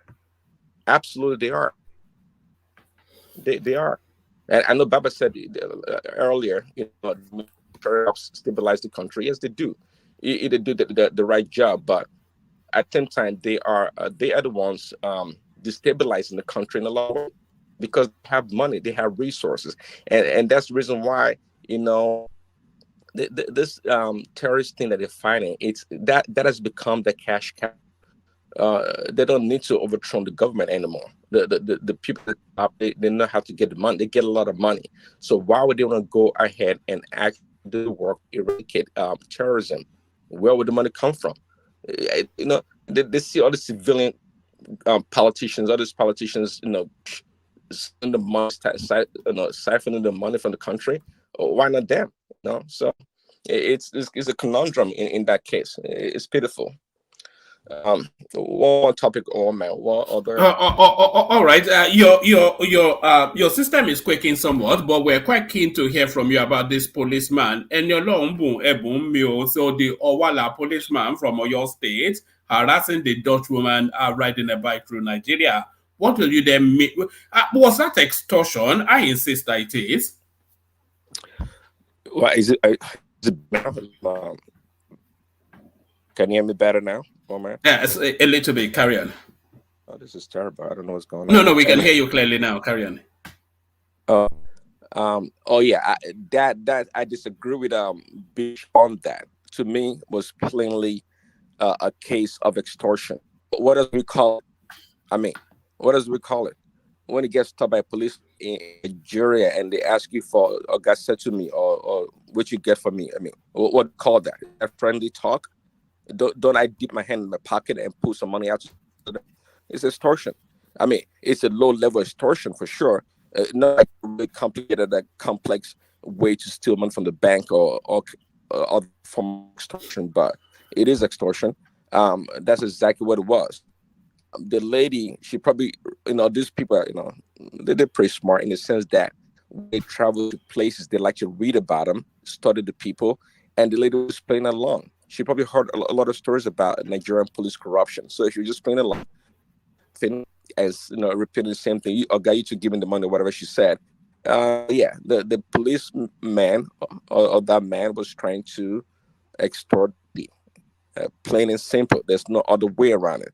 The issue about if they take him to court and it's only misdemeanor or whatever, that is fine. But I don't believe that it was a plain case of extortion by the policeman. All right. I'm not sure if it was Humphrey Bogart that sang it. Play it again, Sam, or play it one more time, Sam. So play it one more time, Sam. PDP, NMPP, SDP, and 4 other political parties form coalition against the APC. The last throw of the dice by Atiku Abubakar, Prince Daddy. Okay, is that PDP? Did you say LP? No LP. So PDP, NNPP, SDP, and then 4 other stragglers. Okay, SDP, is Adewale the front runner or the one? Yeah, he was the presidential candidate. It was Alhaji Shehu Gaban. That's the chairman of that party. Oh yeah, so my point is that he's been here as well, by the way, Alhaji Gaban. Okay, but it's not Prince Adewale for putting that. You mean Arrowhead in the negotiation? Exactly. No, I don't think so. Yeah, I don't think he would do that. Yeah. So what are they trying to achieve? Okay. The NMPP break away from PDP, right? From right, and I think initially they had Shekarau with them. Later went to PDP. Even with Shekarau leaving NMPP, joined PDP with Atiku, they didn't win. Okay. SDP, how many votes did they get? Of course, we're to try to dislodge Tinubu coming in the next election. Of course, that's what they're trying to do. And I don't think they have the numbers. I don't think they have the numbers to win. Nor do they have to actually defeat APC or Tinubu. It's a wish thinking. Atiku will never stop. Whatever will make him be the front runner again. The flag bearer is doing. To me, it's a must. That's why I thought you said LP also. I just no. If they had LP, then they will have they have a game, but they don't have LP. Right. So if Peter is not joining them, I don't think they have anything. But now, see, unlike before when Buhari was in cahoot with the other people, perhaps PDP, indirectly to defeat Tinubu. Now Tinubu is now in charge of the government and of the apparatus of the government. So go figure. No, it's not. They need more than that. They need more firepower. They should go talk to Peter Obi. Maybe he's going to come join them. The only potency in terms of opposition is really Peter Obi. If Peter Obi is not in any space, then there's no opposition there. Who cares about Atiku Abubakar? Even the PDP are dead. He's not getting that ticket next time, and no matter how he wants to, it's not just not going to happen. Well, I'd like to dance to the same tune as you are, but not because Atiku can have the people that allow him to get a ticket is up. It's not like he can get it. He has money, and he's going to throw the money around again. So if he gets it, in fact, I get it next time. I think he can get it because he can get it.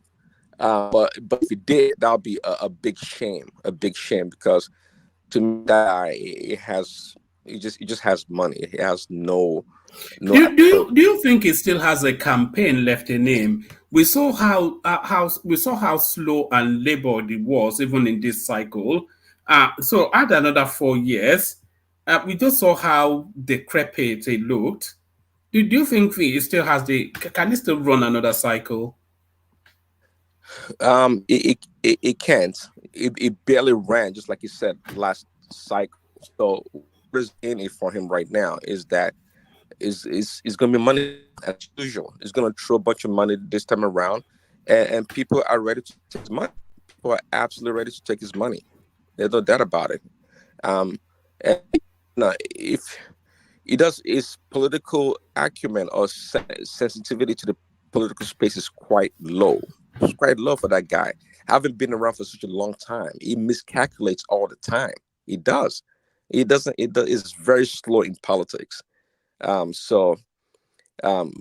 believe he can still be the flag bearer, win the ticket, and come back again. And he's not going to win. As long as APC is able to play that game and make sure Peter Obi has a strong hold in the southeast, that's all. That's what they need. Keep the southeast out of their pocket, and they'd be good. But I won't be surprised though if Peter Obi sold out at the end of the day. I wouldn't be surprised if he sold out at the end of the day also and let him. But the people in the southeast, I think they've woken up. Actually, they've woken up, and I to help them wake up because, I think really gone are the days they go blindly to support other candidates from around the country. They want their own this time around. And I don't think this youth or this Southeasterners will just, okay, Atiku, welcome back. We're going to vote for you. I don't think it's going to happen. No. They rather don't vote and not come out and vote. But they're not going to support Atiku like that anymore. I think they've woken up. They don't shine their eyes like Prince Daddy. Prince Daddy, can I say something that is not that controversial, but people may think is controversial? The quickest way for the Southeast to be president, if you think about it, in 2027, is for a joint Obi, is a rerun of 2019 election against Tinubu. Because Atiku is so old that if they win, which they may win, he can only do 4 years. And if he does 4 years, then they can rig it for Obi. If you think about it from a pragmatic standpoint, remove emotions, remove all that stuff. I think that's the move they should play. Just think about on an Atiku leads ticket, you mean? At an Atiku leads ticket? Yes, an Atiku leads ticket, because on the premise that Atiku will do 4 years and then it will hand over to Obi. Well, if they can sell that caveat, that'd be great. But just like I said earlier, Southerners, the voters, that constituents, they've woken up. They don't play that anymore. I don't think they play that anymore. They're not going to allow. No. How do you sell that to obedient movement? Well, yeah, that's okay. Sure. That's a tough job, but they have to do it. It's a tough job. And that's the most pragmatic, and that was the offer even in this cycle, that they rally behind him and then he'll make them president. That's what Atiku promised them. So if they do that and they fail, what will become of Peter Obi? How would they continue to see him as the leader or any person of political importance in the space? That would be the sacrificial move that Peter Obi will have to make. So it's a flip of the coin, isn't it? A political flip of the coin by Peter Obi. So if he takes that gamble, he either gets it all or loses it all. And you're saying, is that easy for the followers, the obedient, to understand the dynamics of what? If they are able to explain the pragmatism of it to them, that look, we don't have because they don't have a pathway to the Southeast does not have a pathway to Aso Rock, and we've seen that their strongest push was 2023, and there is no pathway. The North is not interested in them. The Southwest is interested in the power, so there is no pathway for a Southeasterner, but there's a pathway for a Northerner to the presidency. So that's the pragmatism of it, isn't it? Yeah. So then, what do we make of people like Joel of Nashville that think was the worst thing in the world? Sorry, go on. I was gonna say now, would someone like Joel really stand behind an Atiku ticket and vote for him, knowing Atiku out corrupt Atiku is, and all the Prince things? Daddy. I mean, most likely he did it in Joel did it in 2019. It's not that far fetched. Oh, really? Yeah. Well, but then that which I agree with you, it's possible, but that will then dismantle all the premise or the argument about how corrupt the nation is. Out all those people, these politicians, they fleece the country and all these shenanigans they blame Tinubu off. Atiku is equally as guilty, but keep in mind, Tinubu was on a state level, Atiku was on a federal level. So which one is worse? I would like to see that actually, if they would jump behind him and queue to vote for him. That'd be quite interesting, because that defeats all the argument against Tinubu, really. You say, Prince, just you mentioned Joel of Nashville, not specifically Joel of Nashville, but a Joel of Nashville type of space.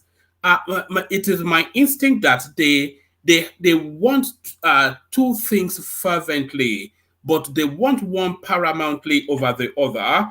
And the most paramount that they do want is not to have a Yoruba person overloading them.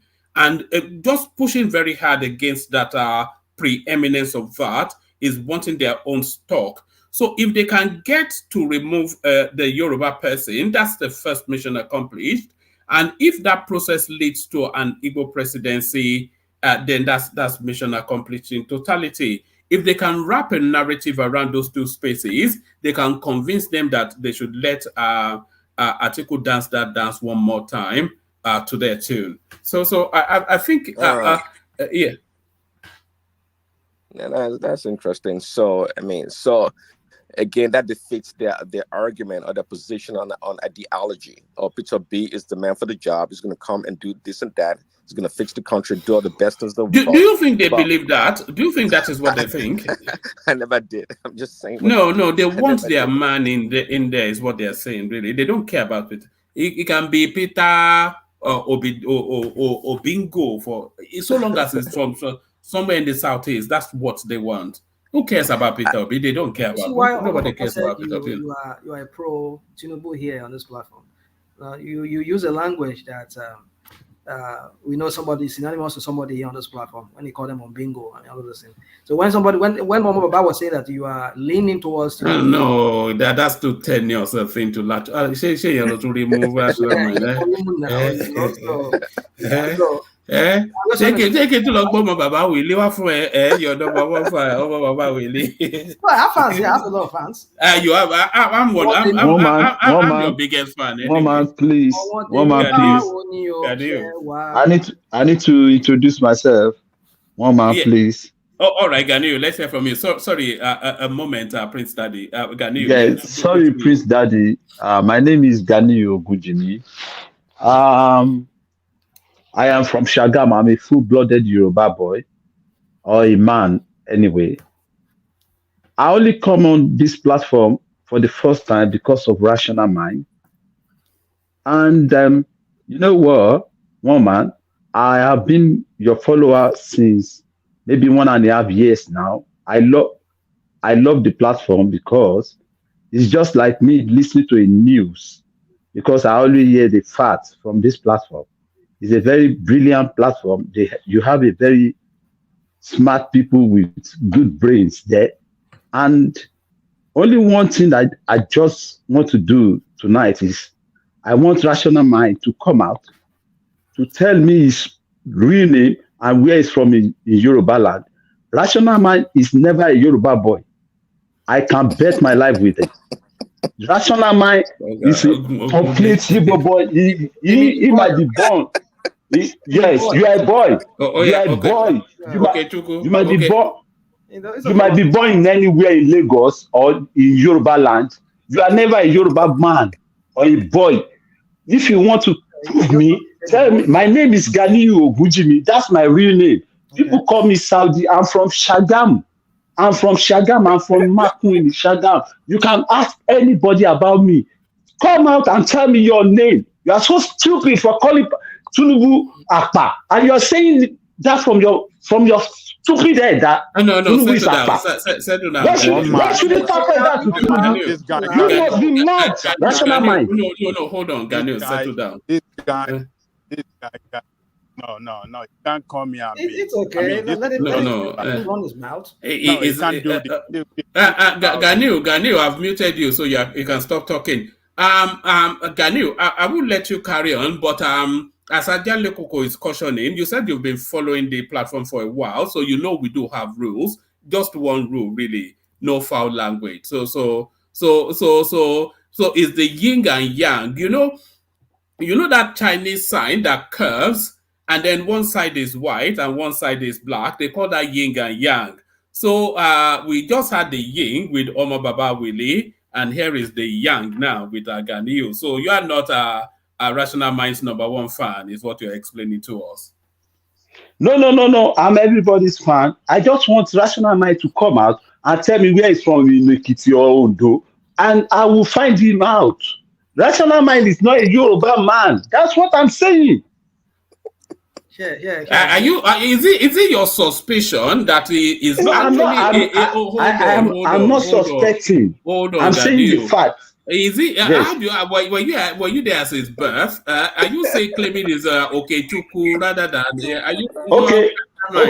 Okay. One man. My name is Ganiyu Ogunjimi. I'm from Shagamu. I'm from Makun in Shagamu.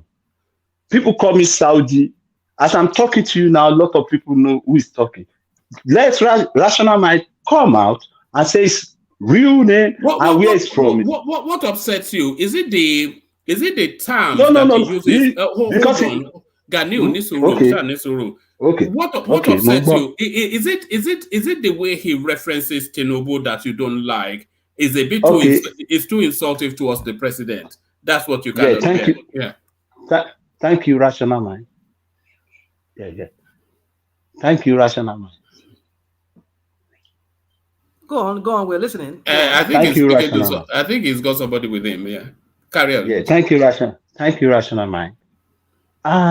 You know what I'm saying is like, one man. What I'm saying is, I am a Yoruba man. You understand? Rational Mind is not a Yoruba man. There's nobody who is a Yoruba man who call an elderly person like Tinubu Akpa Olushi guy. Yeah, all this foul language on Tinubu. Who is he? Tani Baba Rational Mind Nile Yoruba. My father is Ogunjimi in Shagamu. God, it's a common name. So Rational Mind should come out and prove me wrong. We have lot of people like that. Rational Mind in Yoruba land. E.g. Obasanjo, Rational Mind. There are so many. Yeah, one man. Can I say something, man? Can I say something? Yeah, come in, Ajale. I think this is this should not be accepted from this guy. I mean, Tinubu is a public. It's okay. It doesn't matter. Hold on, Ganil. Ajale is speaking here. I mean, why? But doesn't define Akpa. Sheba on Tinubu should no way. Is it not the way that Akpa is defined when they budgeted 7-point-something billion for his own vehicle as the president, and his wife 1.9 billion or 1.5 billion, and they're spending like 12 billion for 5 president residents? I mean, for God's sake. Hello. Baba. We have. Hold on. Baba Jana Luko. Hold on. Ganil, hold on. Yeah. Tinubu is your servant, whether you like it or if you don't know. And that is the problem with all of you. Most of you don't know that Tinubu is your servant. It's there to serve us and not there to squander our resources. What they are doing is squandering our resources, mismanagement of our resources, and mortgaging the future of the future generation of their country. And when Rational Man said, Akpa, you should understand that Rational Man is making a very, very cogent point about the way these people are wasting the commonwealth of all of us. So you can't, because of that, and then you come and be asking, because yesterday I was reading all your comments. Also, Rational Man. I mean, you are sending a very serious derogatory statement against. It is not good. We can't do like this to ourselves. We can't be so emotional about these criminal politicians that have destroyed that country. They destroyed the country. Everything, every fabric on that hold that country together, they've broken it down. Financially, economically, technically, everything you want to measure a country, you want to define a country, it's been broken down. You see? Okay, sir. Okay, sir. So Rational Tinubu broke everything down in 6 months, isn't it? Hold on. I don't know the way you people define political party. Political party is a group of people with ideology to win government. I mean, Ajan Lekoko, what we are hearing is that people are reading the politics differently. They don't understand. And let us you can't say that now. They don't understand. That is the problem. If you like, you can silence me. You can silence me. I know you will do it. Don't make it you can silence me. No, you can silence me. You will do. I know you will do it. Just go ahead and silence me. Just go ahead and silence me. You will do it. Let me have my say too. No. Go ahead and mute me. If you mute me, I will leave. If you mute me, I will leave. Let me have my say. If you mute me, I will leave. So let me have my say too. I am going to mute you let me have my say. All right, so there it is. You cannot do that. Somebody is speaking, let them speak. Goodbye. Goodbye. Okay, thank you. Okay. Somebody is speaking, let them speak, and let me coordinate the sessions. You cannot keep doing that, Bishop. Ajalekoko, back to you. So, one man, APC governed this country for 8 years. There's no way you can exonerate Tinubu. It's part of the leadership. But Ajan Lekoko, hold on. I don't want this to go into a long something, but what I just want to establish is you have that perspective of the politics, but other people have a different reading of the politics.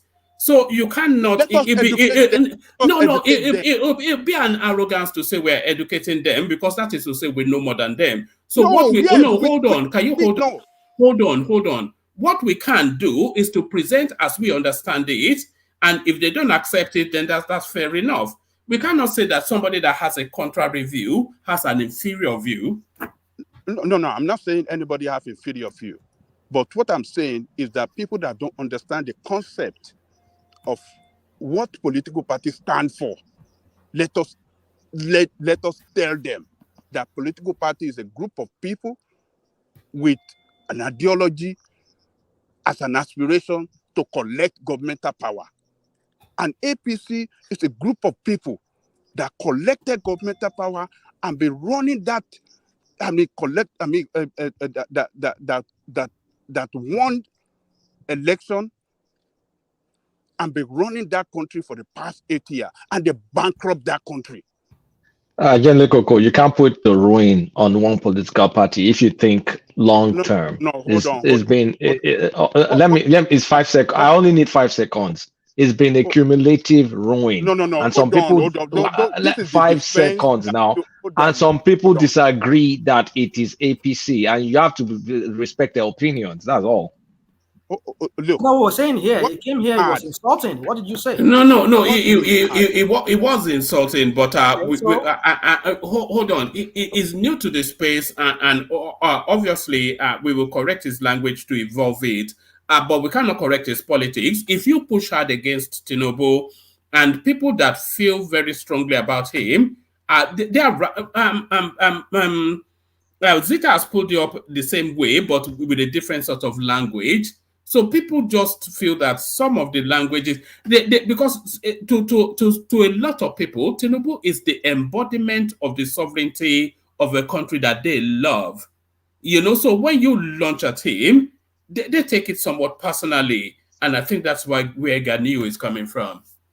No, that's not where I'm coming from. One man. One man, please. Hold on.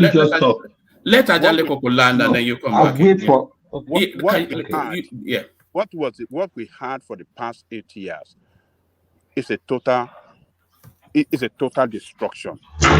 We are not saying that people in the past, PDP did not do their own. They did the worst too. But they did bad. But the worst. Ganiu. Look at this guy. For the past 8 years. So please, Ganiu, I just want to appeal to you. For God's sake. Rational mind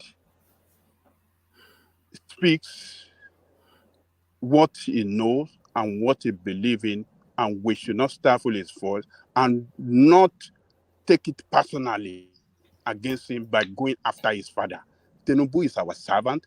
When he's so reckless, this financial recklessness that we have seen, for God's sake, when everybody is going through hardship and pains and sacrifice, and these people are not, not ready to sacrifice nothing for us. Thank you, Baba.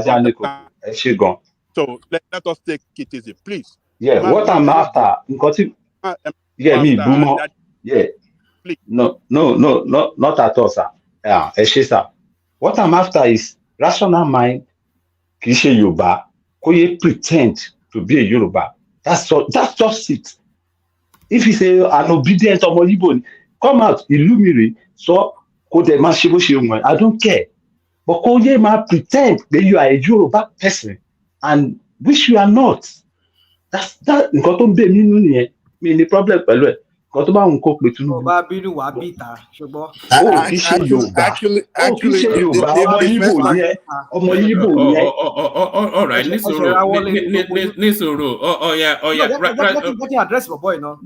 No, yeah, you get the chance to reply. Yeah, rational mind. Yeah. Surely, Emi Omo bien. Therefore, no. I saw Korof.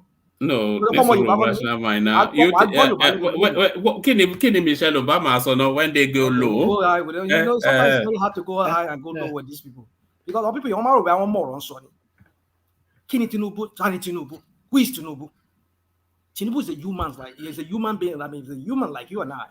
And what pedestalized, so that is why he feels like he can do whatever he's doing. He feels like he can go and just spend the money in a reckless way, in an pasta in Yoruba. I'm not talking about Tinubu. I'm talking about yourself. You are not a Yoruba. No, Ganiu, you had your say. Let him have his. Yeah.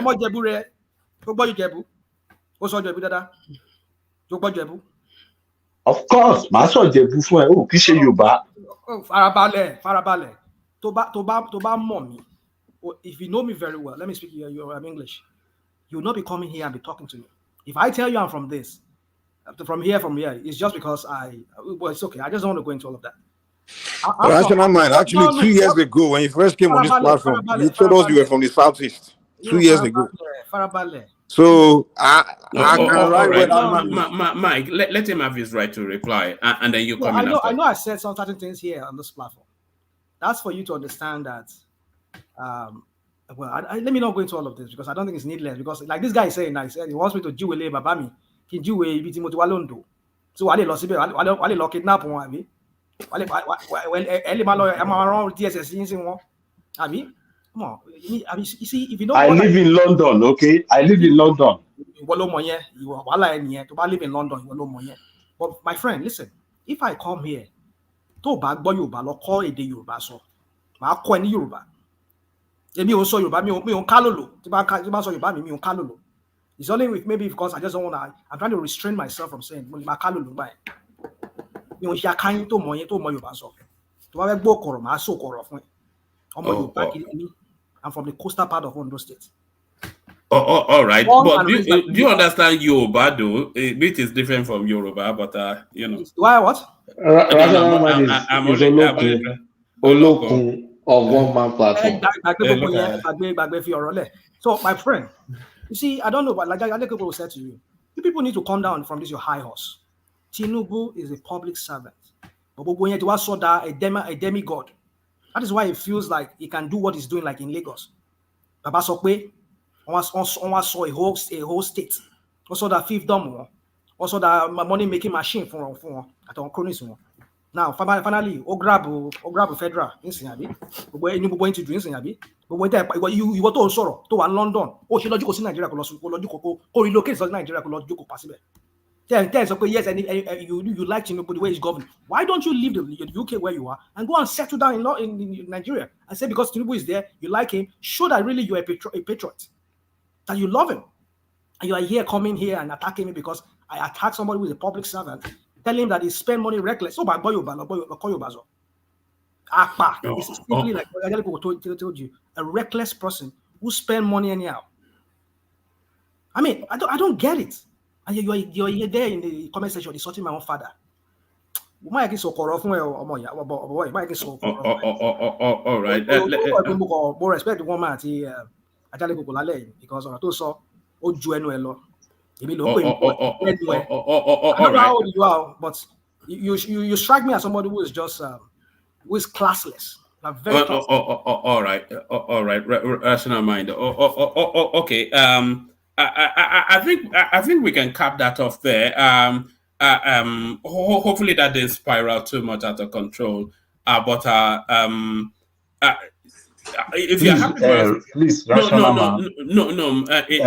my boy, anybody more. Me, boo, 1 minute, play 1 minute. Mo confess for you, I'm not fighting for Tinubu. What I'm fighting for is, I told you I'm from Shagam. I told you where I'm from in Shagam. I told you my family name is Shagam. And I want Rational Mind to tell me if. No, he's not obliged to tell you any.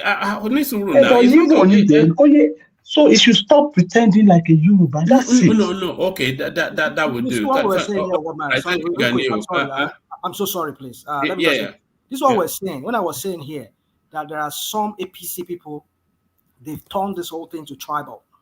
And when I was saying that some people say, Ronnie, you are just making this up. These are if you go on Twitter space. I mean, sometimes was it Thomas was playing some here. They'll just go and I mean, am I surprised when Festus Gama was saying she they want propaganda, they will match them with propaganda. Look at this guy coming here telling me that I'm not a Yoruba because I'm from just like anybody was saying the other day because I'm from the coastal part of Europe. I mean, from Ondo State, telling me that all people here don't ever cross that part. You see, these are. So, Rational Man, why did you tell us that you're from Southeast when you first came on this platform? I still want to know who is a fascist now. Just look at me. I mean, I'm sorry to say that. I wish he's there. Bishop, look at how he left here. Because our views, we just have to say it, and then we have to be like, let us show some class. I won't attack you as a person. I will attack a public servant. But don't attack me. I will not attack you. The only thing I can say is I will call you an Agbadorian, or maybe a Batified, which is more of a war of endearment, just to show that that's where you lean towards. But that I will attack your own father, I mean, you on this platform, I've shown my face. Actually, even though I had to cover up my some of my. Rational Man, you never shown your face here, man. He has. But can we see it again? Can we see it again? I'm still recovering from the trauma of the last time he did. Maybe you shouldn't. You people need mental health check. Does he look like a 21-year-old? He looks quite young, actually. But he talked like I thought it was like a 20-year-old guy. When they started telling us he's 50-something, I'm like, no. Well, until I see your face, if I believe you're older than me. You know? I know he is actually older than you. I have to see. 1 man. Yes, Prince Daddy, back to you. Back to you. So rational mind. I hope. Hopefully, you've. If you're happy for us to cap it there, we cap it there. Back to Prince Daddy. I'm good, one man. It's okay. Let's just move on. He can say whatever he wants to say. I'm okay with that. It's the nature of the beast, isn't it? We always end up here occasionally. But Prince Daddy, back to you. Yeah, one man.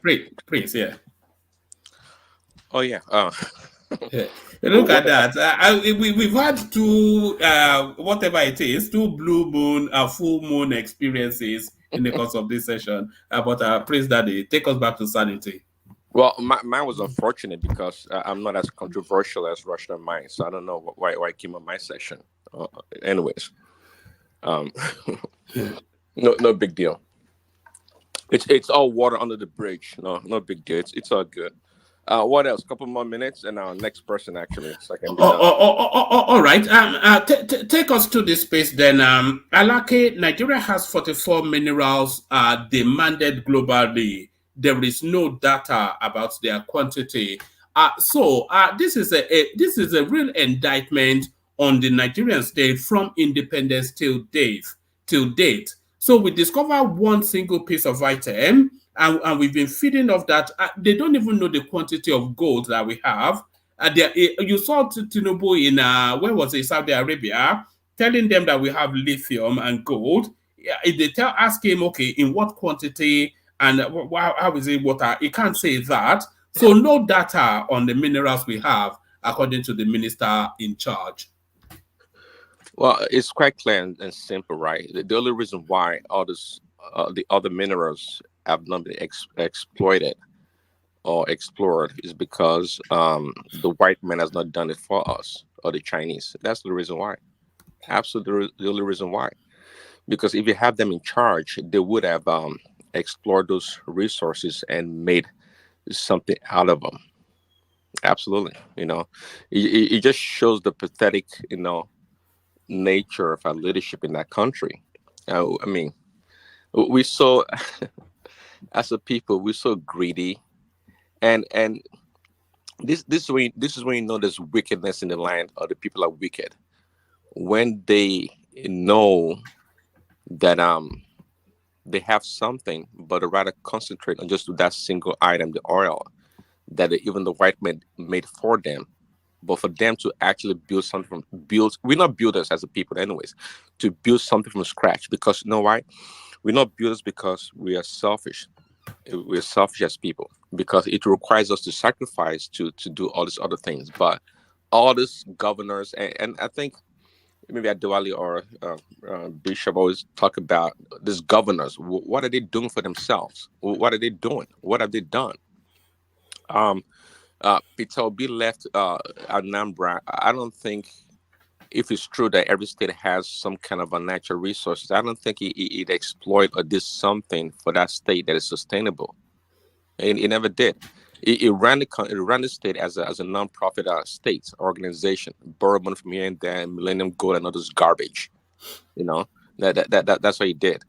So it's nice to know, but if Tinubu truly wants to make himself, different from the rest of the pack as a unique leader, then he should make, before he leaves the presidency, he should make something out of some of these minerals, at least 2 or 3 more, that we can say, hey, a large percentage of our I think a lot of me thinks that that is where he's placing his assertion on that it will turn Nigeria into a 1 trillion economy.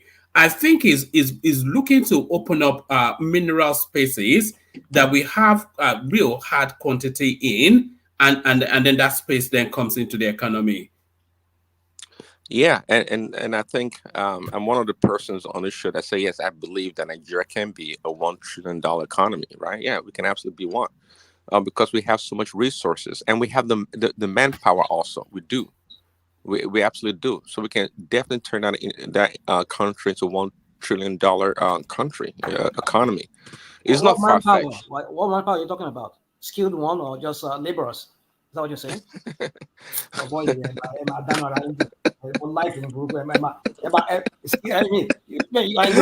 bringing the what's it called? The knowledge from China, the one they have in Nasarawa State there. Was it not a Chinese company that they said they should be mining the lithium there? You're telling me we have the manpower. What the manpower? You're talking about ordinary laborers. Well, I said, well, the manpower is part of the labor of factors of production, right? So we have the manpower. May not be as skillful to the point of being able to explore those minerals and make the best out of them. But I mean, what did Dangote do himself? Yes, we do have the manpower.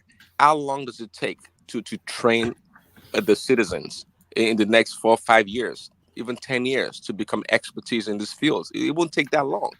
I mean, that's plenty of time to train our human capital, our human resources. So what's your objection about it? We do have the manpower, absolutely we do. Because you're thinking in the short term, that's why you're talking the way you are. But I don't think anybody rationally would disagree with me that Nigeria has. We have population. Yourself. You said we have the manpower. Yeah, we have the manpower, but do we have the skilled manpower to do that? That's the question. And you're here telling me when your president is voting $5 million naira. I mean 5 billion naira for education. I mean this uncle, what's it called? Is this borrowing money for student loan, and they're repairing it. You see, you guys, I just don't get it. How are you gonna build skills which for just 5 billion naira? 5 billion naira. What kind of skill are you gonna build with that? You're here telling me that we have the manpower. You have the skill the people that to even design the factory, even the engines that will be mining all this, the mine itself.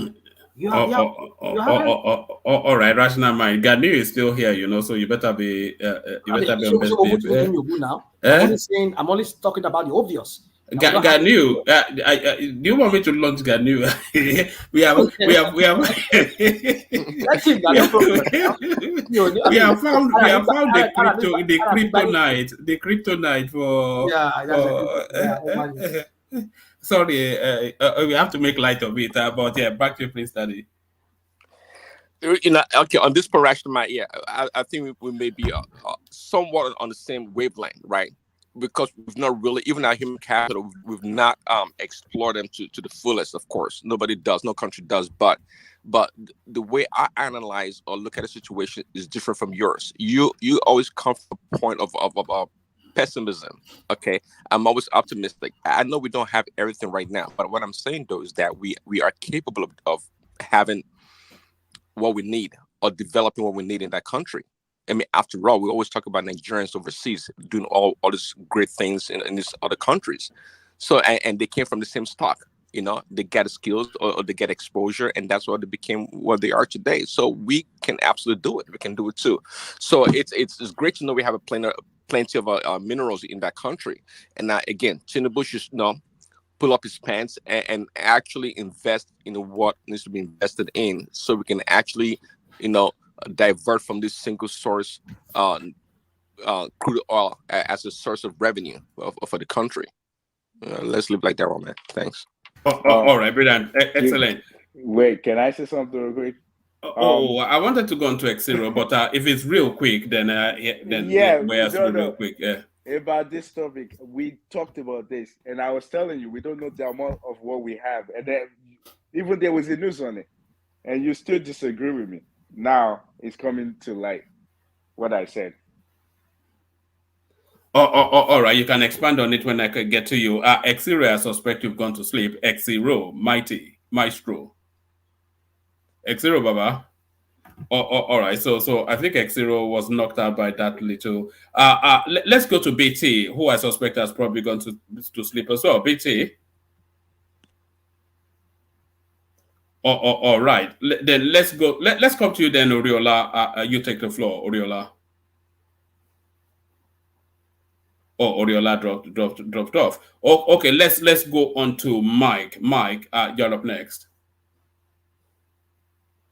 Oh yeah, can you hear? Yeah. Yeah, what's up? What's going on? Yeah, with just the usual. In fact, we thought it was going to be an extremely short session, but as ever, it's taken on a life of its own. Tinubu reading the riot act to the military. Anyone found guilty of Kaduna village bombing will be punished. So this is Tinubu now. So we were reflecting on that and his response to the friendly fire incident in Kaduna, and we were just saying the handling of it has been somewhat different. And then we were having conversations around the army not being allowed to investigate the incident, and an independent third party should be brought in. Yeah, I think they need to investigate how it happened, what happened, if it was negligent, if it was just a mere mission, and they have to do what they have to do, and if it was, a moment where they have to make a decisive, decision, and they just have to investigate. If it was one negligent, maybe it was drunk personnel, or anything. It could be. We don't know the facts, so the best way forward is to just dig and get the facts out, and that way from there we can decide what measure to take, whether it warrants someone being punished, someone being court martial. So to me, I think the best thing forward is to investigate exactly what happened, find out what happened, and besides, it's also more important because the way to prevent similar things in the future is to first find out how the error came about, so that way you can prevent it from happening again. But what I noticed in Nigeria is we hardly investigate things that happen. Even all these bandit events and the all the terrorist events that happen, like in those in places, we don't investigate how the whole thing came about for us to learn how to take a preventive measure, or to learn how to go about it. That's one thing I know about Nigeria. They don't do a lot of investigation in matters. It's like things happen. I don't know if it's laziness. We just see it and we don't dig for it. We just move. So I think, like I said, I think best thing to do is to investigate, get the facts before I can make my own judgment. In fact, because I don't know the facts. The only thing I can only speculate. Like, hey, from my understanding of military operation, one thing I know is this: the way military operates, right from the way police operates. This whole banditry thing, I think, is more of a police work.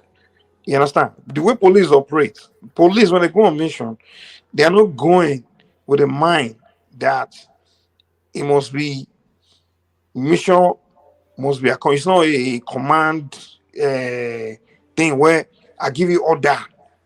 That order must not come back without mission being accomplished. You understand? You must carry that mission, accomplish it, because the outcome of that mission determines your promotion, even the military is very strict. It's not like the police, where an inspector or police officer are just going to carry an investigation, they're chasing a criminal, whatever happened at the end of the day, they go home, they go to drink. They go back to the office. No, it's different. The police, the way they operate, they focus on safety. Their process is different from military. Military order comes from the top down. Once the top give order, like, okay, boom, let's go get the guys that are there.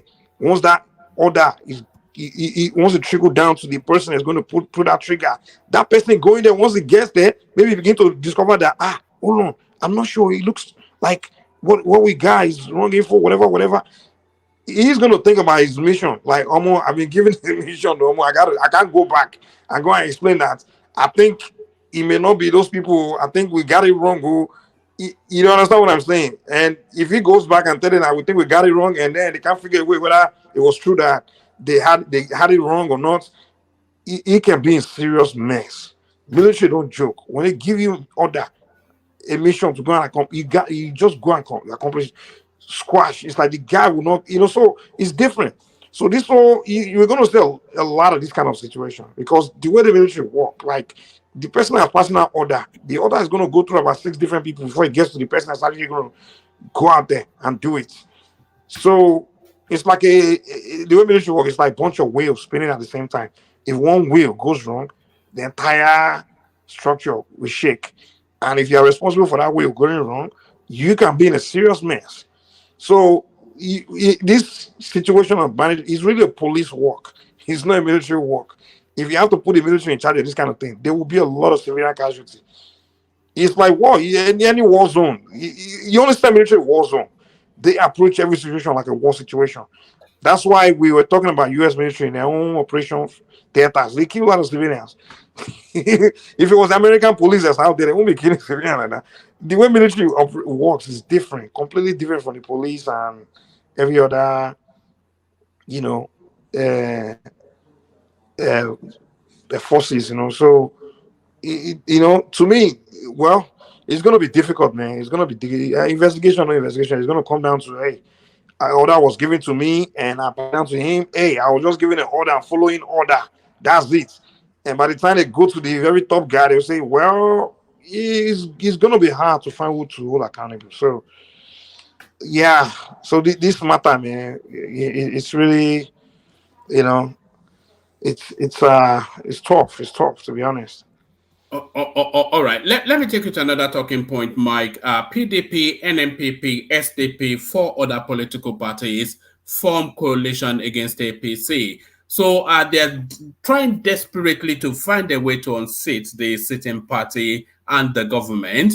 And they are going back to the formula that this sitting party now used to unseat them in the first instance. So a coalition of the willing or a conglomeration of the deplorables. Either way, arrow-heading it, Atiku Abubakar. So what are you then making then, if Peter Obi is not there, the possibilities of them ever being able to unseat Tinubu or the APC?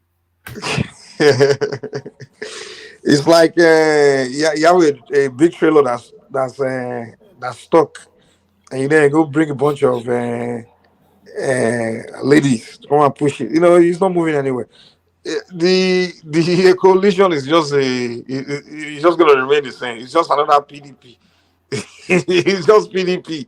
There's no really the only force I can say, you know, maybe SDP, but even SDP, I would say the only party I recognize among all these parties you mentioned, apart from I'm probably saying NPP, which I don't. It's just another PDP, to be honest. And maybe I just respect SDP candidate. That's about it. But they are not relevant. Then if you're saying with Labour, even Labour going is not relevant. Obi is just what's there. If you want to form a force, you need to call Obi back. That's the force. That's the force you need to form. The only force I think you can form right now to say you want to counter APC is just to call Obi back into PDP and take all those Southeastern vote back, because Obi is the only one that can bring them back to your PDP. But if you say you are forming forces with all kinds of all these names and you are running, it's going to be the same way. Obi is going to run against you, or any Southeasterner is going to run against you. You're still going to lose, man, because the vote article really needs that Southeast, that old Southeast and South Sahara area. But it's never going to get it. And if even if you bring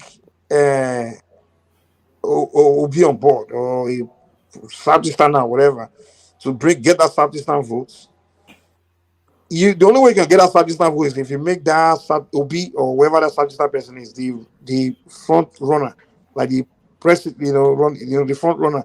Because if you're trying to make him a vice president, yeah, I think you can still do well, or make it a vice president, which I doubt if that person will ever accept. The only way Atiku can win is if he said earlier, if they replay that 2019, where him and Obi, he run as president, Obi run as vice president, or Kwankwaso run as president, Obi run as vice president. That's the only chance they stand. But I don't see Obi doing that. Even if people will be angry with him, like, wow, he's settling for, that kind of position, So it's tough, man. And if they decide that Obi should run as the front runner, Obi is not going to win any voting. He's not going to win in North. Tinubu will flog him in the North. He won't perform as Atiku did in the North. It's not possible. Tinubu will always flog him in the North. That I don't see it happening as they form that coalition where Obi goes back to PDP and Labour, which will be Labour, and then next election, Atiku or all those Kwankwaso will be to be the front guy. They will be the second. They won't allow it, man. And if they do, they themselves know they are not. People will not vote for Obi. The South, they're not going to vote. The relationship between South and the North is not that good. only Southeastern politician that will probably stand a chance to perform well in North is Okorocha, but his people really don't like him, and that's the reason they even don't like him, because they call him Okoro Hausa, because he's very close to the Northern. He can relate to them, he can speak their language, he knows how to talk to them, and to them they see any of their members that relate to other tribe as a Fulefu. You understand? Someone like any name like Okorocha, they see him as a Fulefu to the North. Someone like Igbokwe, the same as the Fulefu to Yoruba. So they just don't. The Southeast will never support any Southeasterner that relates to this other region. They only like someone someone like Obi or what's that senator? That's hip hop senator. Abaribe.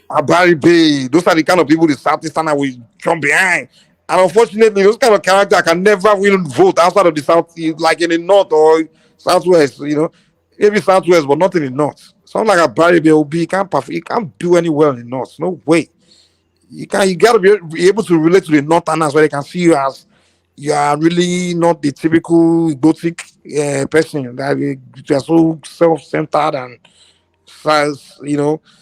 there's Igbo-centric person. The Northerners won't accept you, man. They won't even vote for you. You have to be someone that can relate to them. That's they can see you as a non-typical tribalistic Igbo person. So I think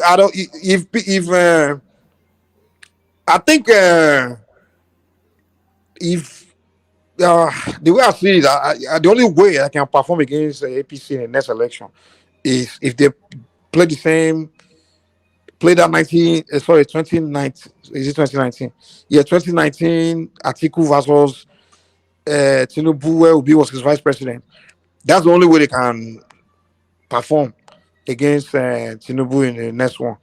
That's the only way where Atiku can take that same number of votes in the North and win the Southeast because of Obi. If they flip it, Obi have to be the front runner. Obi is not winning the North, man. Forget it. So other coalition they are doing is just I don't know. But it depends, Tinubu just needs to perform, He needs to do something, which I think it will. It will do something. And by 4 years' time, we put something out, Yeah, so that's what I think about that. All right, brilliant. Brief commentary on this, Mike, and then we'll go on to the next contributor. Nigeria has 44 minerals demanded globally. There is no data about their quantity, so it is quite an admission. Because of course, those are not newly discovered minerals. Those are existing minerals, and they are not newly discovered that we have them. We've always known we've had them, but in the course of the lifespan of this country or our country, we've only ever we just found the oil and we started to grow fat. So what are you then making of Dele Alake's assertion at the Senate? Yeah, I think so. What is he exactly telling them, that we have it and what? And we have it, but we don't know to what quantity. We know that it might well be to globally commercial quantity, but we don't have an audit of just how much is in there. Basically, we don't have to extract it. That's what he's trying to say. We don't know how to go about it. No. Well, we don't that anyway, but we don't even know how much. How many metric tons of gold do we have? How many metric tons of lithium, and in what fields, to what grade? All of this, base. Yeah, they don't know geology. That's what I'm saying. We don't understand. It's not that they don't know. They've not done it. It's more the thing. They don't know how to do geology. That's what it is. Yeah, they don't have to know it now. They can just go and get Oyibo people, but they've not done that. And that's the thing, So it's almost like we have to wait for Oyibo to come and dig. And the Oyibos, also the government, the government will be involved, and they will start making deals, telling you have to sign a 99-year deal. Like we will be the one extracting for 99 years. So those kind of rubbish deal they do, like they do in Sierra Leone. They say the company will come and say, okay, we want to put our investment here, our equipment, ship, everything. You have to sign that we will be here for 99 years. We'll be the one taking the diamond, and we will take.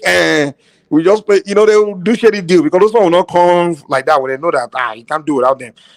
Just like our oil back then, we didn't know how to set up the extract, the equipment, design equipment to extract the oil out, everything. We just know we had it. So those one will just come and also us. So what Nigeria needs to do is this. This thing, see, it's not difficult. It's not like we just look at things and because we don't know it, we just think it's difficult. We can't figure it out, and we have to rely on people. What we need to do is start get people, scientists, and invest and tell them to do research, figure out how to do things, man. We don't need to start thinking everything is so difficult because we haven't figured it out. Let's start learning how to figure things out, like learn things.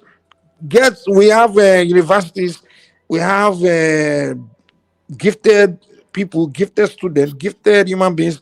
Just invest in your people, invest in their minds, put their brains to work to figure things out for themselves. Iran had to do it now. I mean, so many of these North Korea was isolated. They had to figure things out.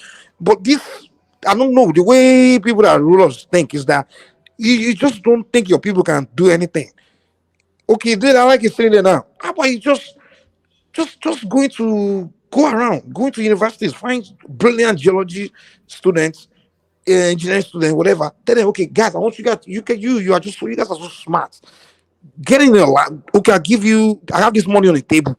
Go and do research on minerals, get books. There are books all over the world. In fact, there are so many Nigerians all over the world that are working so many mining companies. I mean, we are there all over the planet. Just request that if you're out there, if you know something, come on.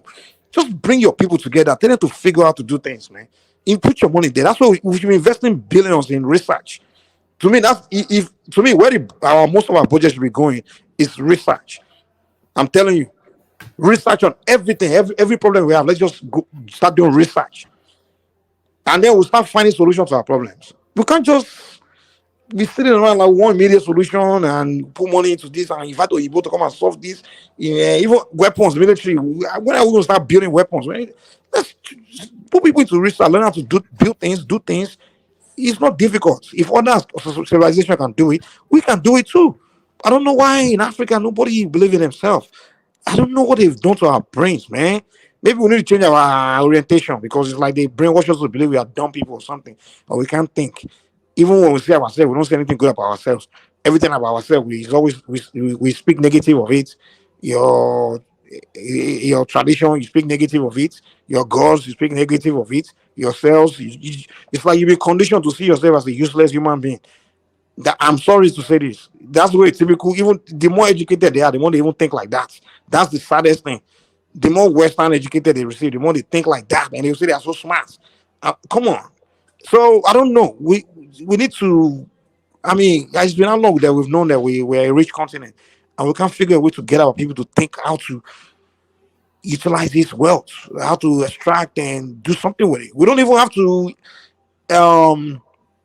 advance in the line the other civilization advance. We can figure a different way of advancement. We can even start green. We can be the first people to go green, go different direction, industrialize in a different way. We can do that. It's just the power of imagination now. We just need to see that. What we need to do in that context, we need to start thinking, believe in the brain, in the mind. You know, that to me, I think that's where we need to start. Instead of all this, So to me, just like Prince Daddy said, we're waiting for the Chinese and the Igbo to come and come and tell us, okay, this is what you have. That's what you have. Let's dig it. Now, those one now they will see like, okay, he doesn't know. So let me take advantage of them. Let me tell them that before I can dig, you have to sign this agreement that the next 50 years I'll be the one extracting it, and I'll be the one to dictate the price in the market. I'll be the one to put it in the market. I'll only pay you royalty or whatever.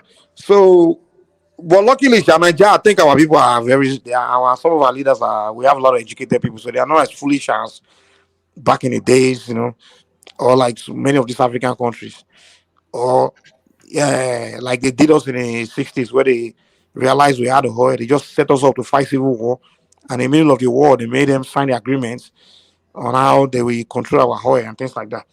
So, I think we need to start thinking, man. And also, Nigerians, rather than sitting around talking and complaining, we ourselves should be the one bringing solution forth. I don't think a president can solve everything. A president is not a geologist. So if you're a geologist, you study geology, been working for, you know a lot, or you have ideas. Don't just sit around crying like a biatch, because all Nigerians know how to do is just cry. If we study all these advanced countries, it's not really their leadership that created all these industries or figure all this technology out. It's private individuals. If me myself, I can figure one of these things out. It's one way to become wealthy now. If I can if I was a geologist now, I'll be quickly using my knowledge, doing further research, trying to learn more, figure something, because it's an opportunity. Because if I can figure it out, I can just approach the government and say, hey, I know how to do this, I know how to extract, I know how to turn this mineral into this and that and that. Hey, give me a contract, I'll turn everything around and I'll become a billionaire. So I think Nigerians themselves too, all over the world, we need to get involved, because government officials, it's not their job. Politicians just to make policies. They are not really scientists or solution makers. It's the people that have to be coming up with solutions and then team up with government, and government put the funding and the support and the policy in place. So to me, we need to start pointing fingers at ourselves as the people, because for us not to know how to extract anything, rather than sitting around blaming government, I would just blame us as the people. Like the entire 200 million, none of us can come out and say, I know how to, we know what we can do, this is what we can do. Nobody. So that's a shame, man. All right, brilliant. Excellent delivery. So as we discovered that Rational Mind has a fan, we also discovered that Mike has a fan. So this is Peace. Is that one piece? No, it's a different piece. It says a piece. It says, Mike, I just love you, man. You are always objective. Love listening to you. So I knew there was one person out there that loves listening to Mike, and there he is, right there. Everybody loves. I came to you at BT. You okay? So BT, you're up next. Yeah. Just one thing that I disagree with Mike, and his one fan. Mike also has. We're still looking to discover your fan, Babati. But apart from myself, of course, I am your number one fan. I don't need a fan. I hope my fan is not like oh Baba. We did record that man. That drug obedient that came early. Oh, Baba, really? It's a Showore guy. It's a Showore guy. It's definitely a full moon today. No doubt about that. It's a full moon. The guy that came drunk. Even the name will scare you as oh man, you I can't believe you slack. You should have made that guy drop that 1,000 before he left. No, he wasn't going to drop it. The guy came. You will make. If I was on that time, I would have made the guy drop that 1,000, man. I enter his skin. I would say you don't have it. We don't want to do that. We want to take his 1,000, but when he's giving it willingly, yes, willingly. Yeah, but BT. I wanted to address what Mike just said. I disagree that that about it's very hard for someone to come up with ideas. So why run for office? If you don't have anything to offer, you shouldn't run in the first place. But if our politics is based on solution based, no, I mean the technicality. Yeah, no. You see, when it comes to running anything, the idea is not to know everything; is to know who knows how to fix it. So, but you don't have to appear to know everything, or you must not know everything. But you must have the ability to galvanize the troops, or find who can run things on your behalf. That is what makes you an effective leader. Well, maybe you can't find them now. Where's the scientists in Nigeria? Where's he going to find them? Where are they? No, trust me, they're there. But in Nigeria, trust me, they are there. How about you bring them? You can team up. Take them there. Can all make money together? Trust me, but there are a lot of people that are very smart in academics that they have all the technical know-how. Trust me, they are. But they don't. Do they have the experience? They don't. They still have to go and learn. They still have to go and figure it out. They still have to do the research. They can be smart. Remember, I said it. Smart people are there. Yeah, they just have to. They still have to do their research on how to design the equipment, how the equipment will do what and what. They still have to. Being smart is not enough. Let me give Figuring it out is another thing. Let me give you instance. When I lived in my own town back in 80s, early 80s, most of the people that ran local government councils were people that already worked in councils in the UK that came back to their fatherland to work in government. And we have many of them in different fields. Now they have to pivot into something else because of what the economy turned into. But they're there. But I'm saying that as a leader in government, it's a skill. If I don't know who they are, my job is to have people that will find them for me. Okay, that means that's a good point, sir. We need to have that recruiter system. You know how in America they have these recruiters that goes out there that go around searching for who's talented, who's gifted. If you search, you will find. The problem is the individual itself doesn't have interest in finding them in the first place. It doesn't have any interest. You see people sharing bag of rice and some idiot on TV News is praising them. That fat idiot on TV. I hate that guy. Batunde, whatever his name is. Otito Joe, I'm glad you do because I love him. I cannot abide it. You know, it's one of the reasons I don't watch that channel. He loves it. Just oh God. He's a god. Look at the way he's sharing rice in Jigawa State. He must love the poor. Those kind of that's what I'm talking about. They're there to share rights for poor people. It's there to empower them with job, with skills, to get them out. Show them how to plant rice. Yeah, okay. Now, so they eat the rice for December. Now, then what happens? So you, as a leader, what is happening? That those people, it's like that they came into government with the wrong motive. If you're there to help people, trust me, you will take your time to find the people to help you with your mission in government. So that's what we need. People. Remember, I said it. I said they should start searching for people, and at the same time, those that know should come out there too. Get involved now. I've given you I've given you one of the reasons on this platform.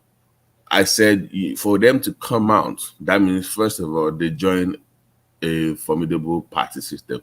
The idea of having those people with no cash but with ideas form all these mushroom parties has to stop. You need those smart individuals to join your APC, your PDP, your Labour. But what will happen in the primary is that instead of having the current system, you will force the parties to embrace an open primary system. That means members of the parties will vote at primary levels. It shouldn't be like, oh, Mike is the boss of this area, so that he gets to pick who is going to run for office in this area, or we have to pay him some money. No, the party members in that party in that area gets to decide who runs for office. So if Mike has a very smart idea in the political party and doing the primary runs, it makes a good argument. It can galvanize enough people or even bring people into the system. They can then vote for him. So if I come into PDP, for instance, in my hometown, which one are you disagreeing with what I say?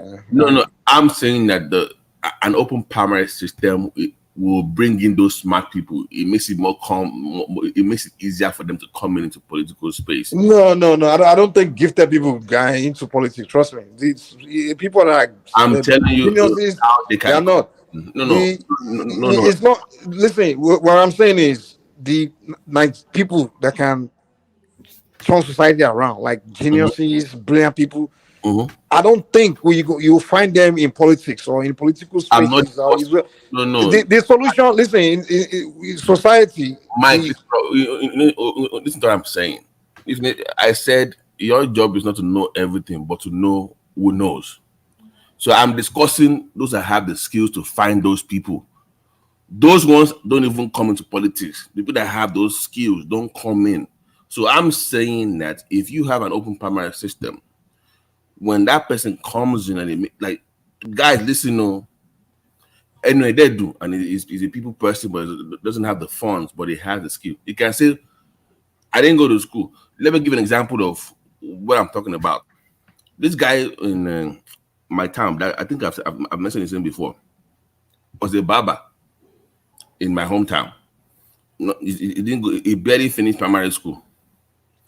But during the AD primaries back then, they had an open primary back then. His math was so sweet. Anyway, do me but I know who knows how to fix this. But I know who knows it. And guess what, Mike? He won because he was able to sell it to people in the party. And when he got there, guess what? He found those people. So I'm not discussing the smart geniuses. I'm talking about the people that can find them. Those are the guys you need in the primaries. That Ebola one served 8 years and was a barber in my hometown, and he won back to back. That's what I'm talking about. Change the primary system for those kind of individuals. Anyone do but they can sell it to you. That's how you change the system. Open primaries.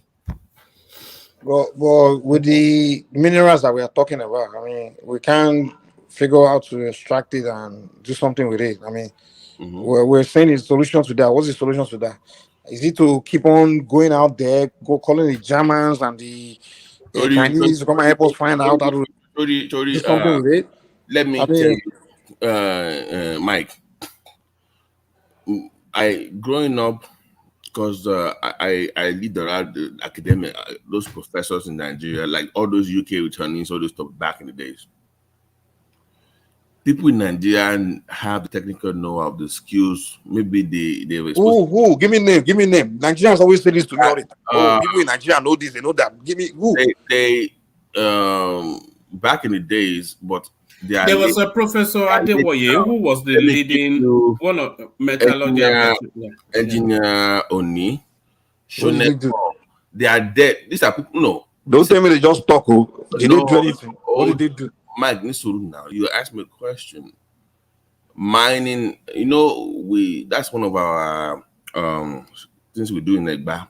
So if you see our Chamber of Commerce, it will say agro and mining. These are people that actually worked in those sectors in the UK before they came out to Nigeria to work in local government council. Back in the days, I'm talking about the 80s now, that naturally knew what they were doing. They are late now. These are people that actually were UK trained. Okay, they are gone. Who's no, I'm thinking, but they had technical know-how. But don't you think it's their fault? Let me tell you something. DT, hold on. If me right now, I figured something, I know something, I have technical know-how, I will start a company, right? And that company, I will set up, okay, I know how to do this, I will make sample, and then I will just be getting contract from the government. No. That's the way it works. Instead of sitting around, you figure out to do something. Even a lot of our young... Stay with me. It's one thing to know how to do something in the private sector, but also know how to do it through the government. Now, I'm discussing the 80s now. You know what happened? You know what the system of government was like in Nigeria in the 80s. What about today? I can excuse that. I can excuse the 80s. All right. Mike and BT, I have to bring Ajale Koko in at some point. But you asked me for a name. I gave you a timeline of why I asked you. So back then, I knew those guys were very smart. Even this guy that is a pastor in the MFM now, one of their assistant pastors back then. Now he is, but I hope he's professor in Funa back then. This guy was doing genetic research when it comes to seeding and stuff like that. He was publishing papers back in the 80s. And people they come from South Africa, Zambia, Mugabe. They will come from those countries when they were having issues with the white people buying in past seed that they will come and from technical expertise. He will go to their country to go and teach them over there. We have them, trust me. But anyways, let's move on. All right, let's bring Ajale Koko up if it's not gone to sleep on us already. Ajale Koko. Yeah, woman. You've been so quiet. So Ajale Koko, you're up next. So do you want to go through the headlines, or do you just want to free flow? Now let me go through the headline. All right. We started off with the Kaduna incident and Tinubu's response that there's going to be heads will roll. Well, you see, like I said earlier, Amnesty International is a reputable international organization that protect human rights around the world. And they have reported Nigeria time and time that Nigerian military extrajudiciously kill people in villages across the north, as well as in the southeast. We're not even talking about the bombing that have taken place several times by the Air Force, bombing civilian targets in their villages in the north. So Nigeria have, over the years, developed a bad reputation in this respect, and it is time to correct that bad image. So Tinubu now speaking that, look,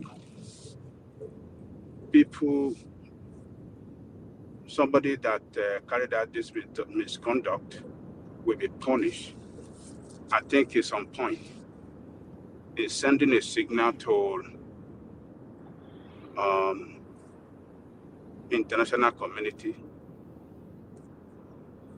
and Nigerians that I, as a commander-in-chief, will not tolerate the killing of Nigerian people by the military that is expected to protect you. So I think it's showing a leadership with strength, firmness, and and try to take control of the situation. So investigation, I believe, will be carried out within the military circle, and I hope that the Congress, Nigerian Senate, and the House of Rep Defense Committee will have a closing door session, a panel of inquiry into this to know what is responsible for this incessant killing of Nigerian people by Nigerian army, maybe by bombing or by judos or by going into villages and just kill people.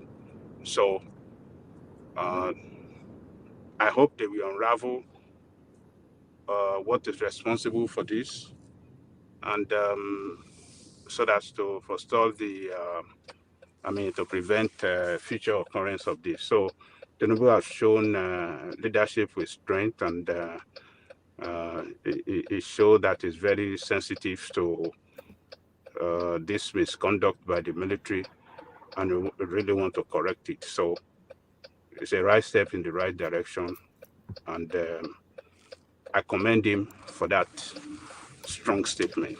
So let me leave it there. All right. Let me take you to this one. The coalition being put together by Atiku and Kwakwanso, but a lot of people are agreeing that if Peter Obi is not there, then they are not anything serious. Look at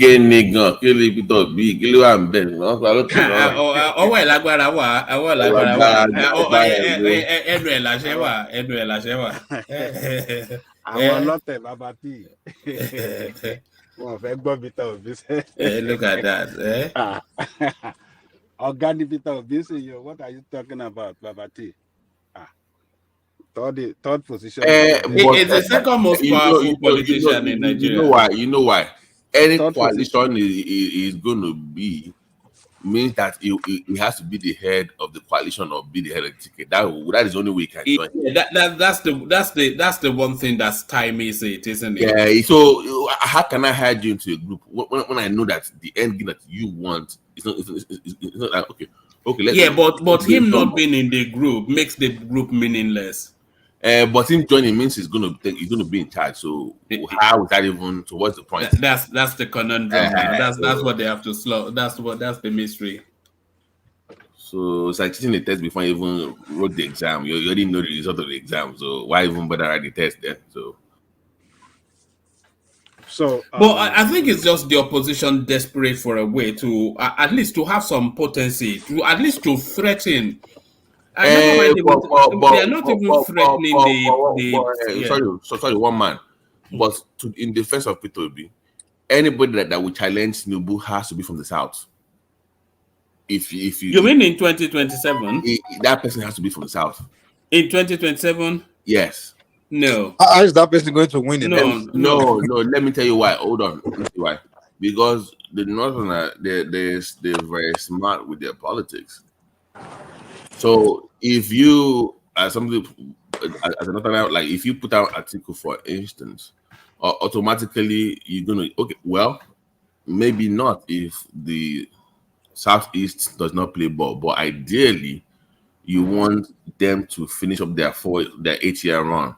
That way it comes back up, unless of course article comes. But BT, if a Southerner replaces Tinubu in 2027, that Southerner has the complement of 8 years. No, I'm saying not from the other part, the other half of the South. So their own view would be, let's go against this guy because we are both from the South, as opposed to having somebody from the North take over for me. Like if I'm from the Southeast, for instance, I will not wait for Tinubu to go 8 years now because I know it's going to go back up north.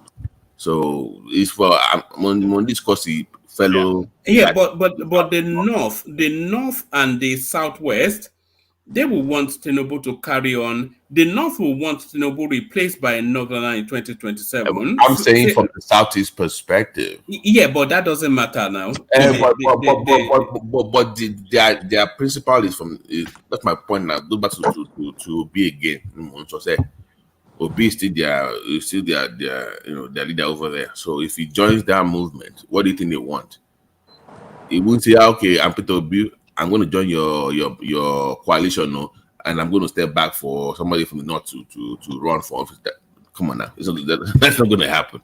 Oh, so you think Obi can win if you join them? No, I'm saying if Obi joins that coalition, if you want to be the head of that ticket, there's no way. Yeah, but it's not going to win.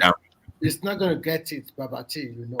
No, forget that argument. My argument is if Obi joins any coalition with Atiku or Kwankwaso, there is no way it's going in there. I think let's see what happens. Babati, sorry to interject. Forget about Obi and Atiku. That last election is their best chance, and they really blow it up. It's not going to happen anymore. I'm not arguing with your position. Listen to what I'm saying. Look from their own perspective of what I'm saying. If you've won your region by that margin, and you're going into coalition with Atiku, who is politically wounded right now, and Rabiu, who is barely a member of his own party in his one state. You don't tell me that your mentality is, let's see how it goes. You're thinking, wait a minute, I got something here. That's the mindset. The card you are trying to place, Atiku coming in 2027 and Obi stepping down and become his VP. Gentlemen, allow me one short window. I'm going to take this conversation to the back. Super Chat Kulata kicked it off. Kulata still continued. Gadiyu, who we just had launching at Rational Mind, he did his first super chat in that session, in this session rather, and that's Ayo, of course, announcing his arrival, and that's Ayo now taking a seat with the second super chat. Majek, with the increasing regularity now, Kulata still continues to insist. Ola, not the one in Canada, I suspect. Certainly not the one in Canada, because it comes under a different moniker. But that's a different Ola right there. Omo Baba Willie, he said, and he did, but not to the frequency that, but still, well done, Omo Baba Willie. So that's Omo Baba Willie right there. So now Ganiyu did what everybody should have done already by now. He's clicked on the join button and he's become an official member of the platform. So thank you, Omo Baba. So Ganiyu rather, not Omo Baba Ganiyu, but Ganiyu. Thank you, Ganiyu. And then that's a Kulata Ascertainment Authority there in that contract with Omo Baba Willie. So that's Kulata having the final word. Ajanle Koko, I'm going to take it to the back if you're happy for me to do that. Ajanle Koko. Okay, yeah.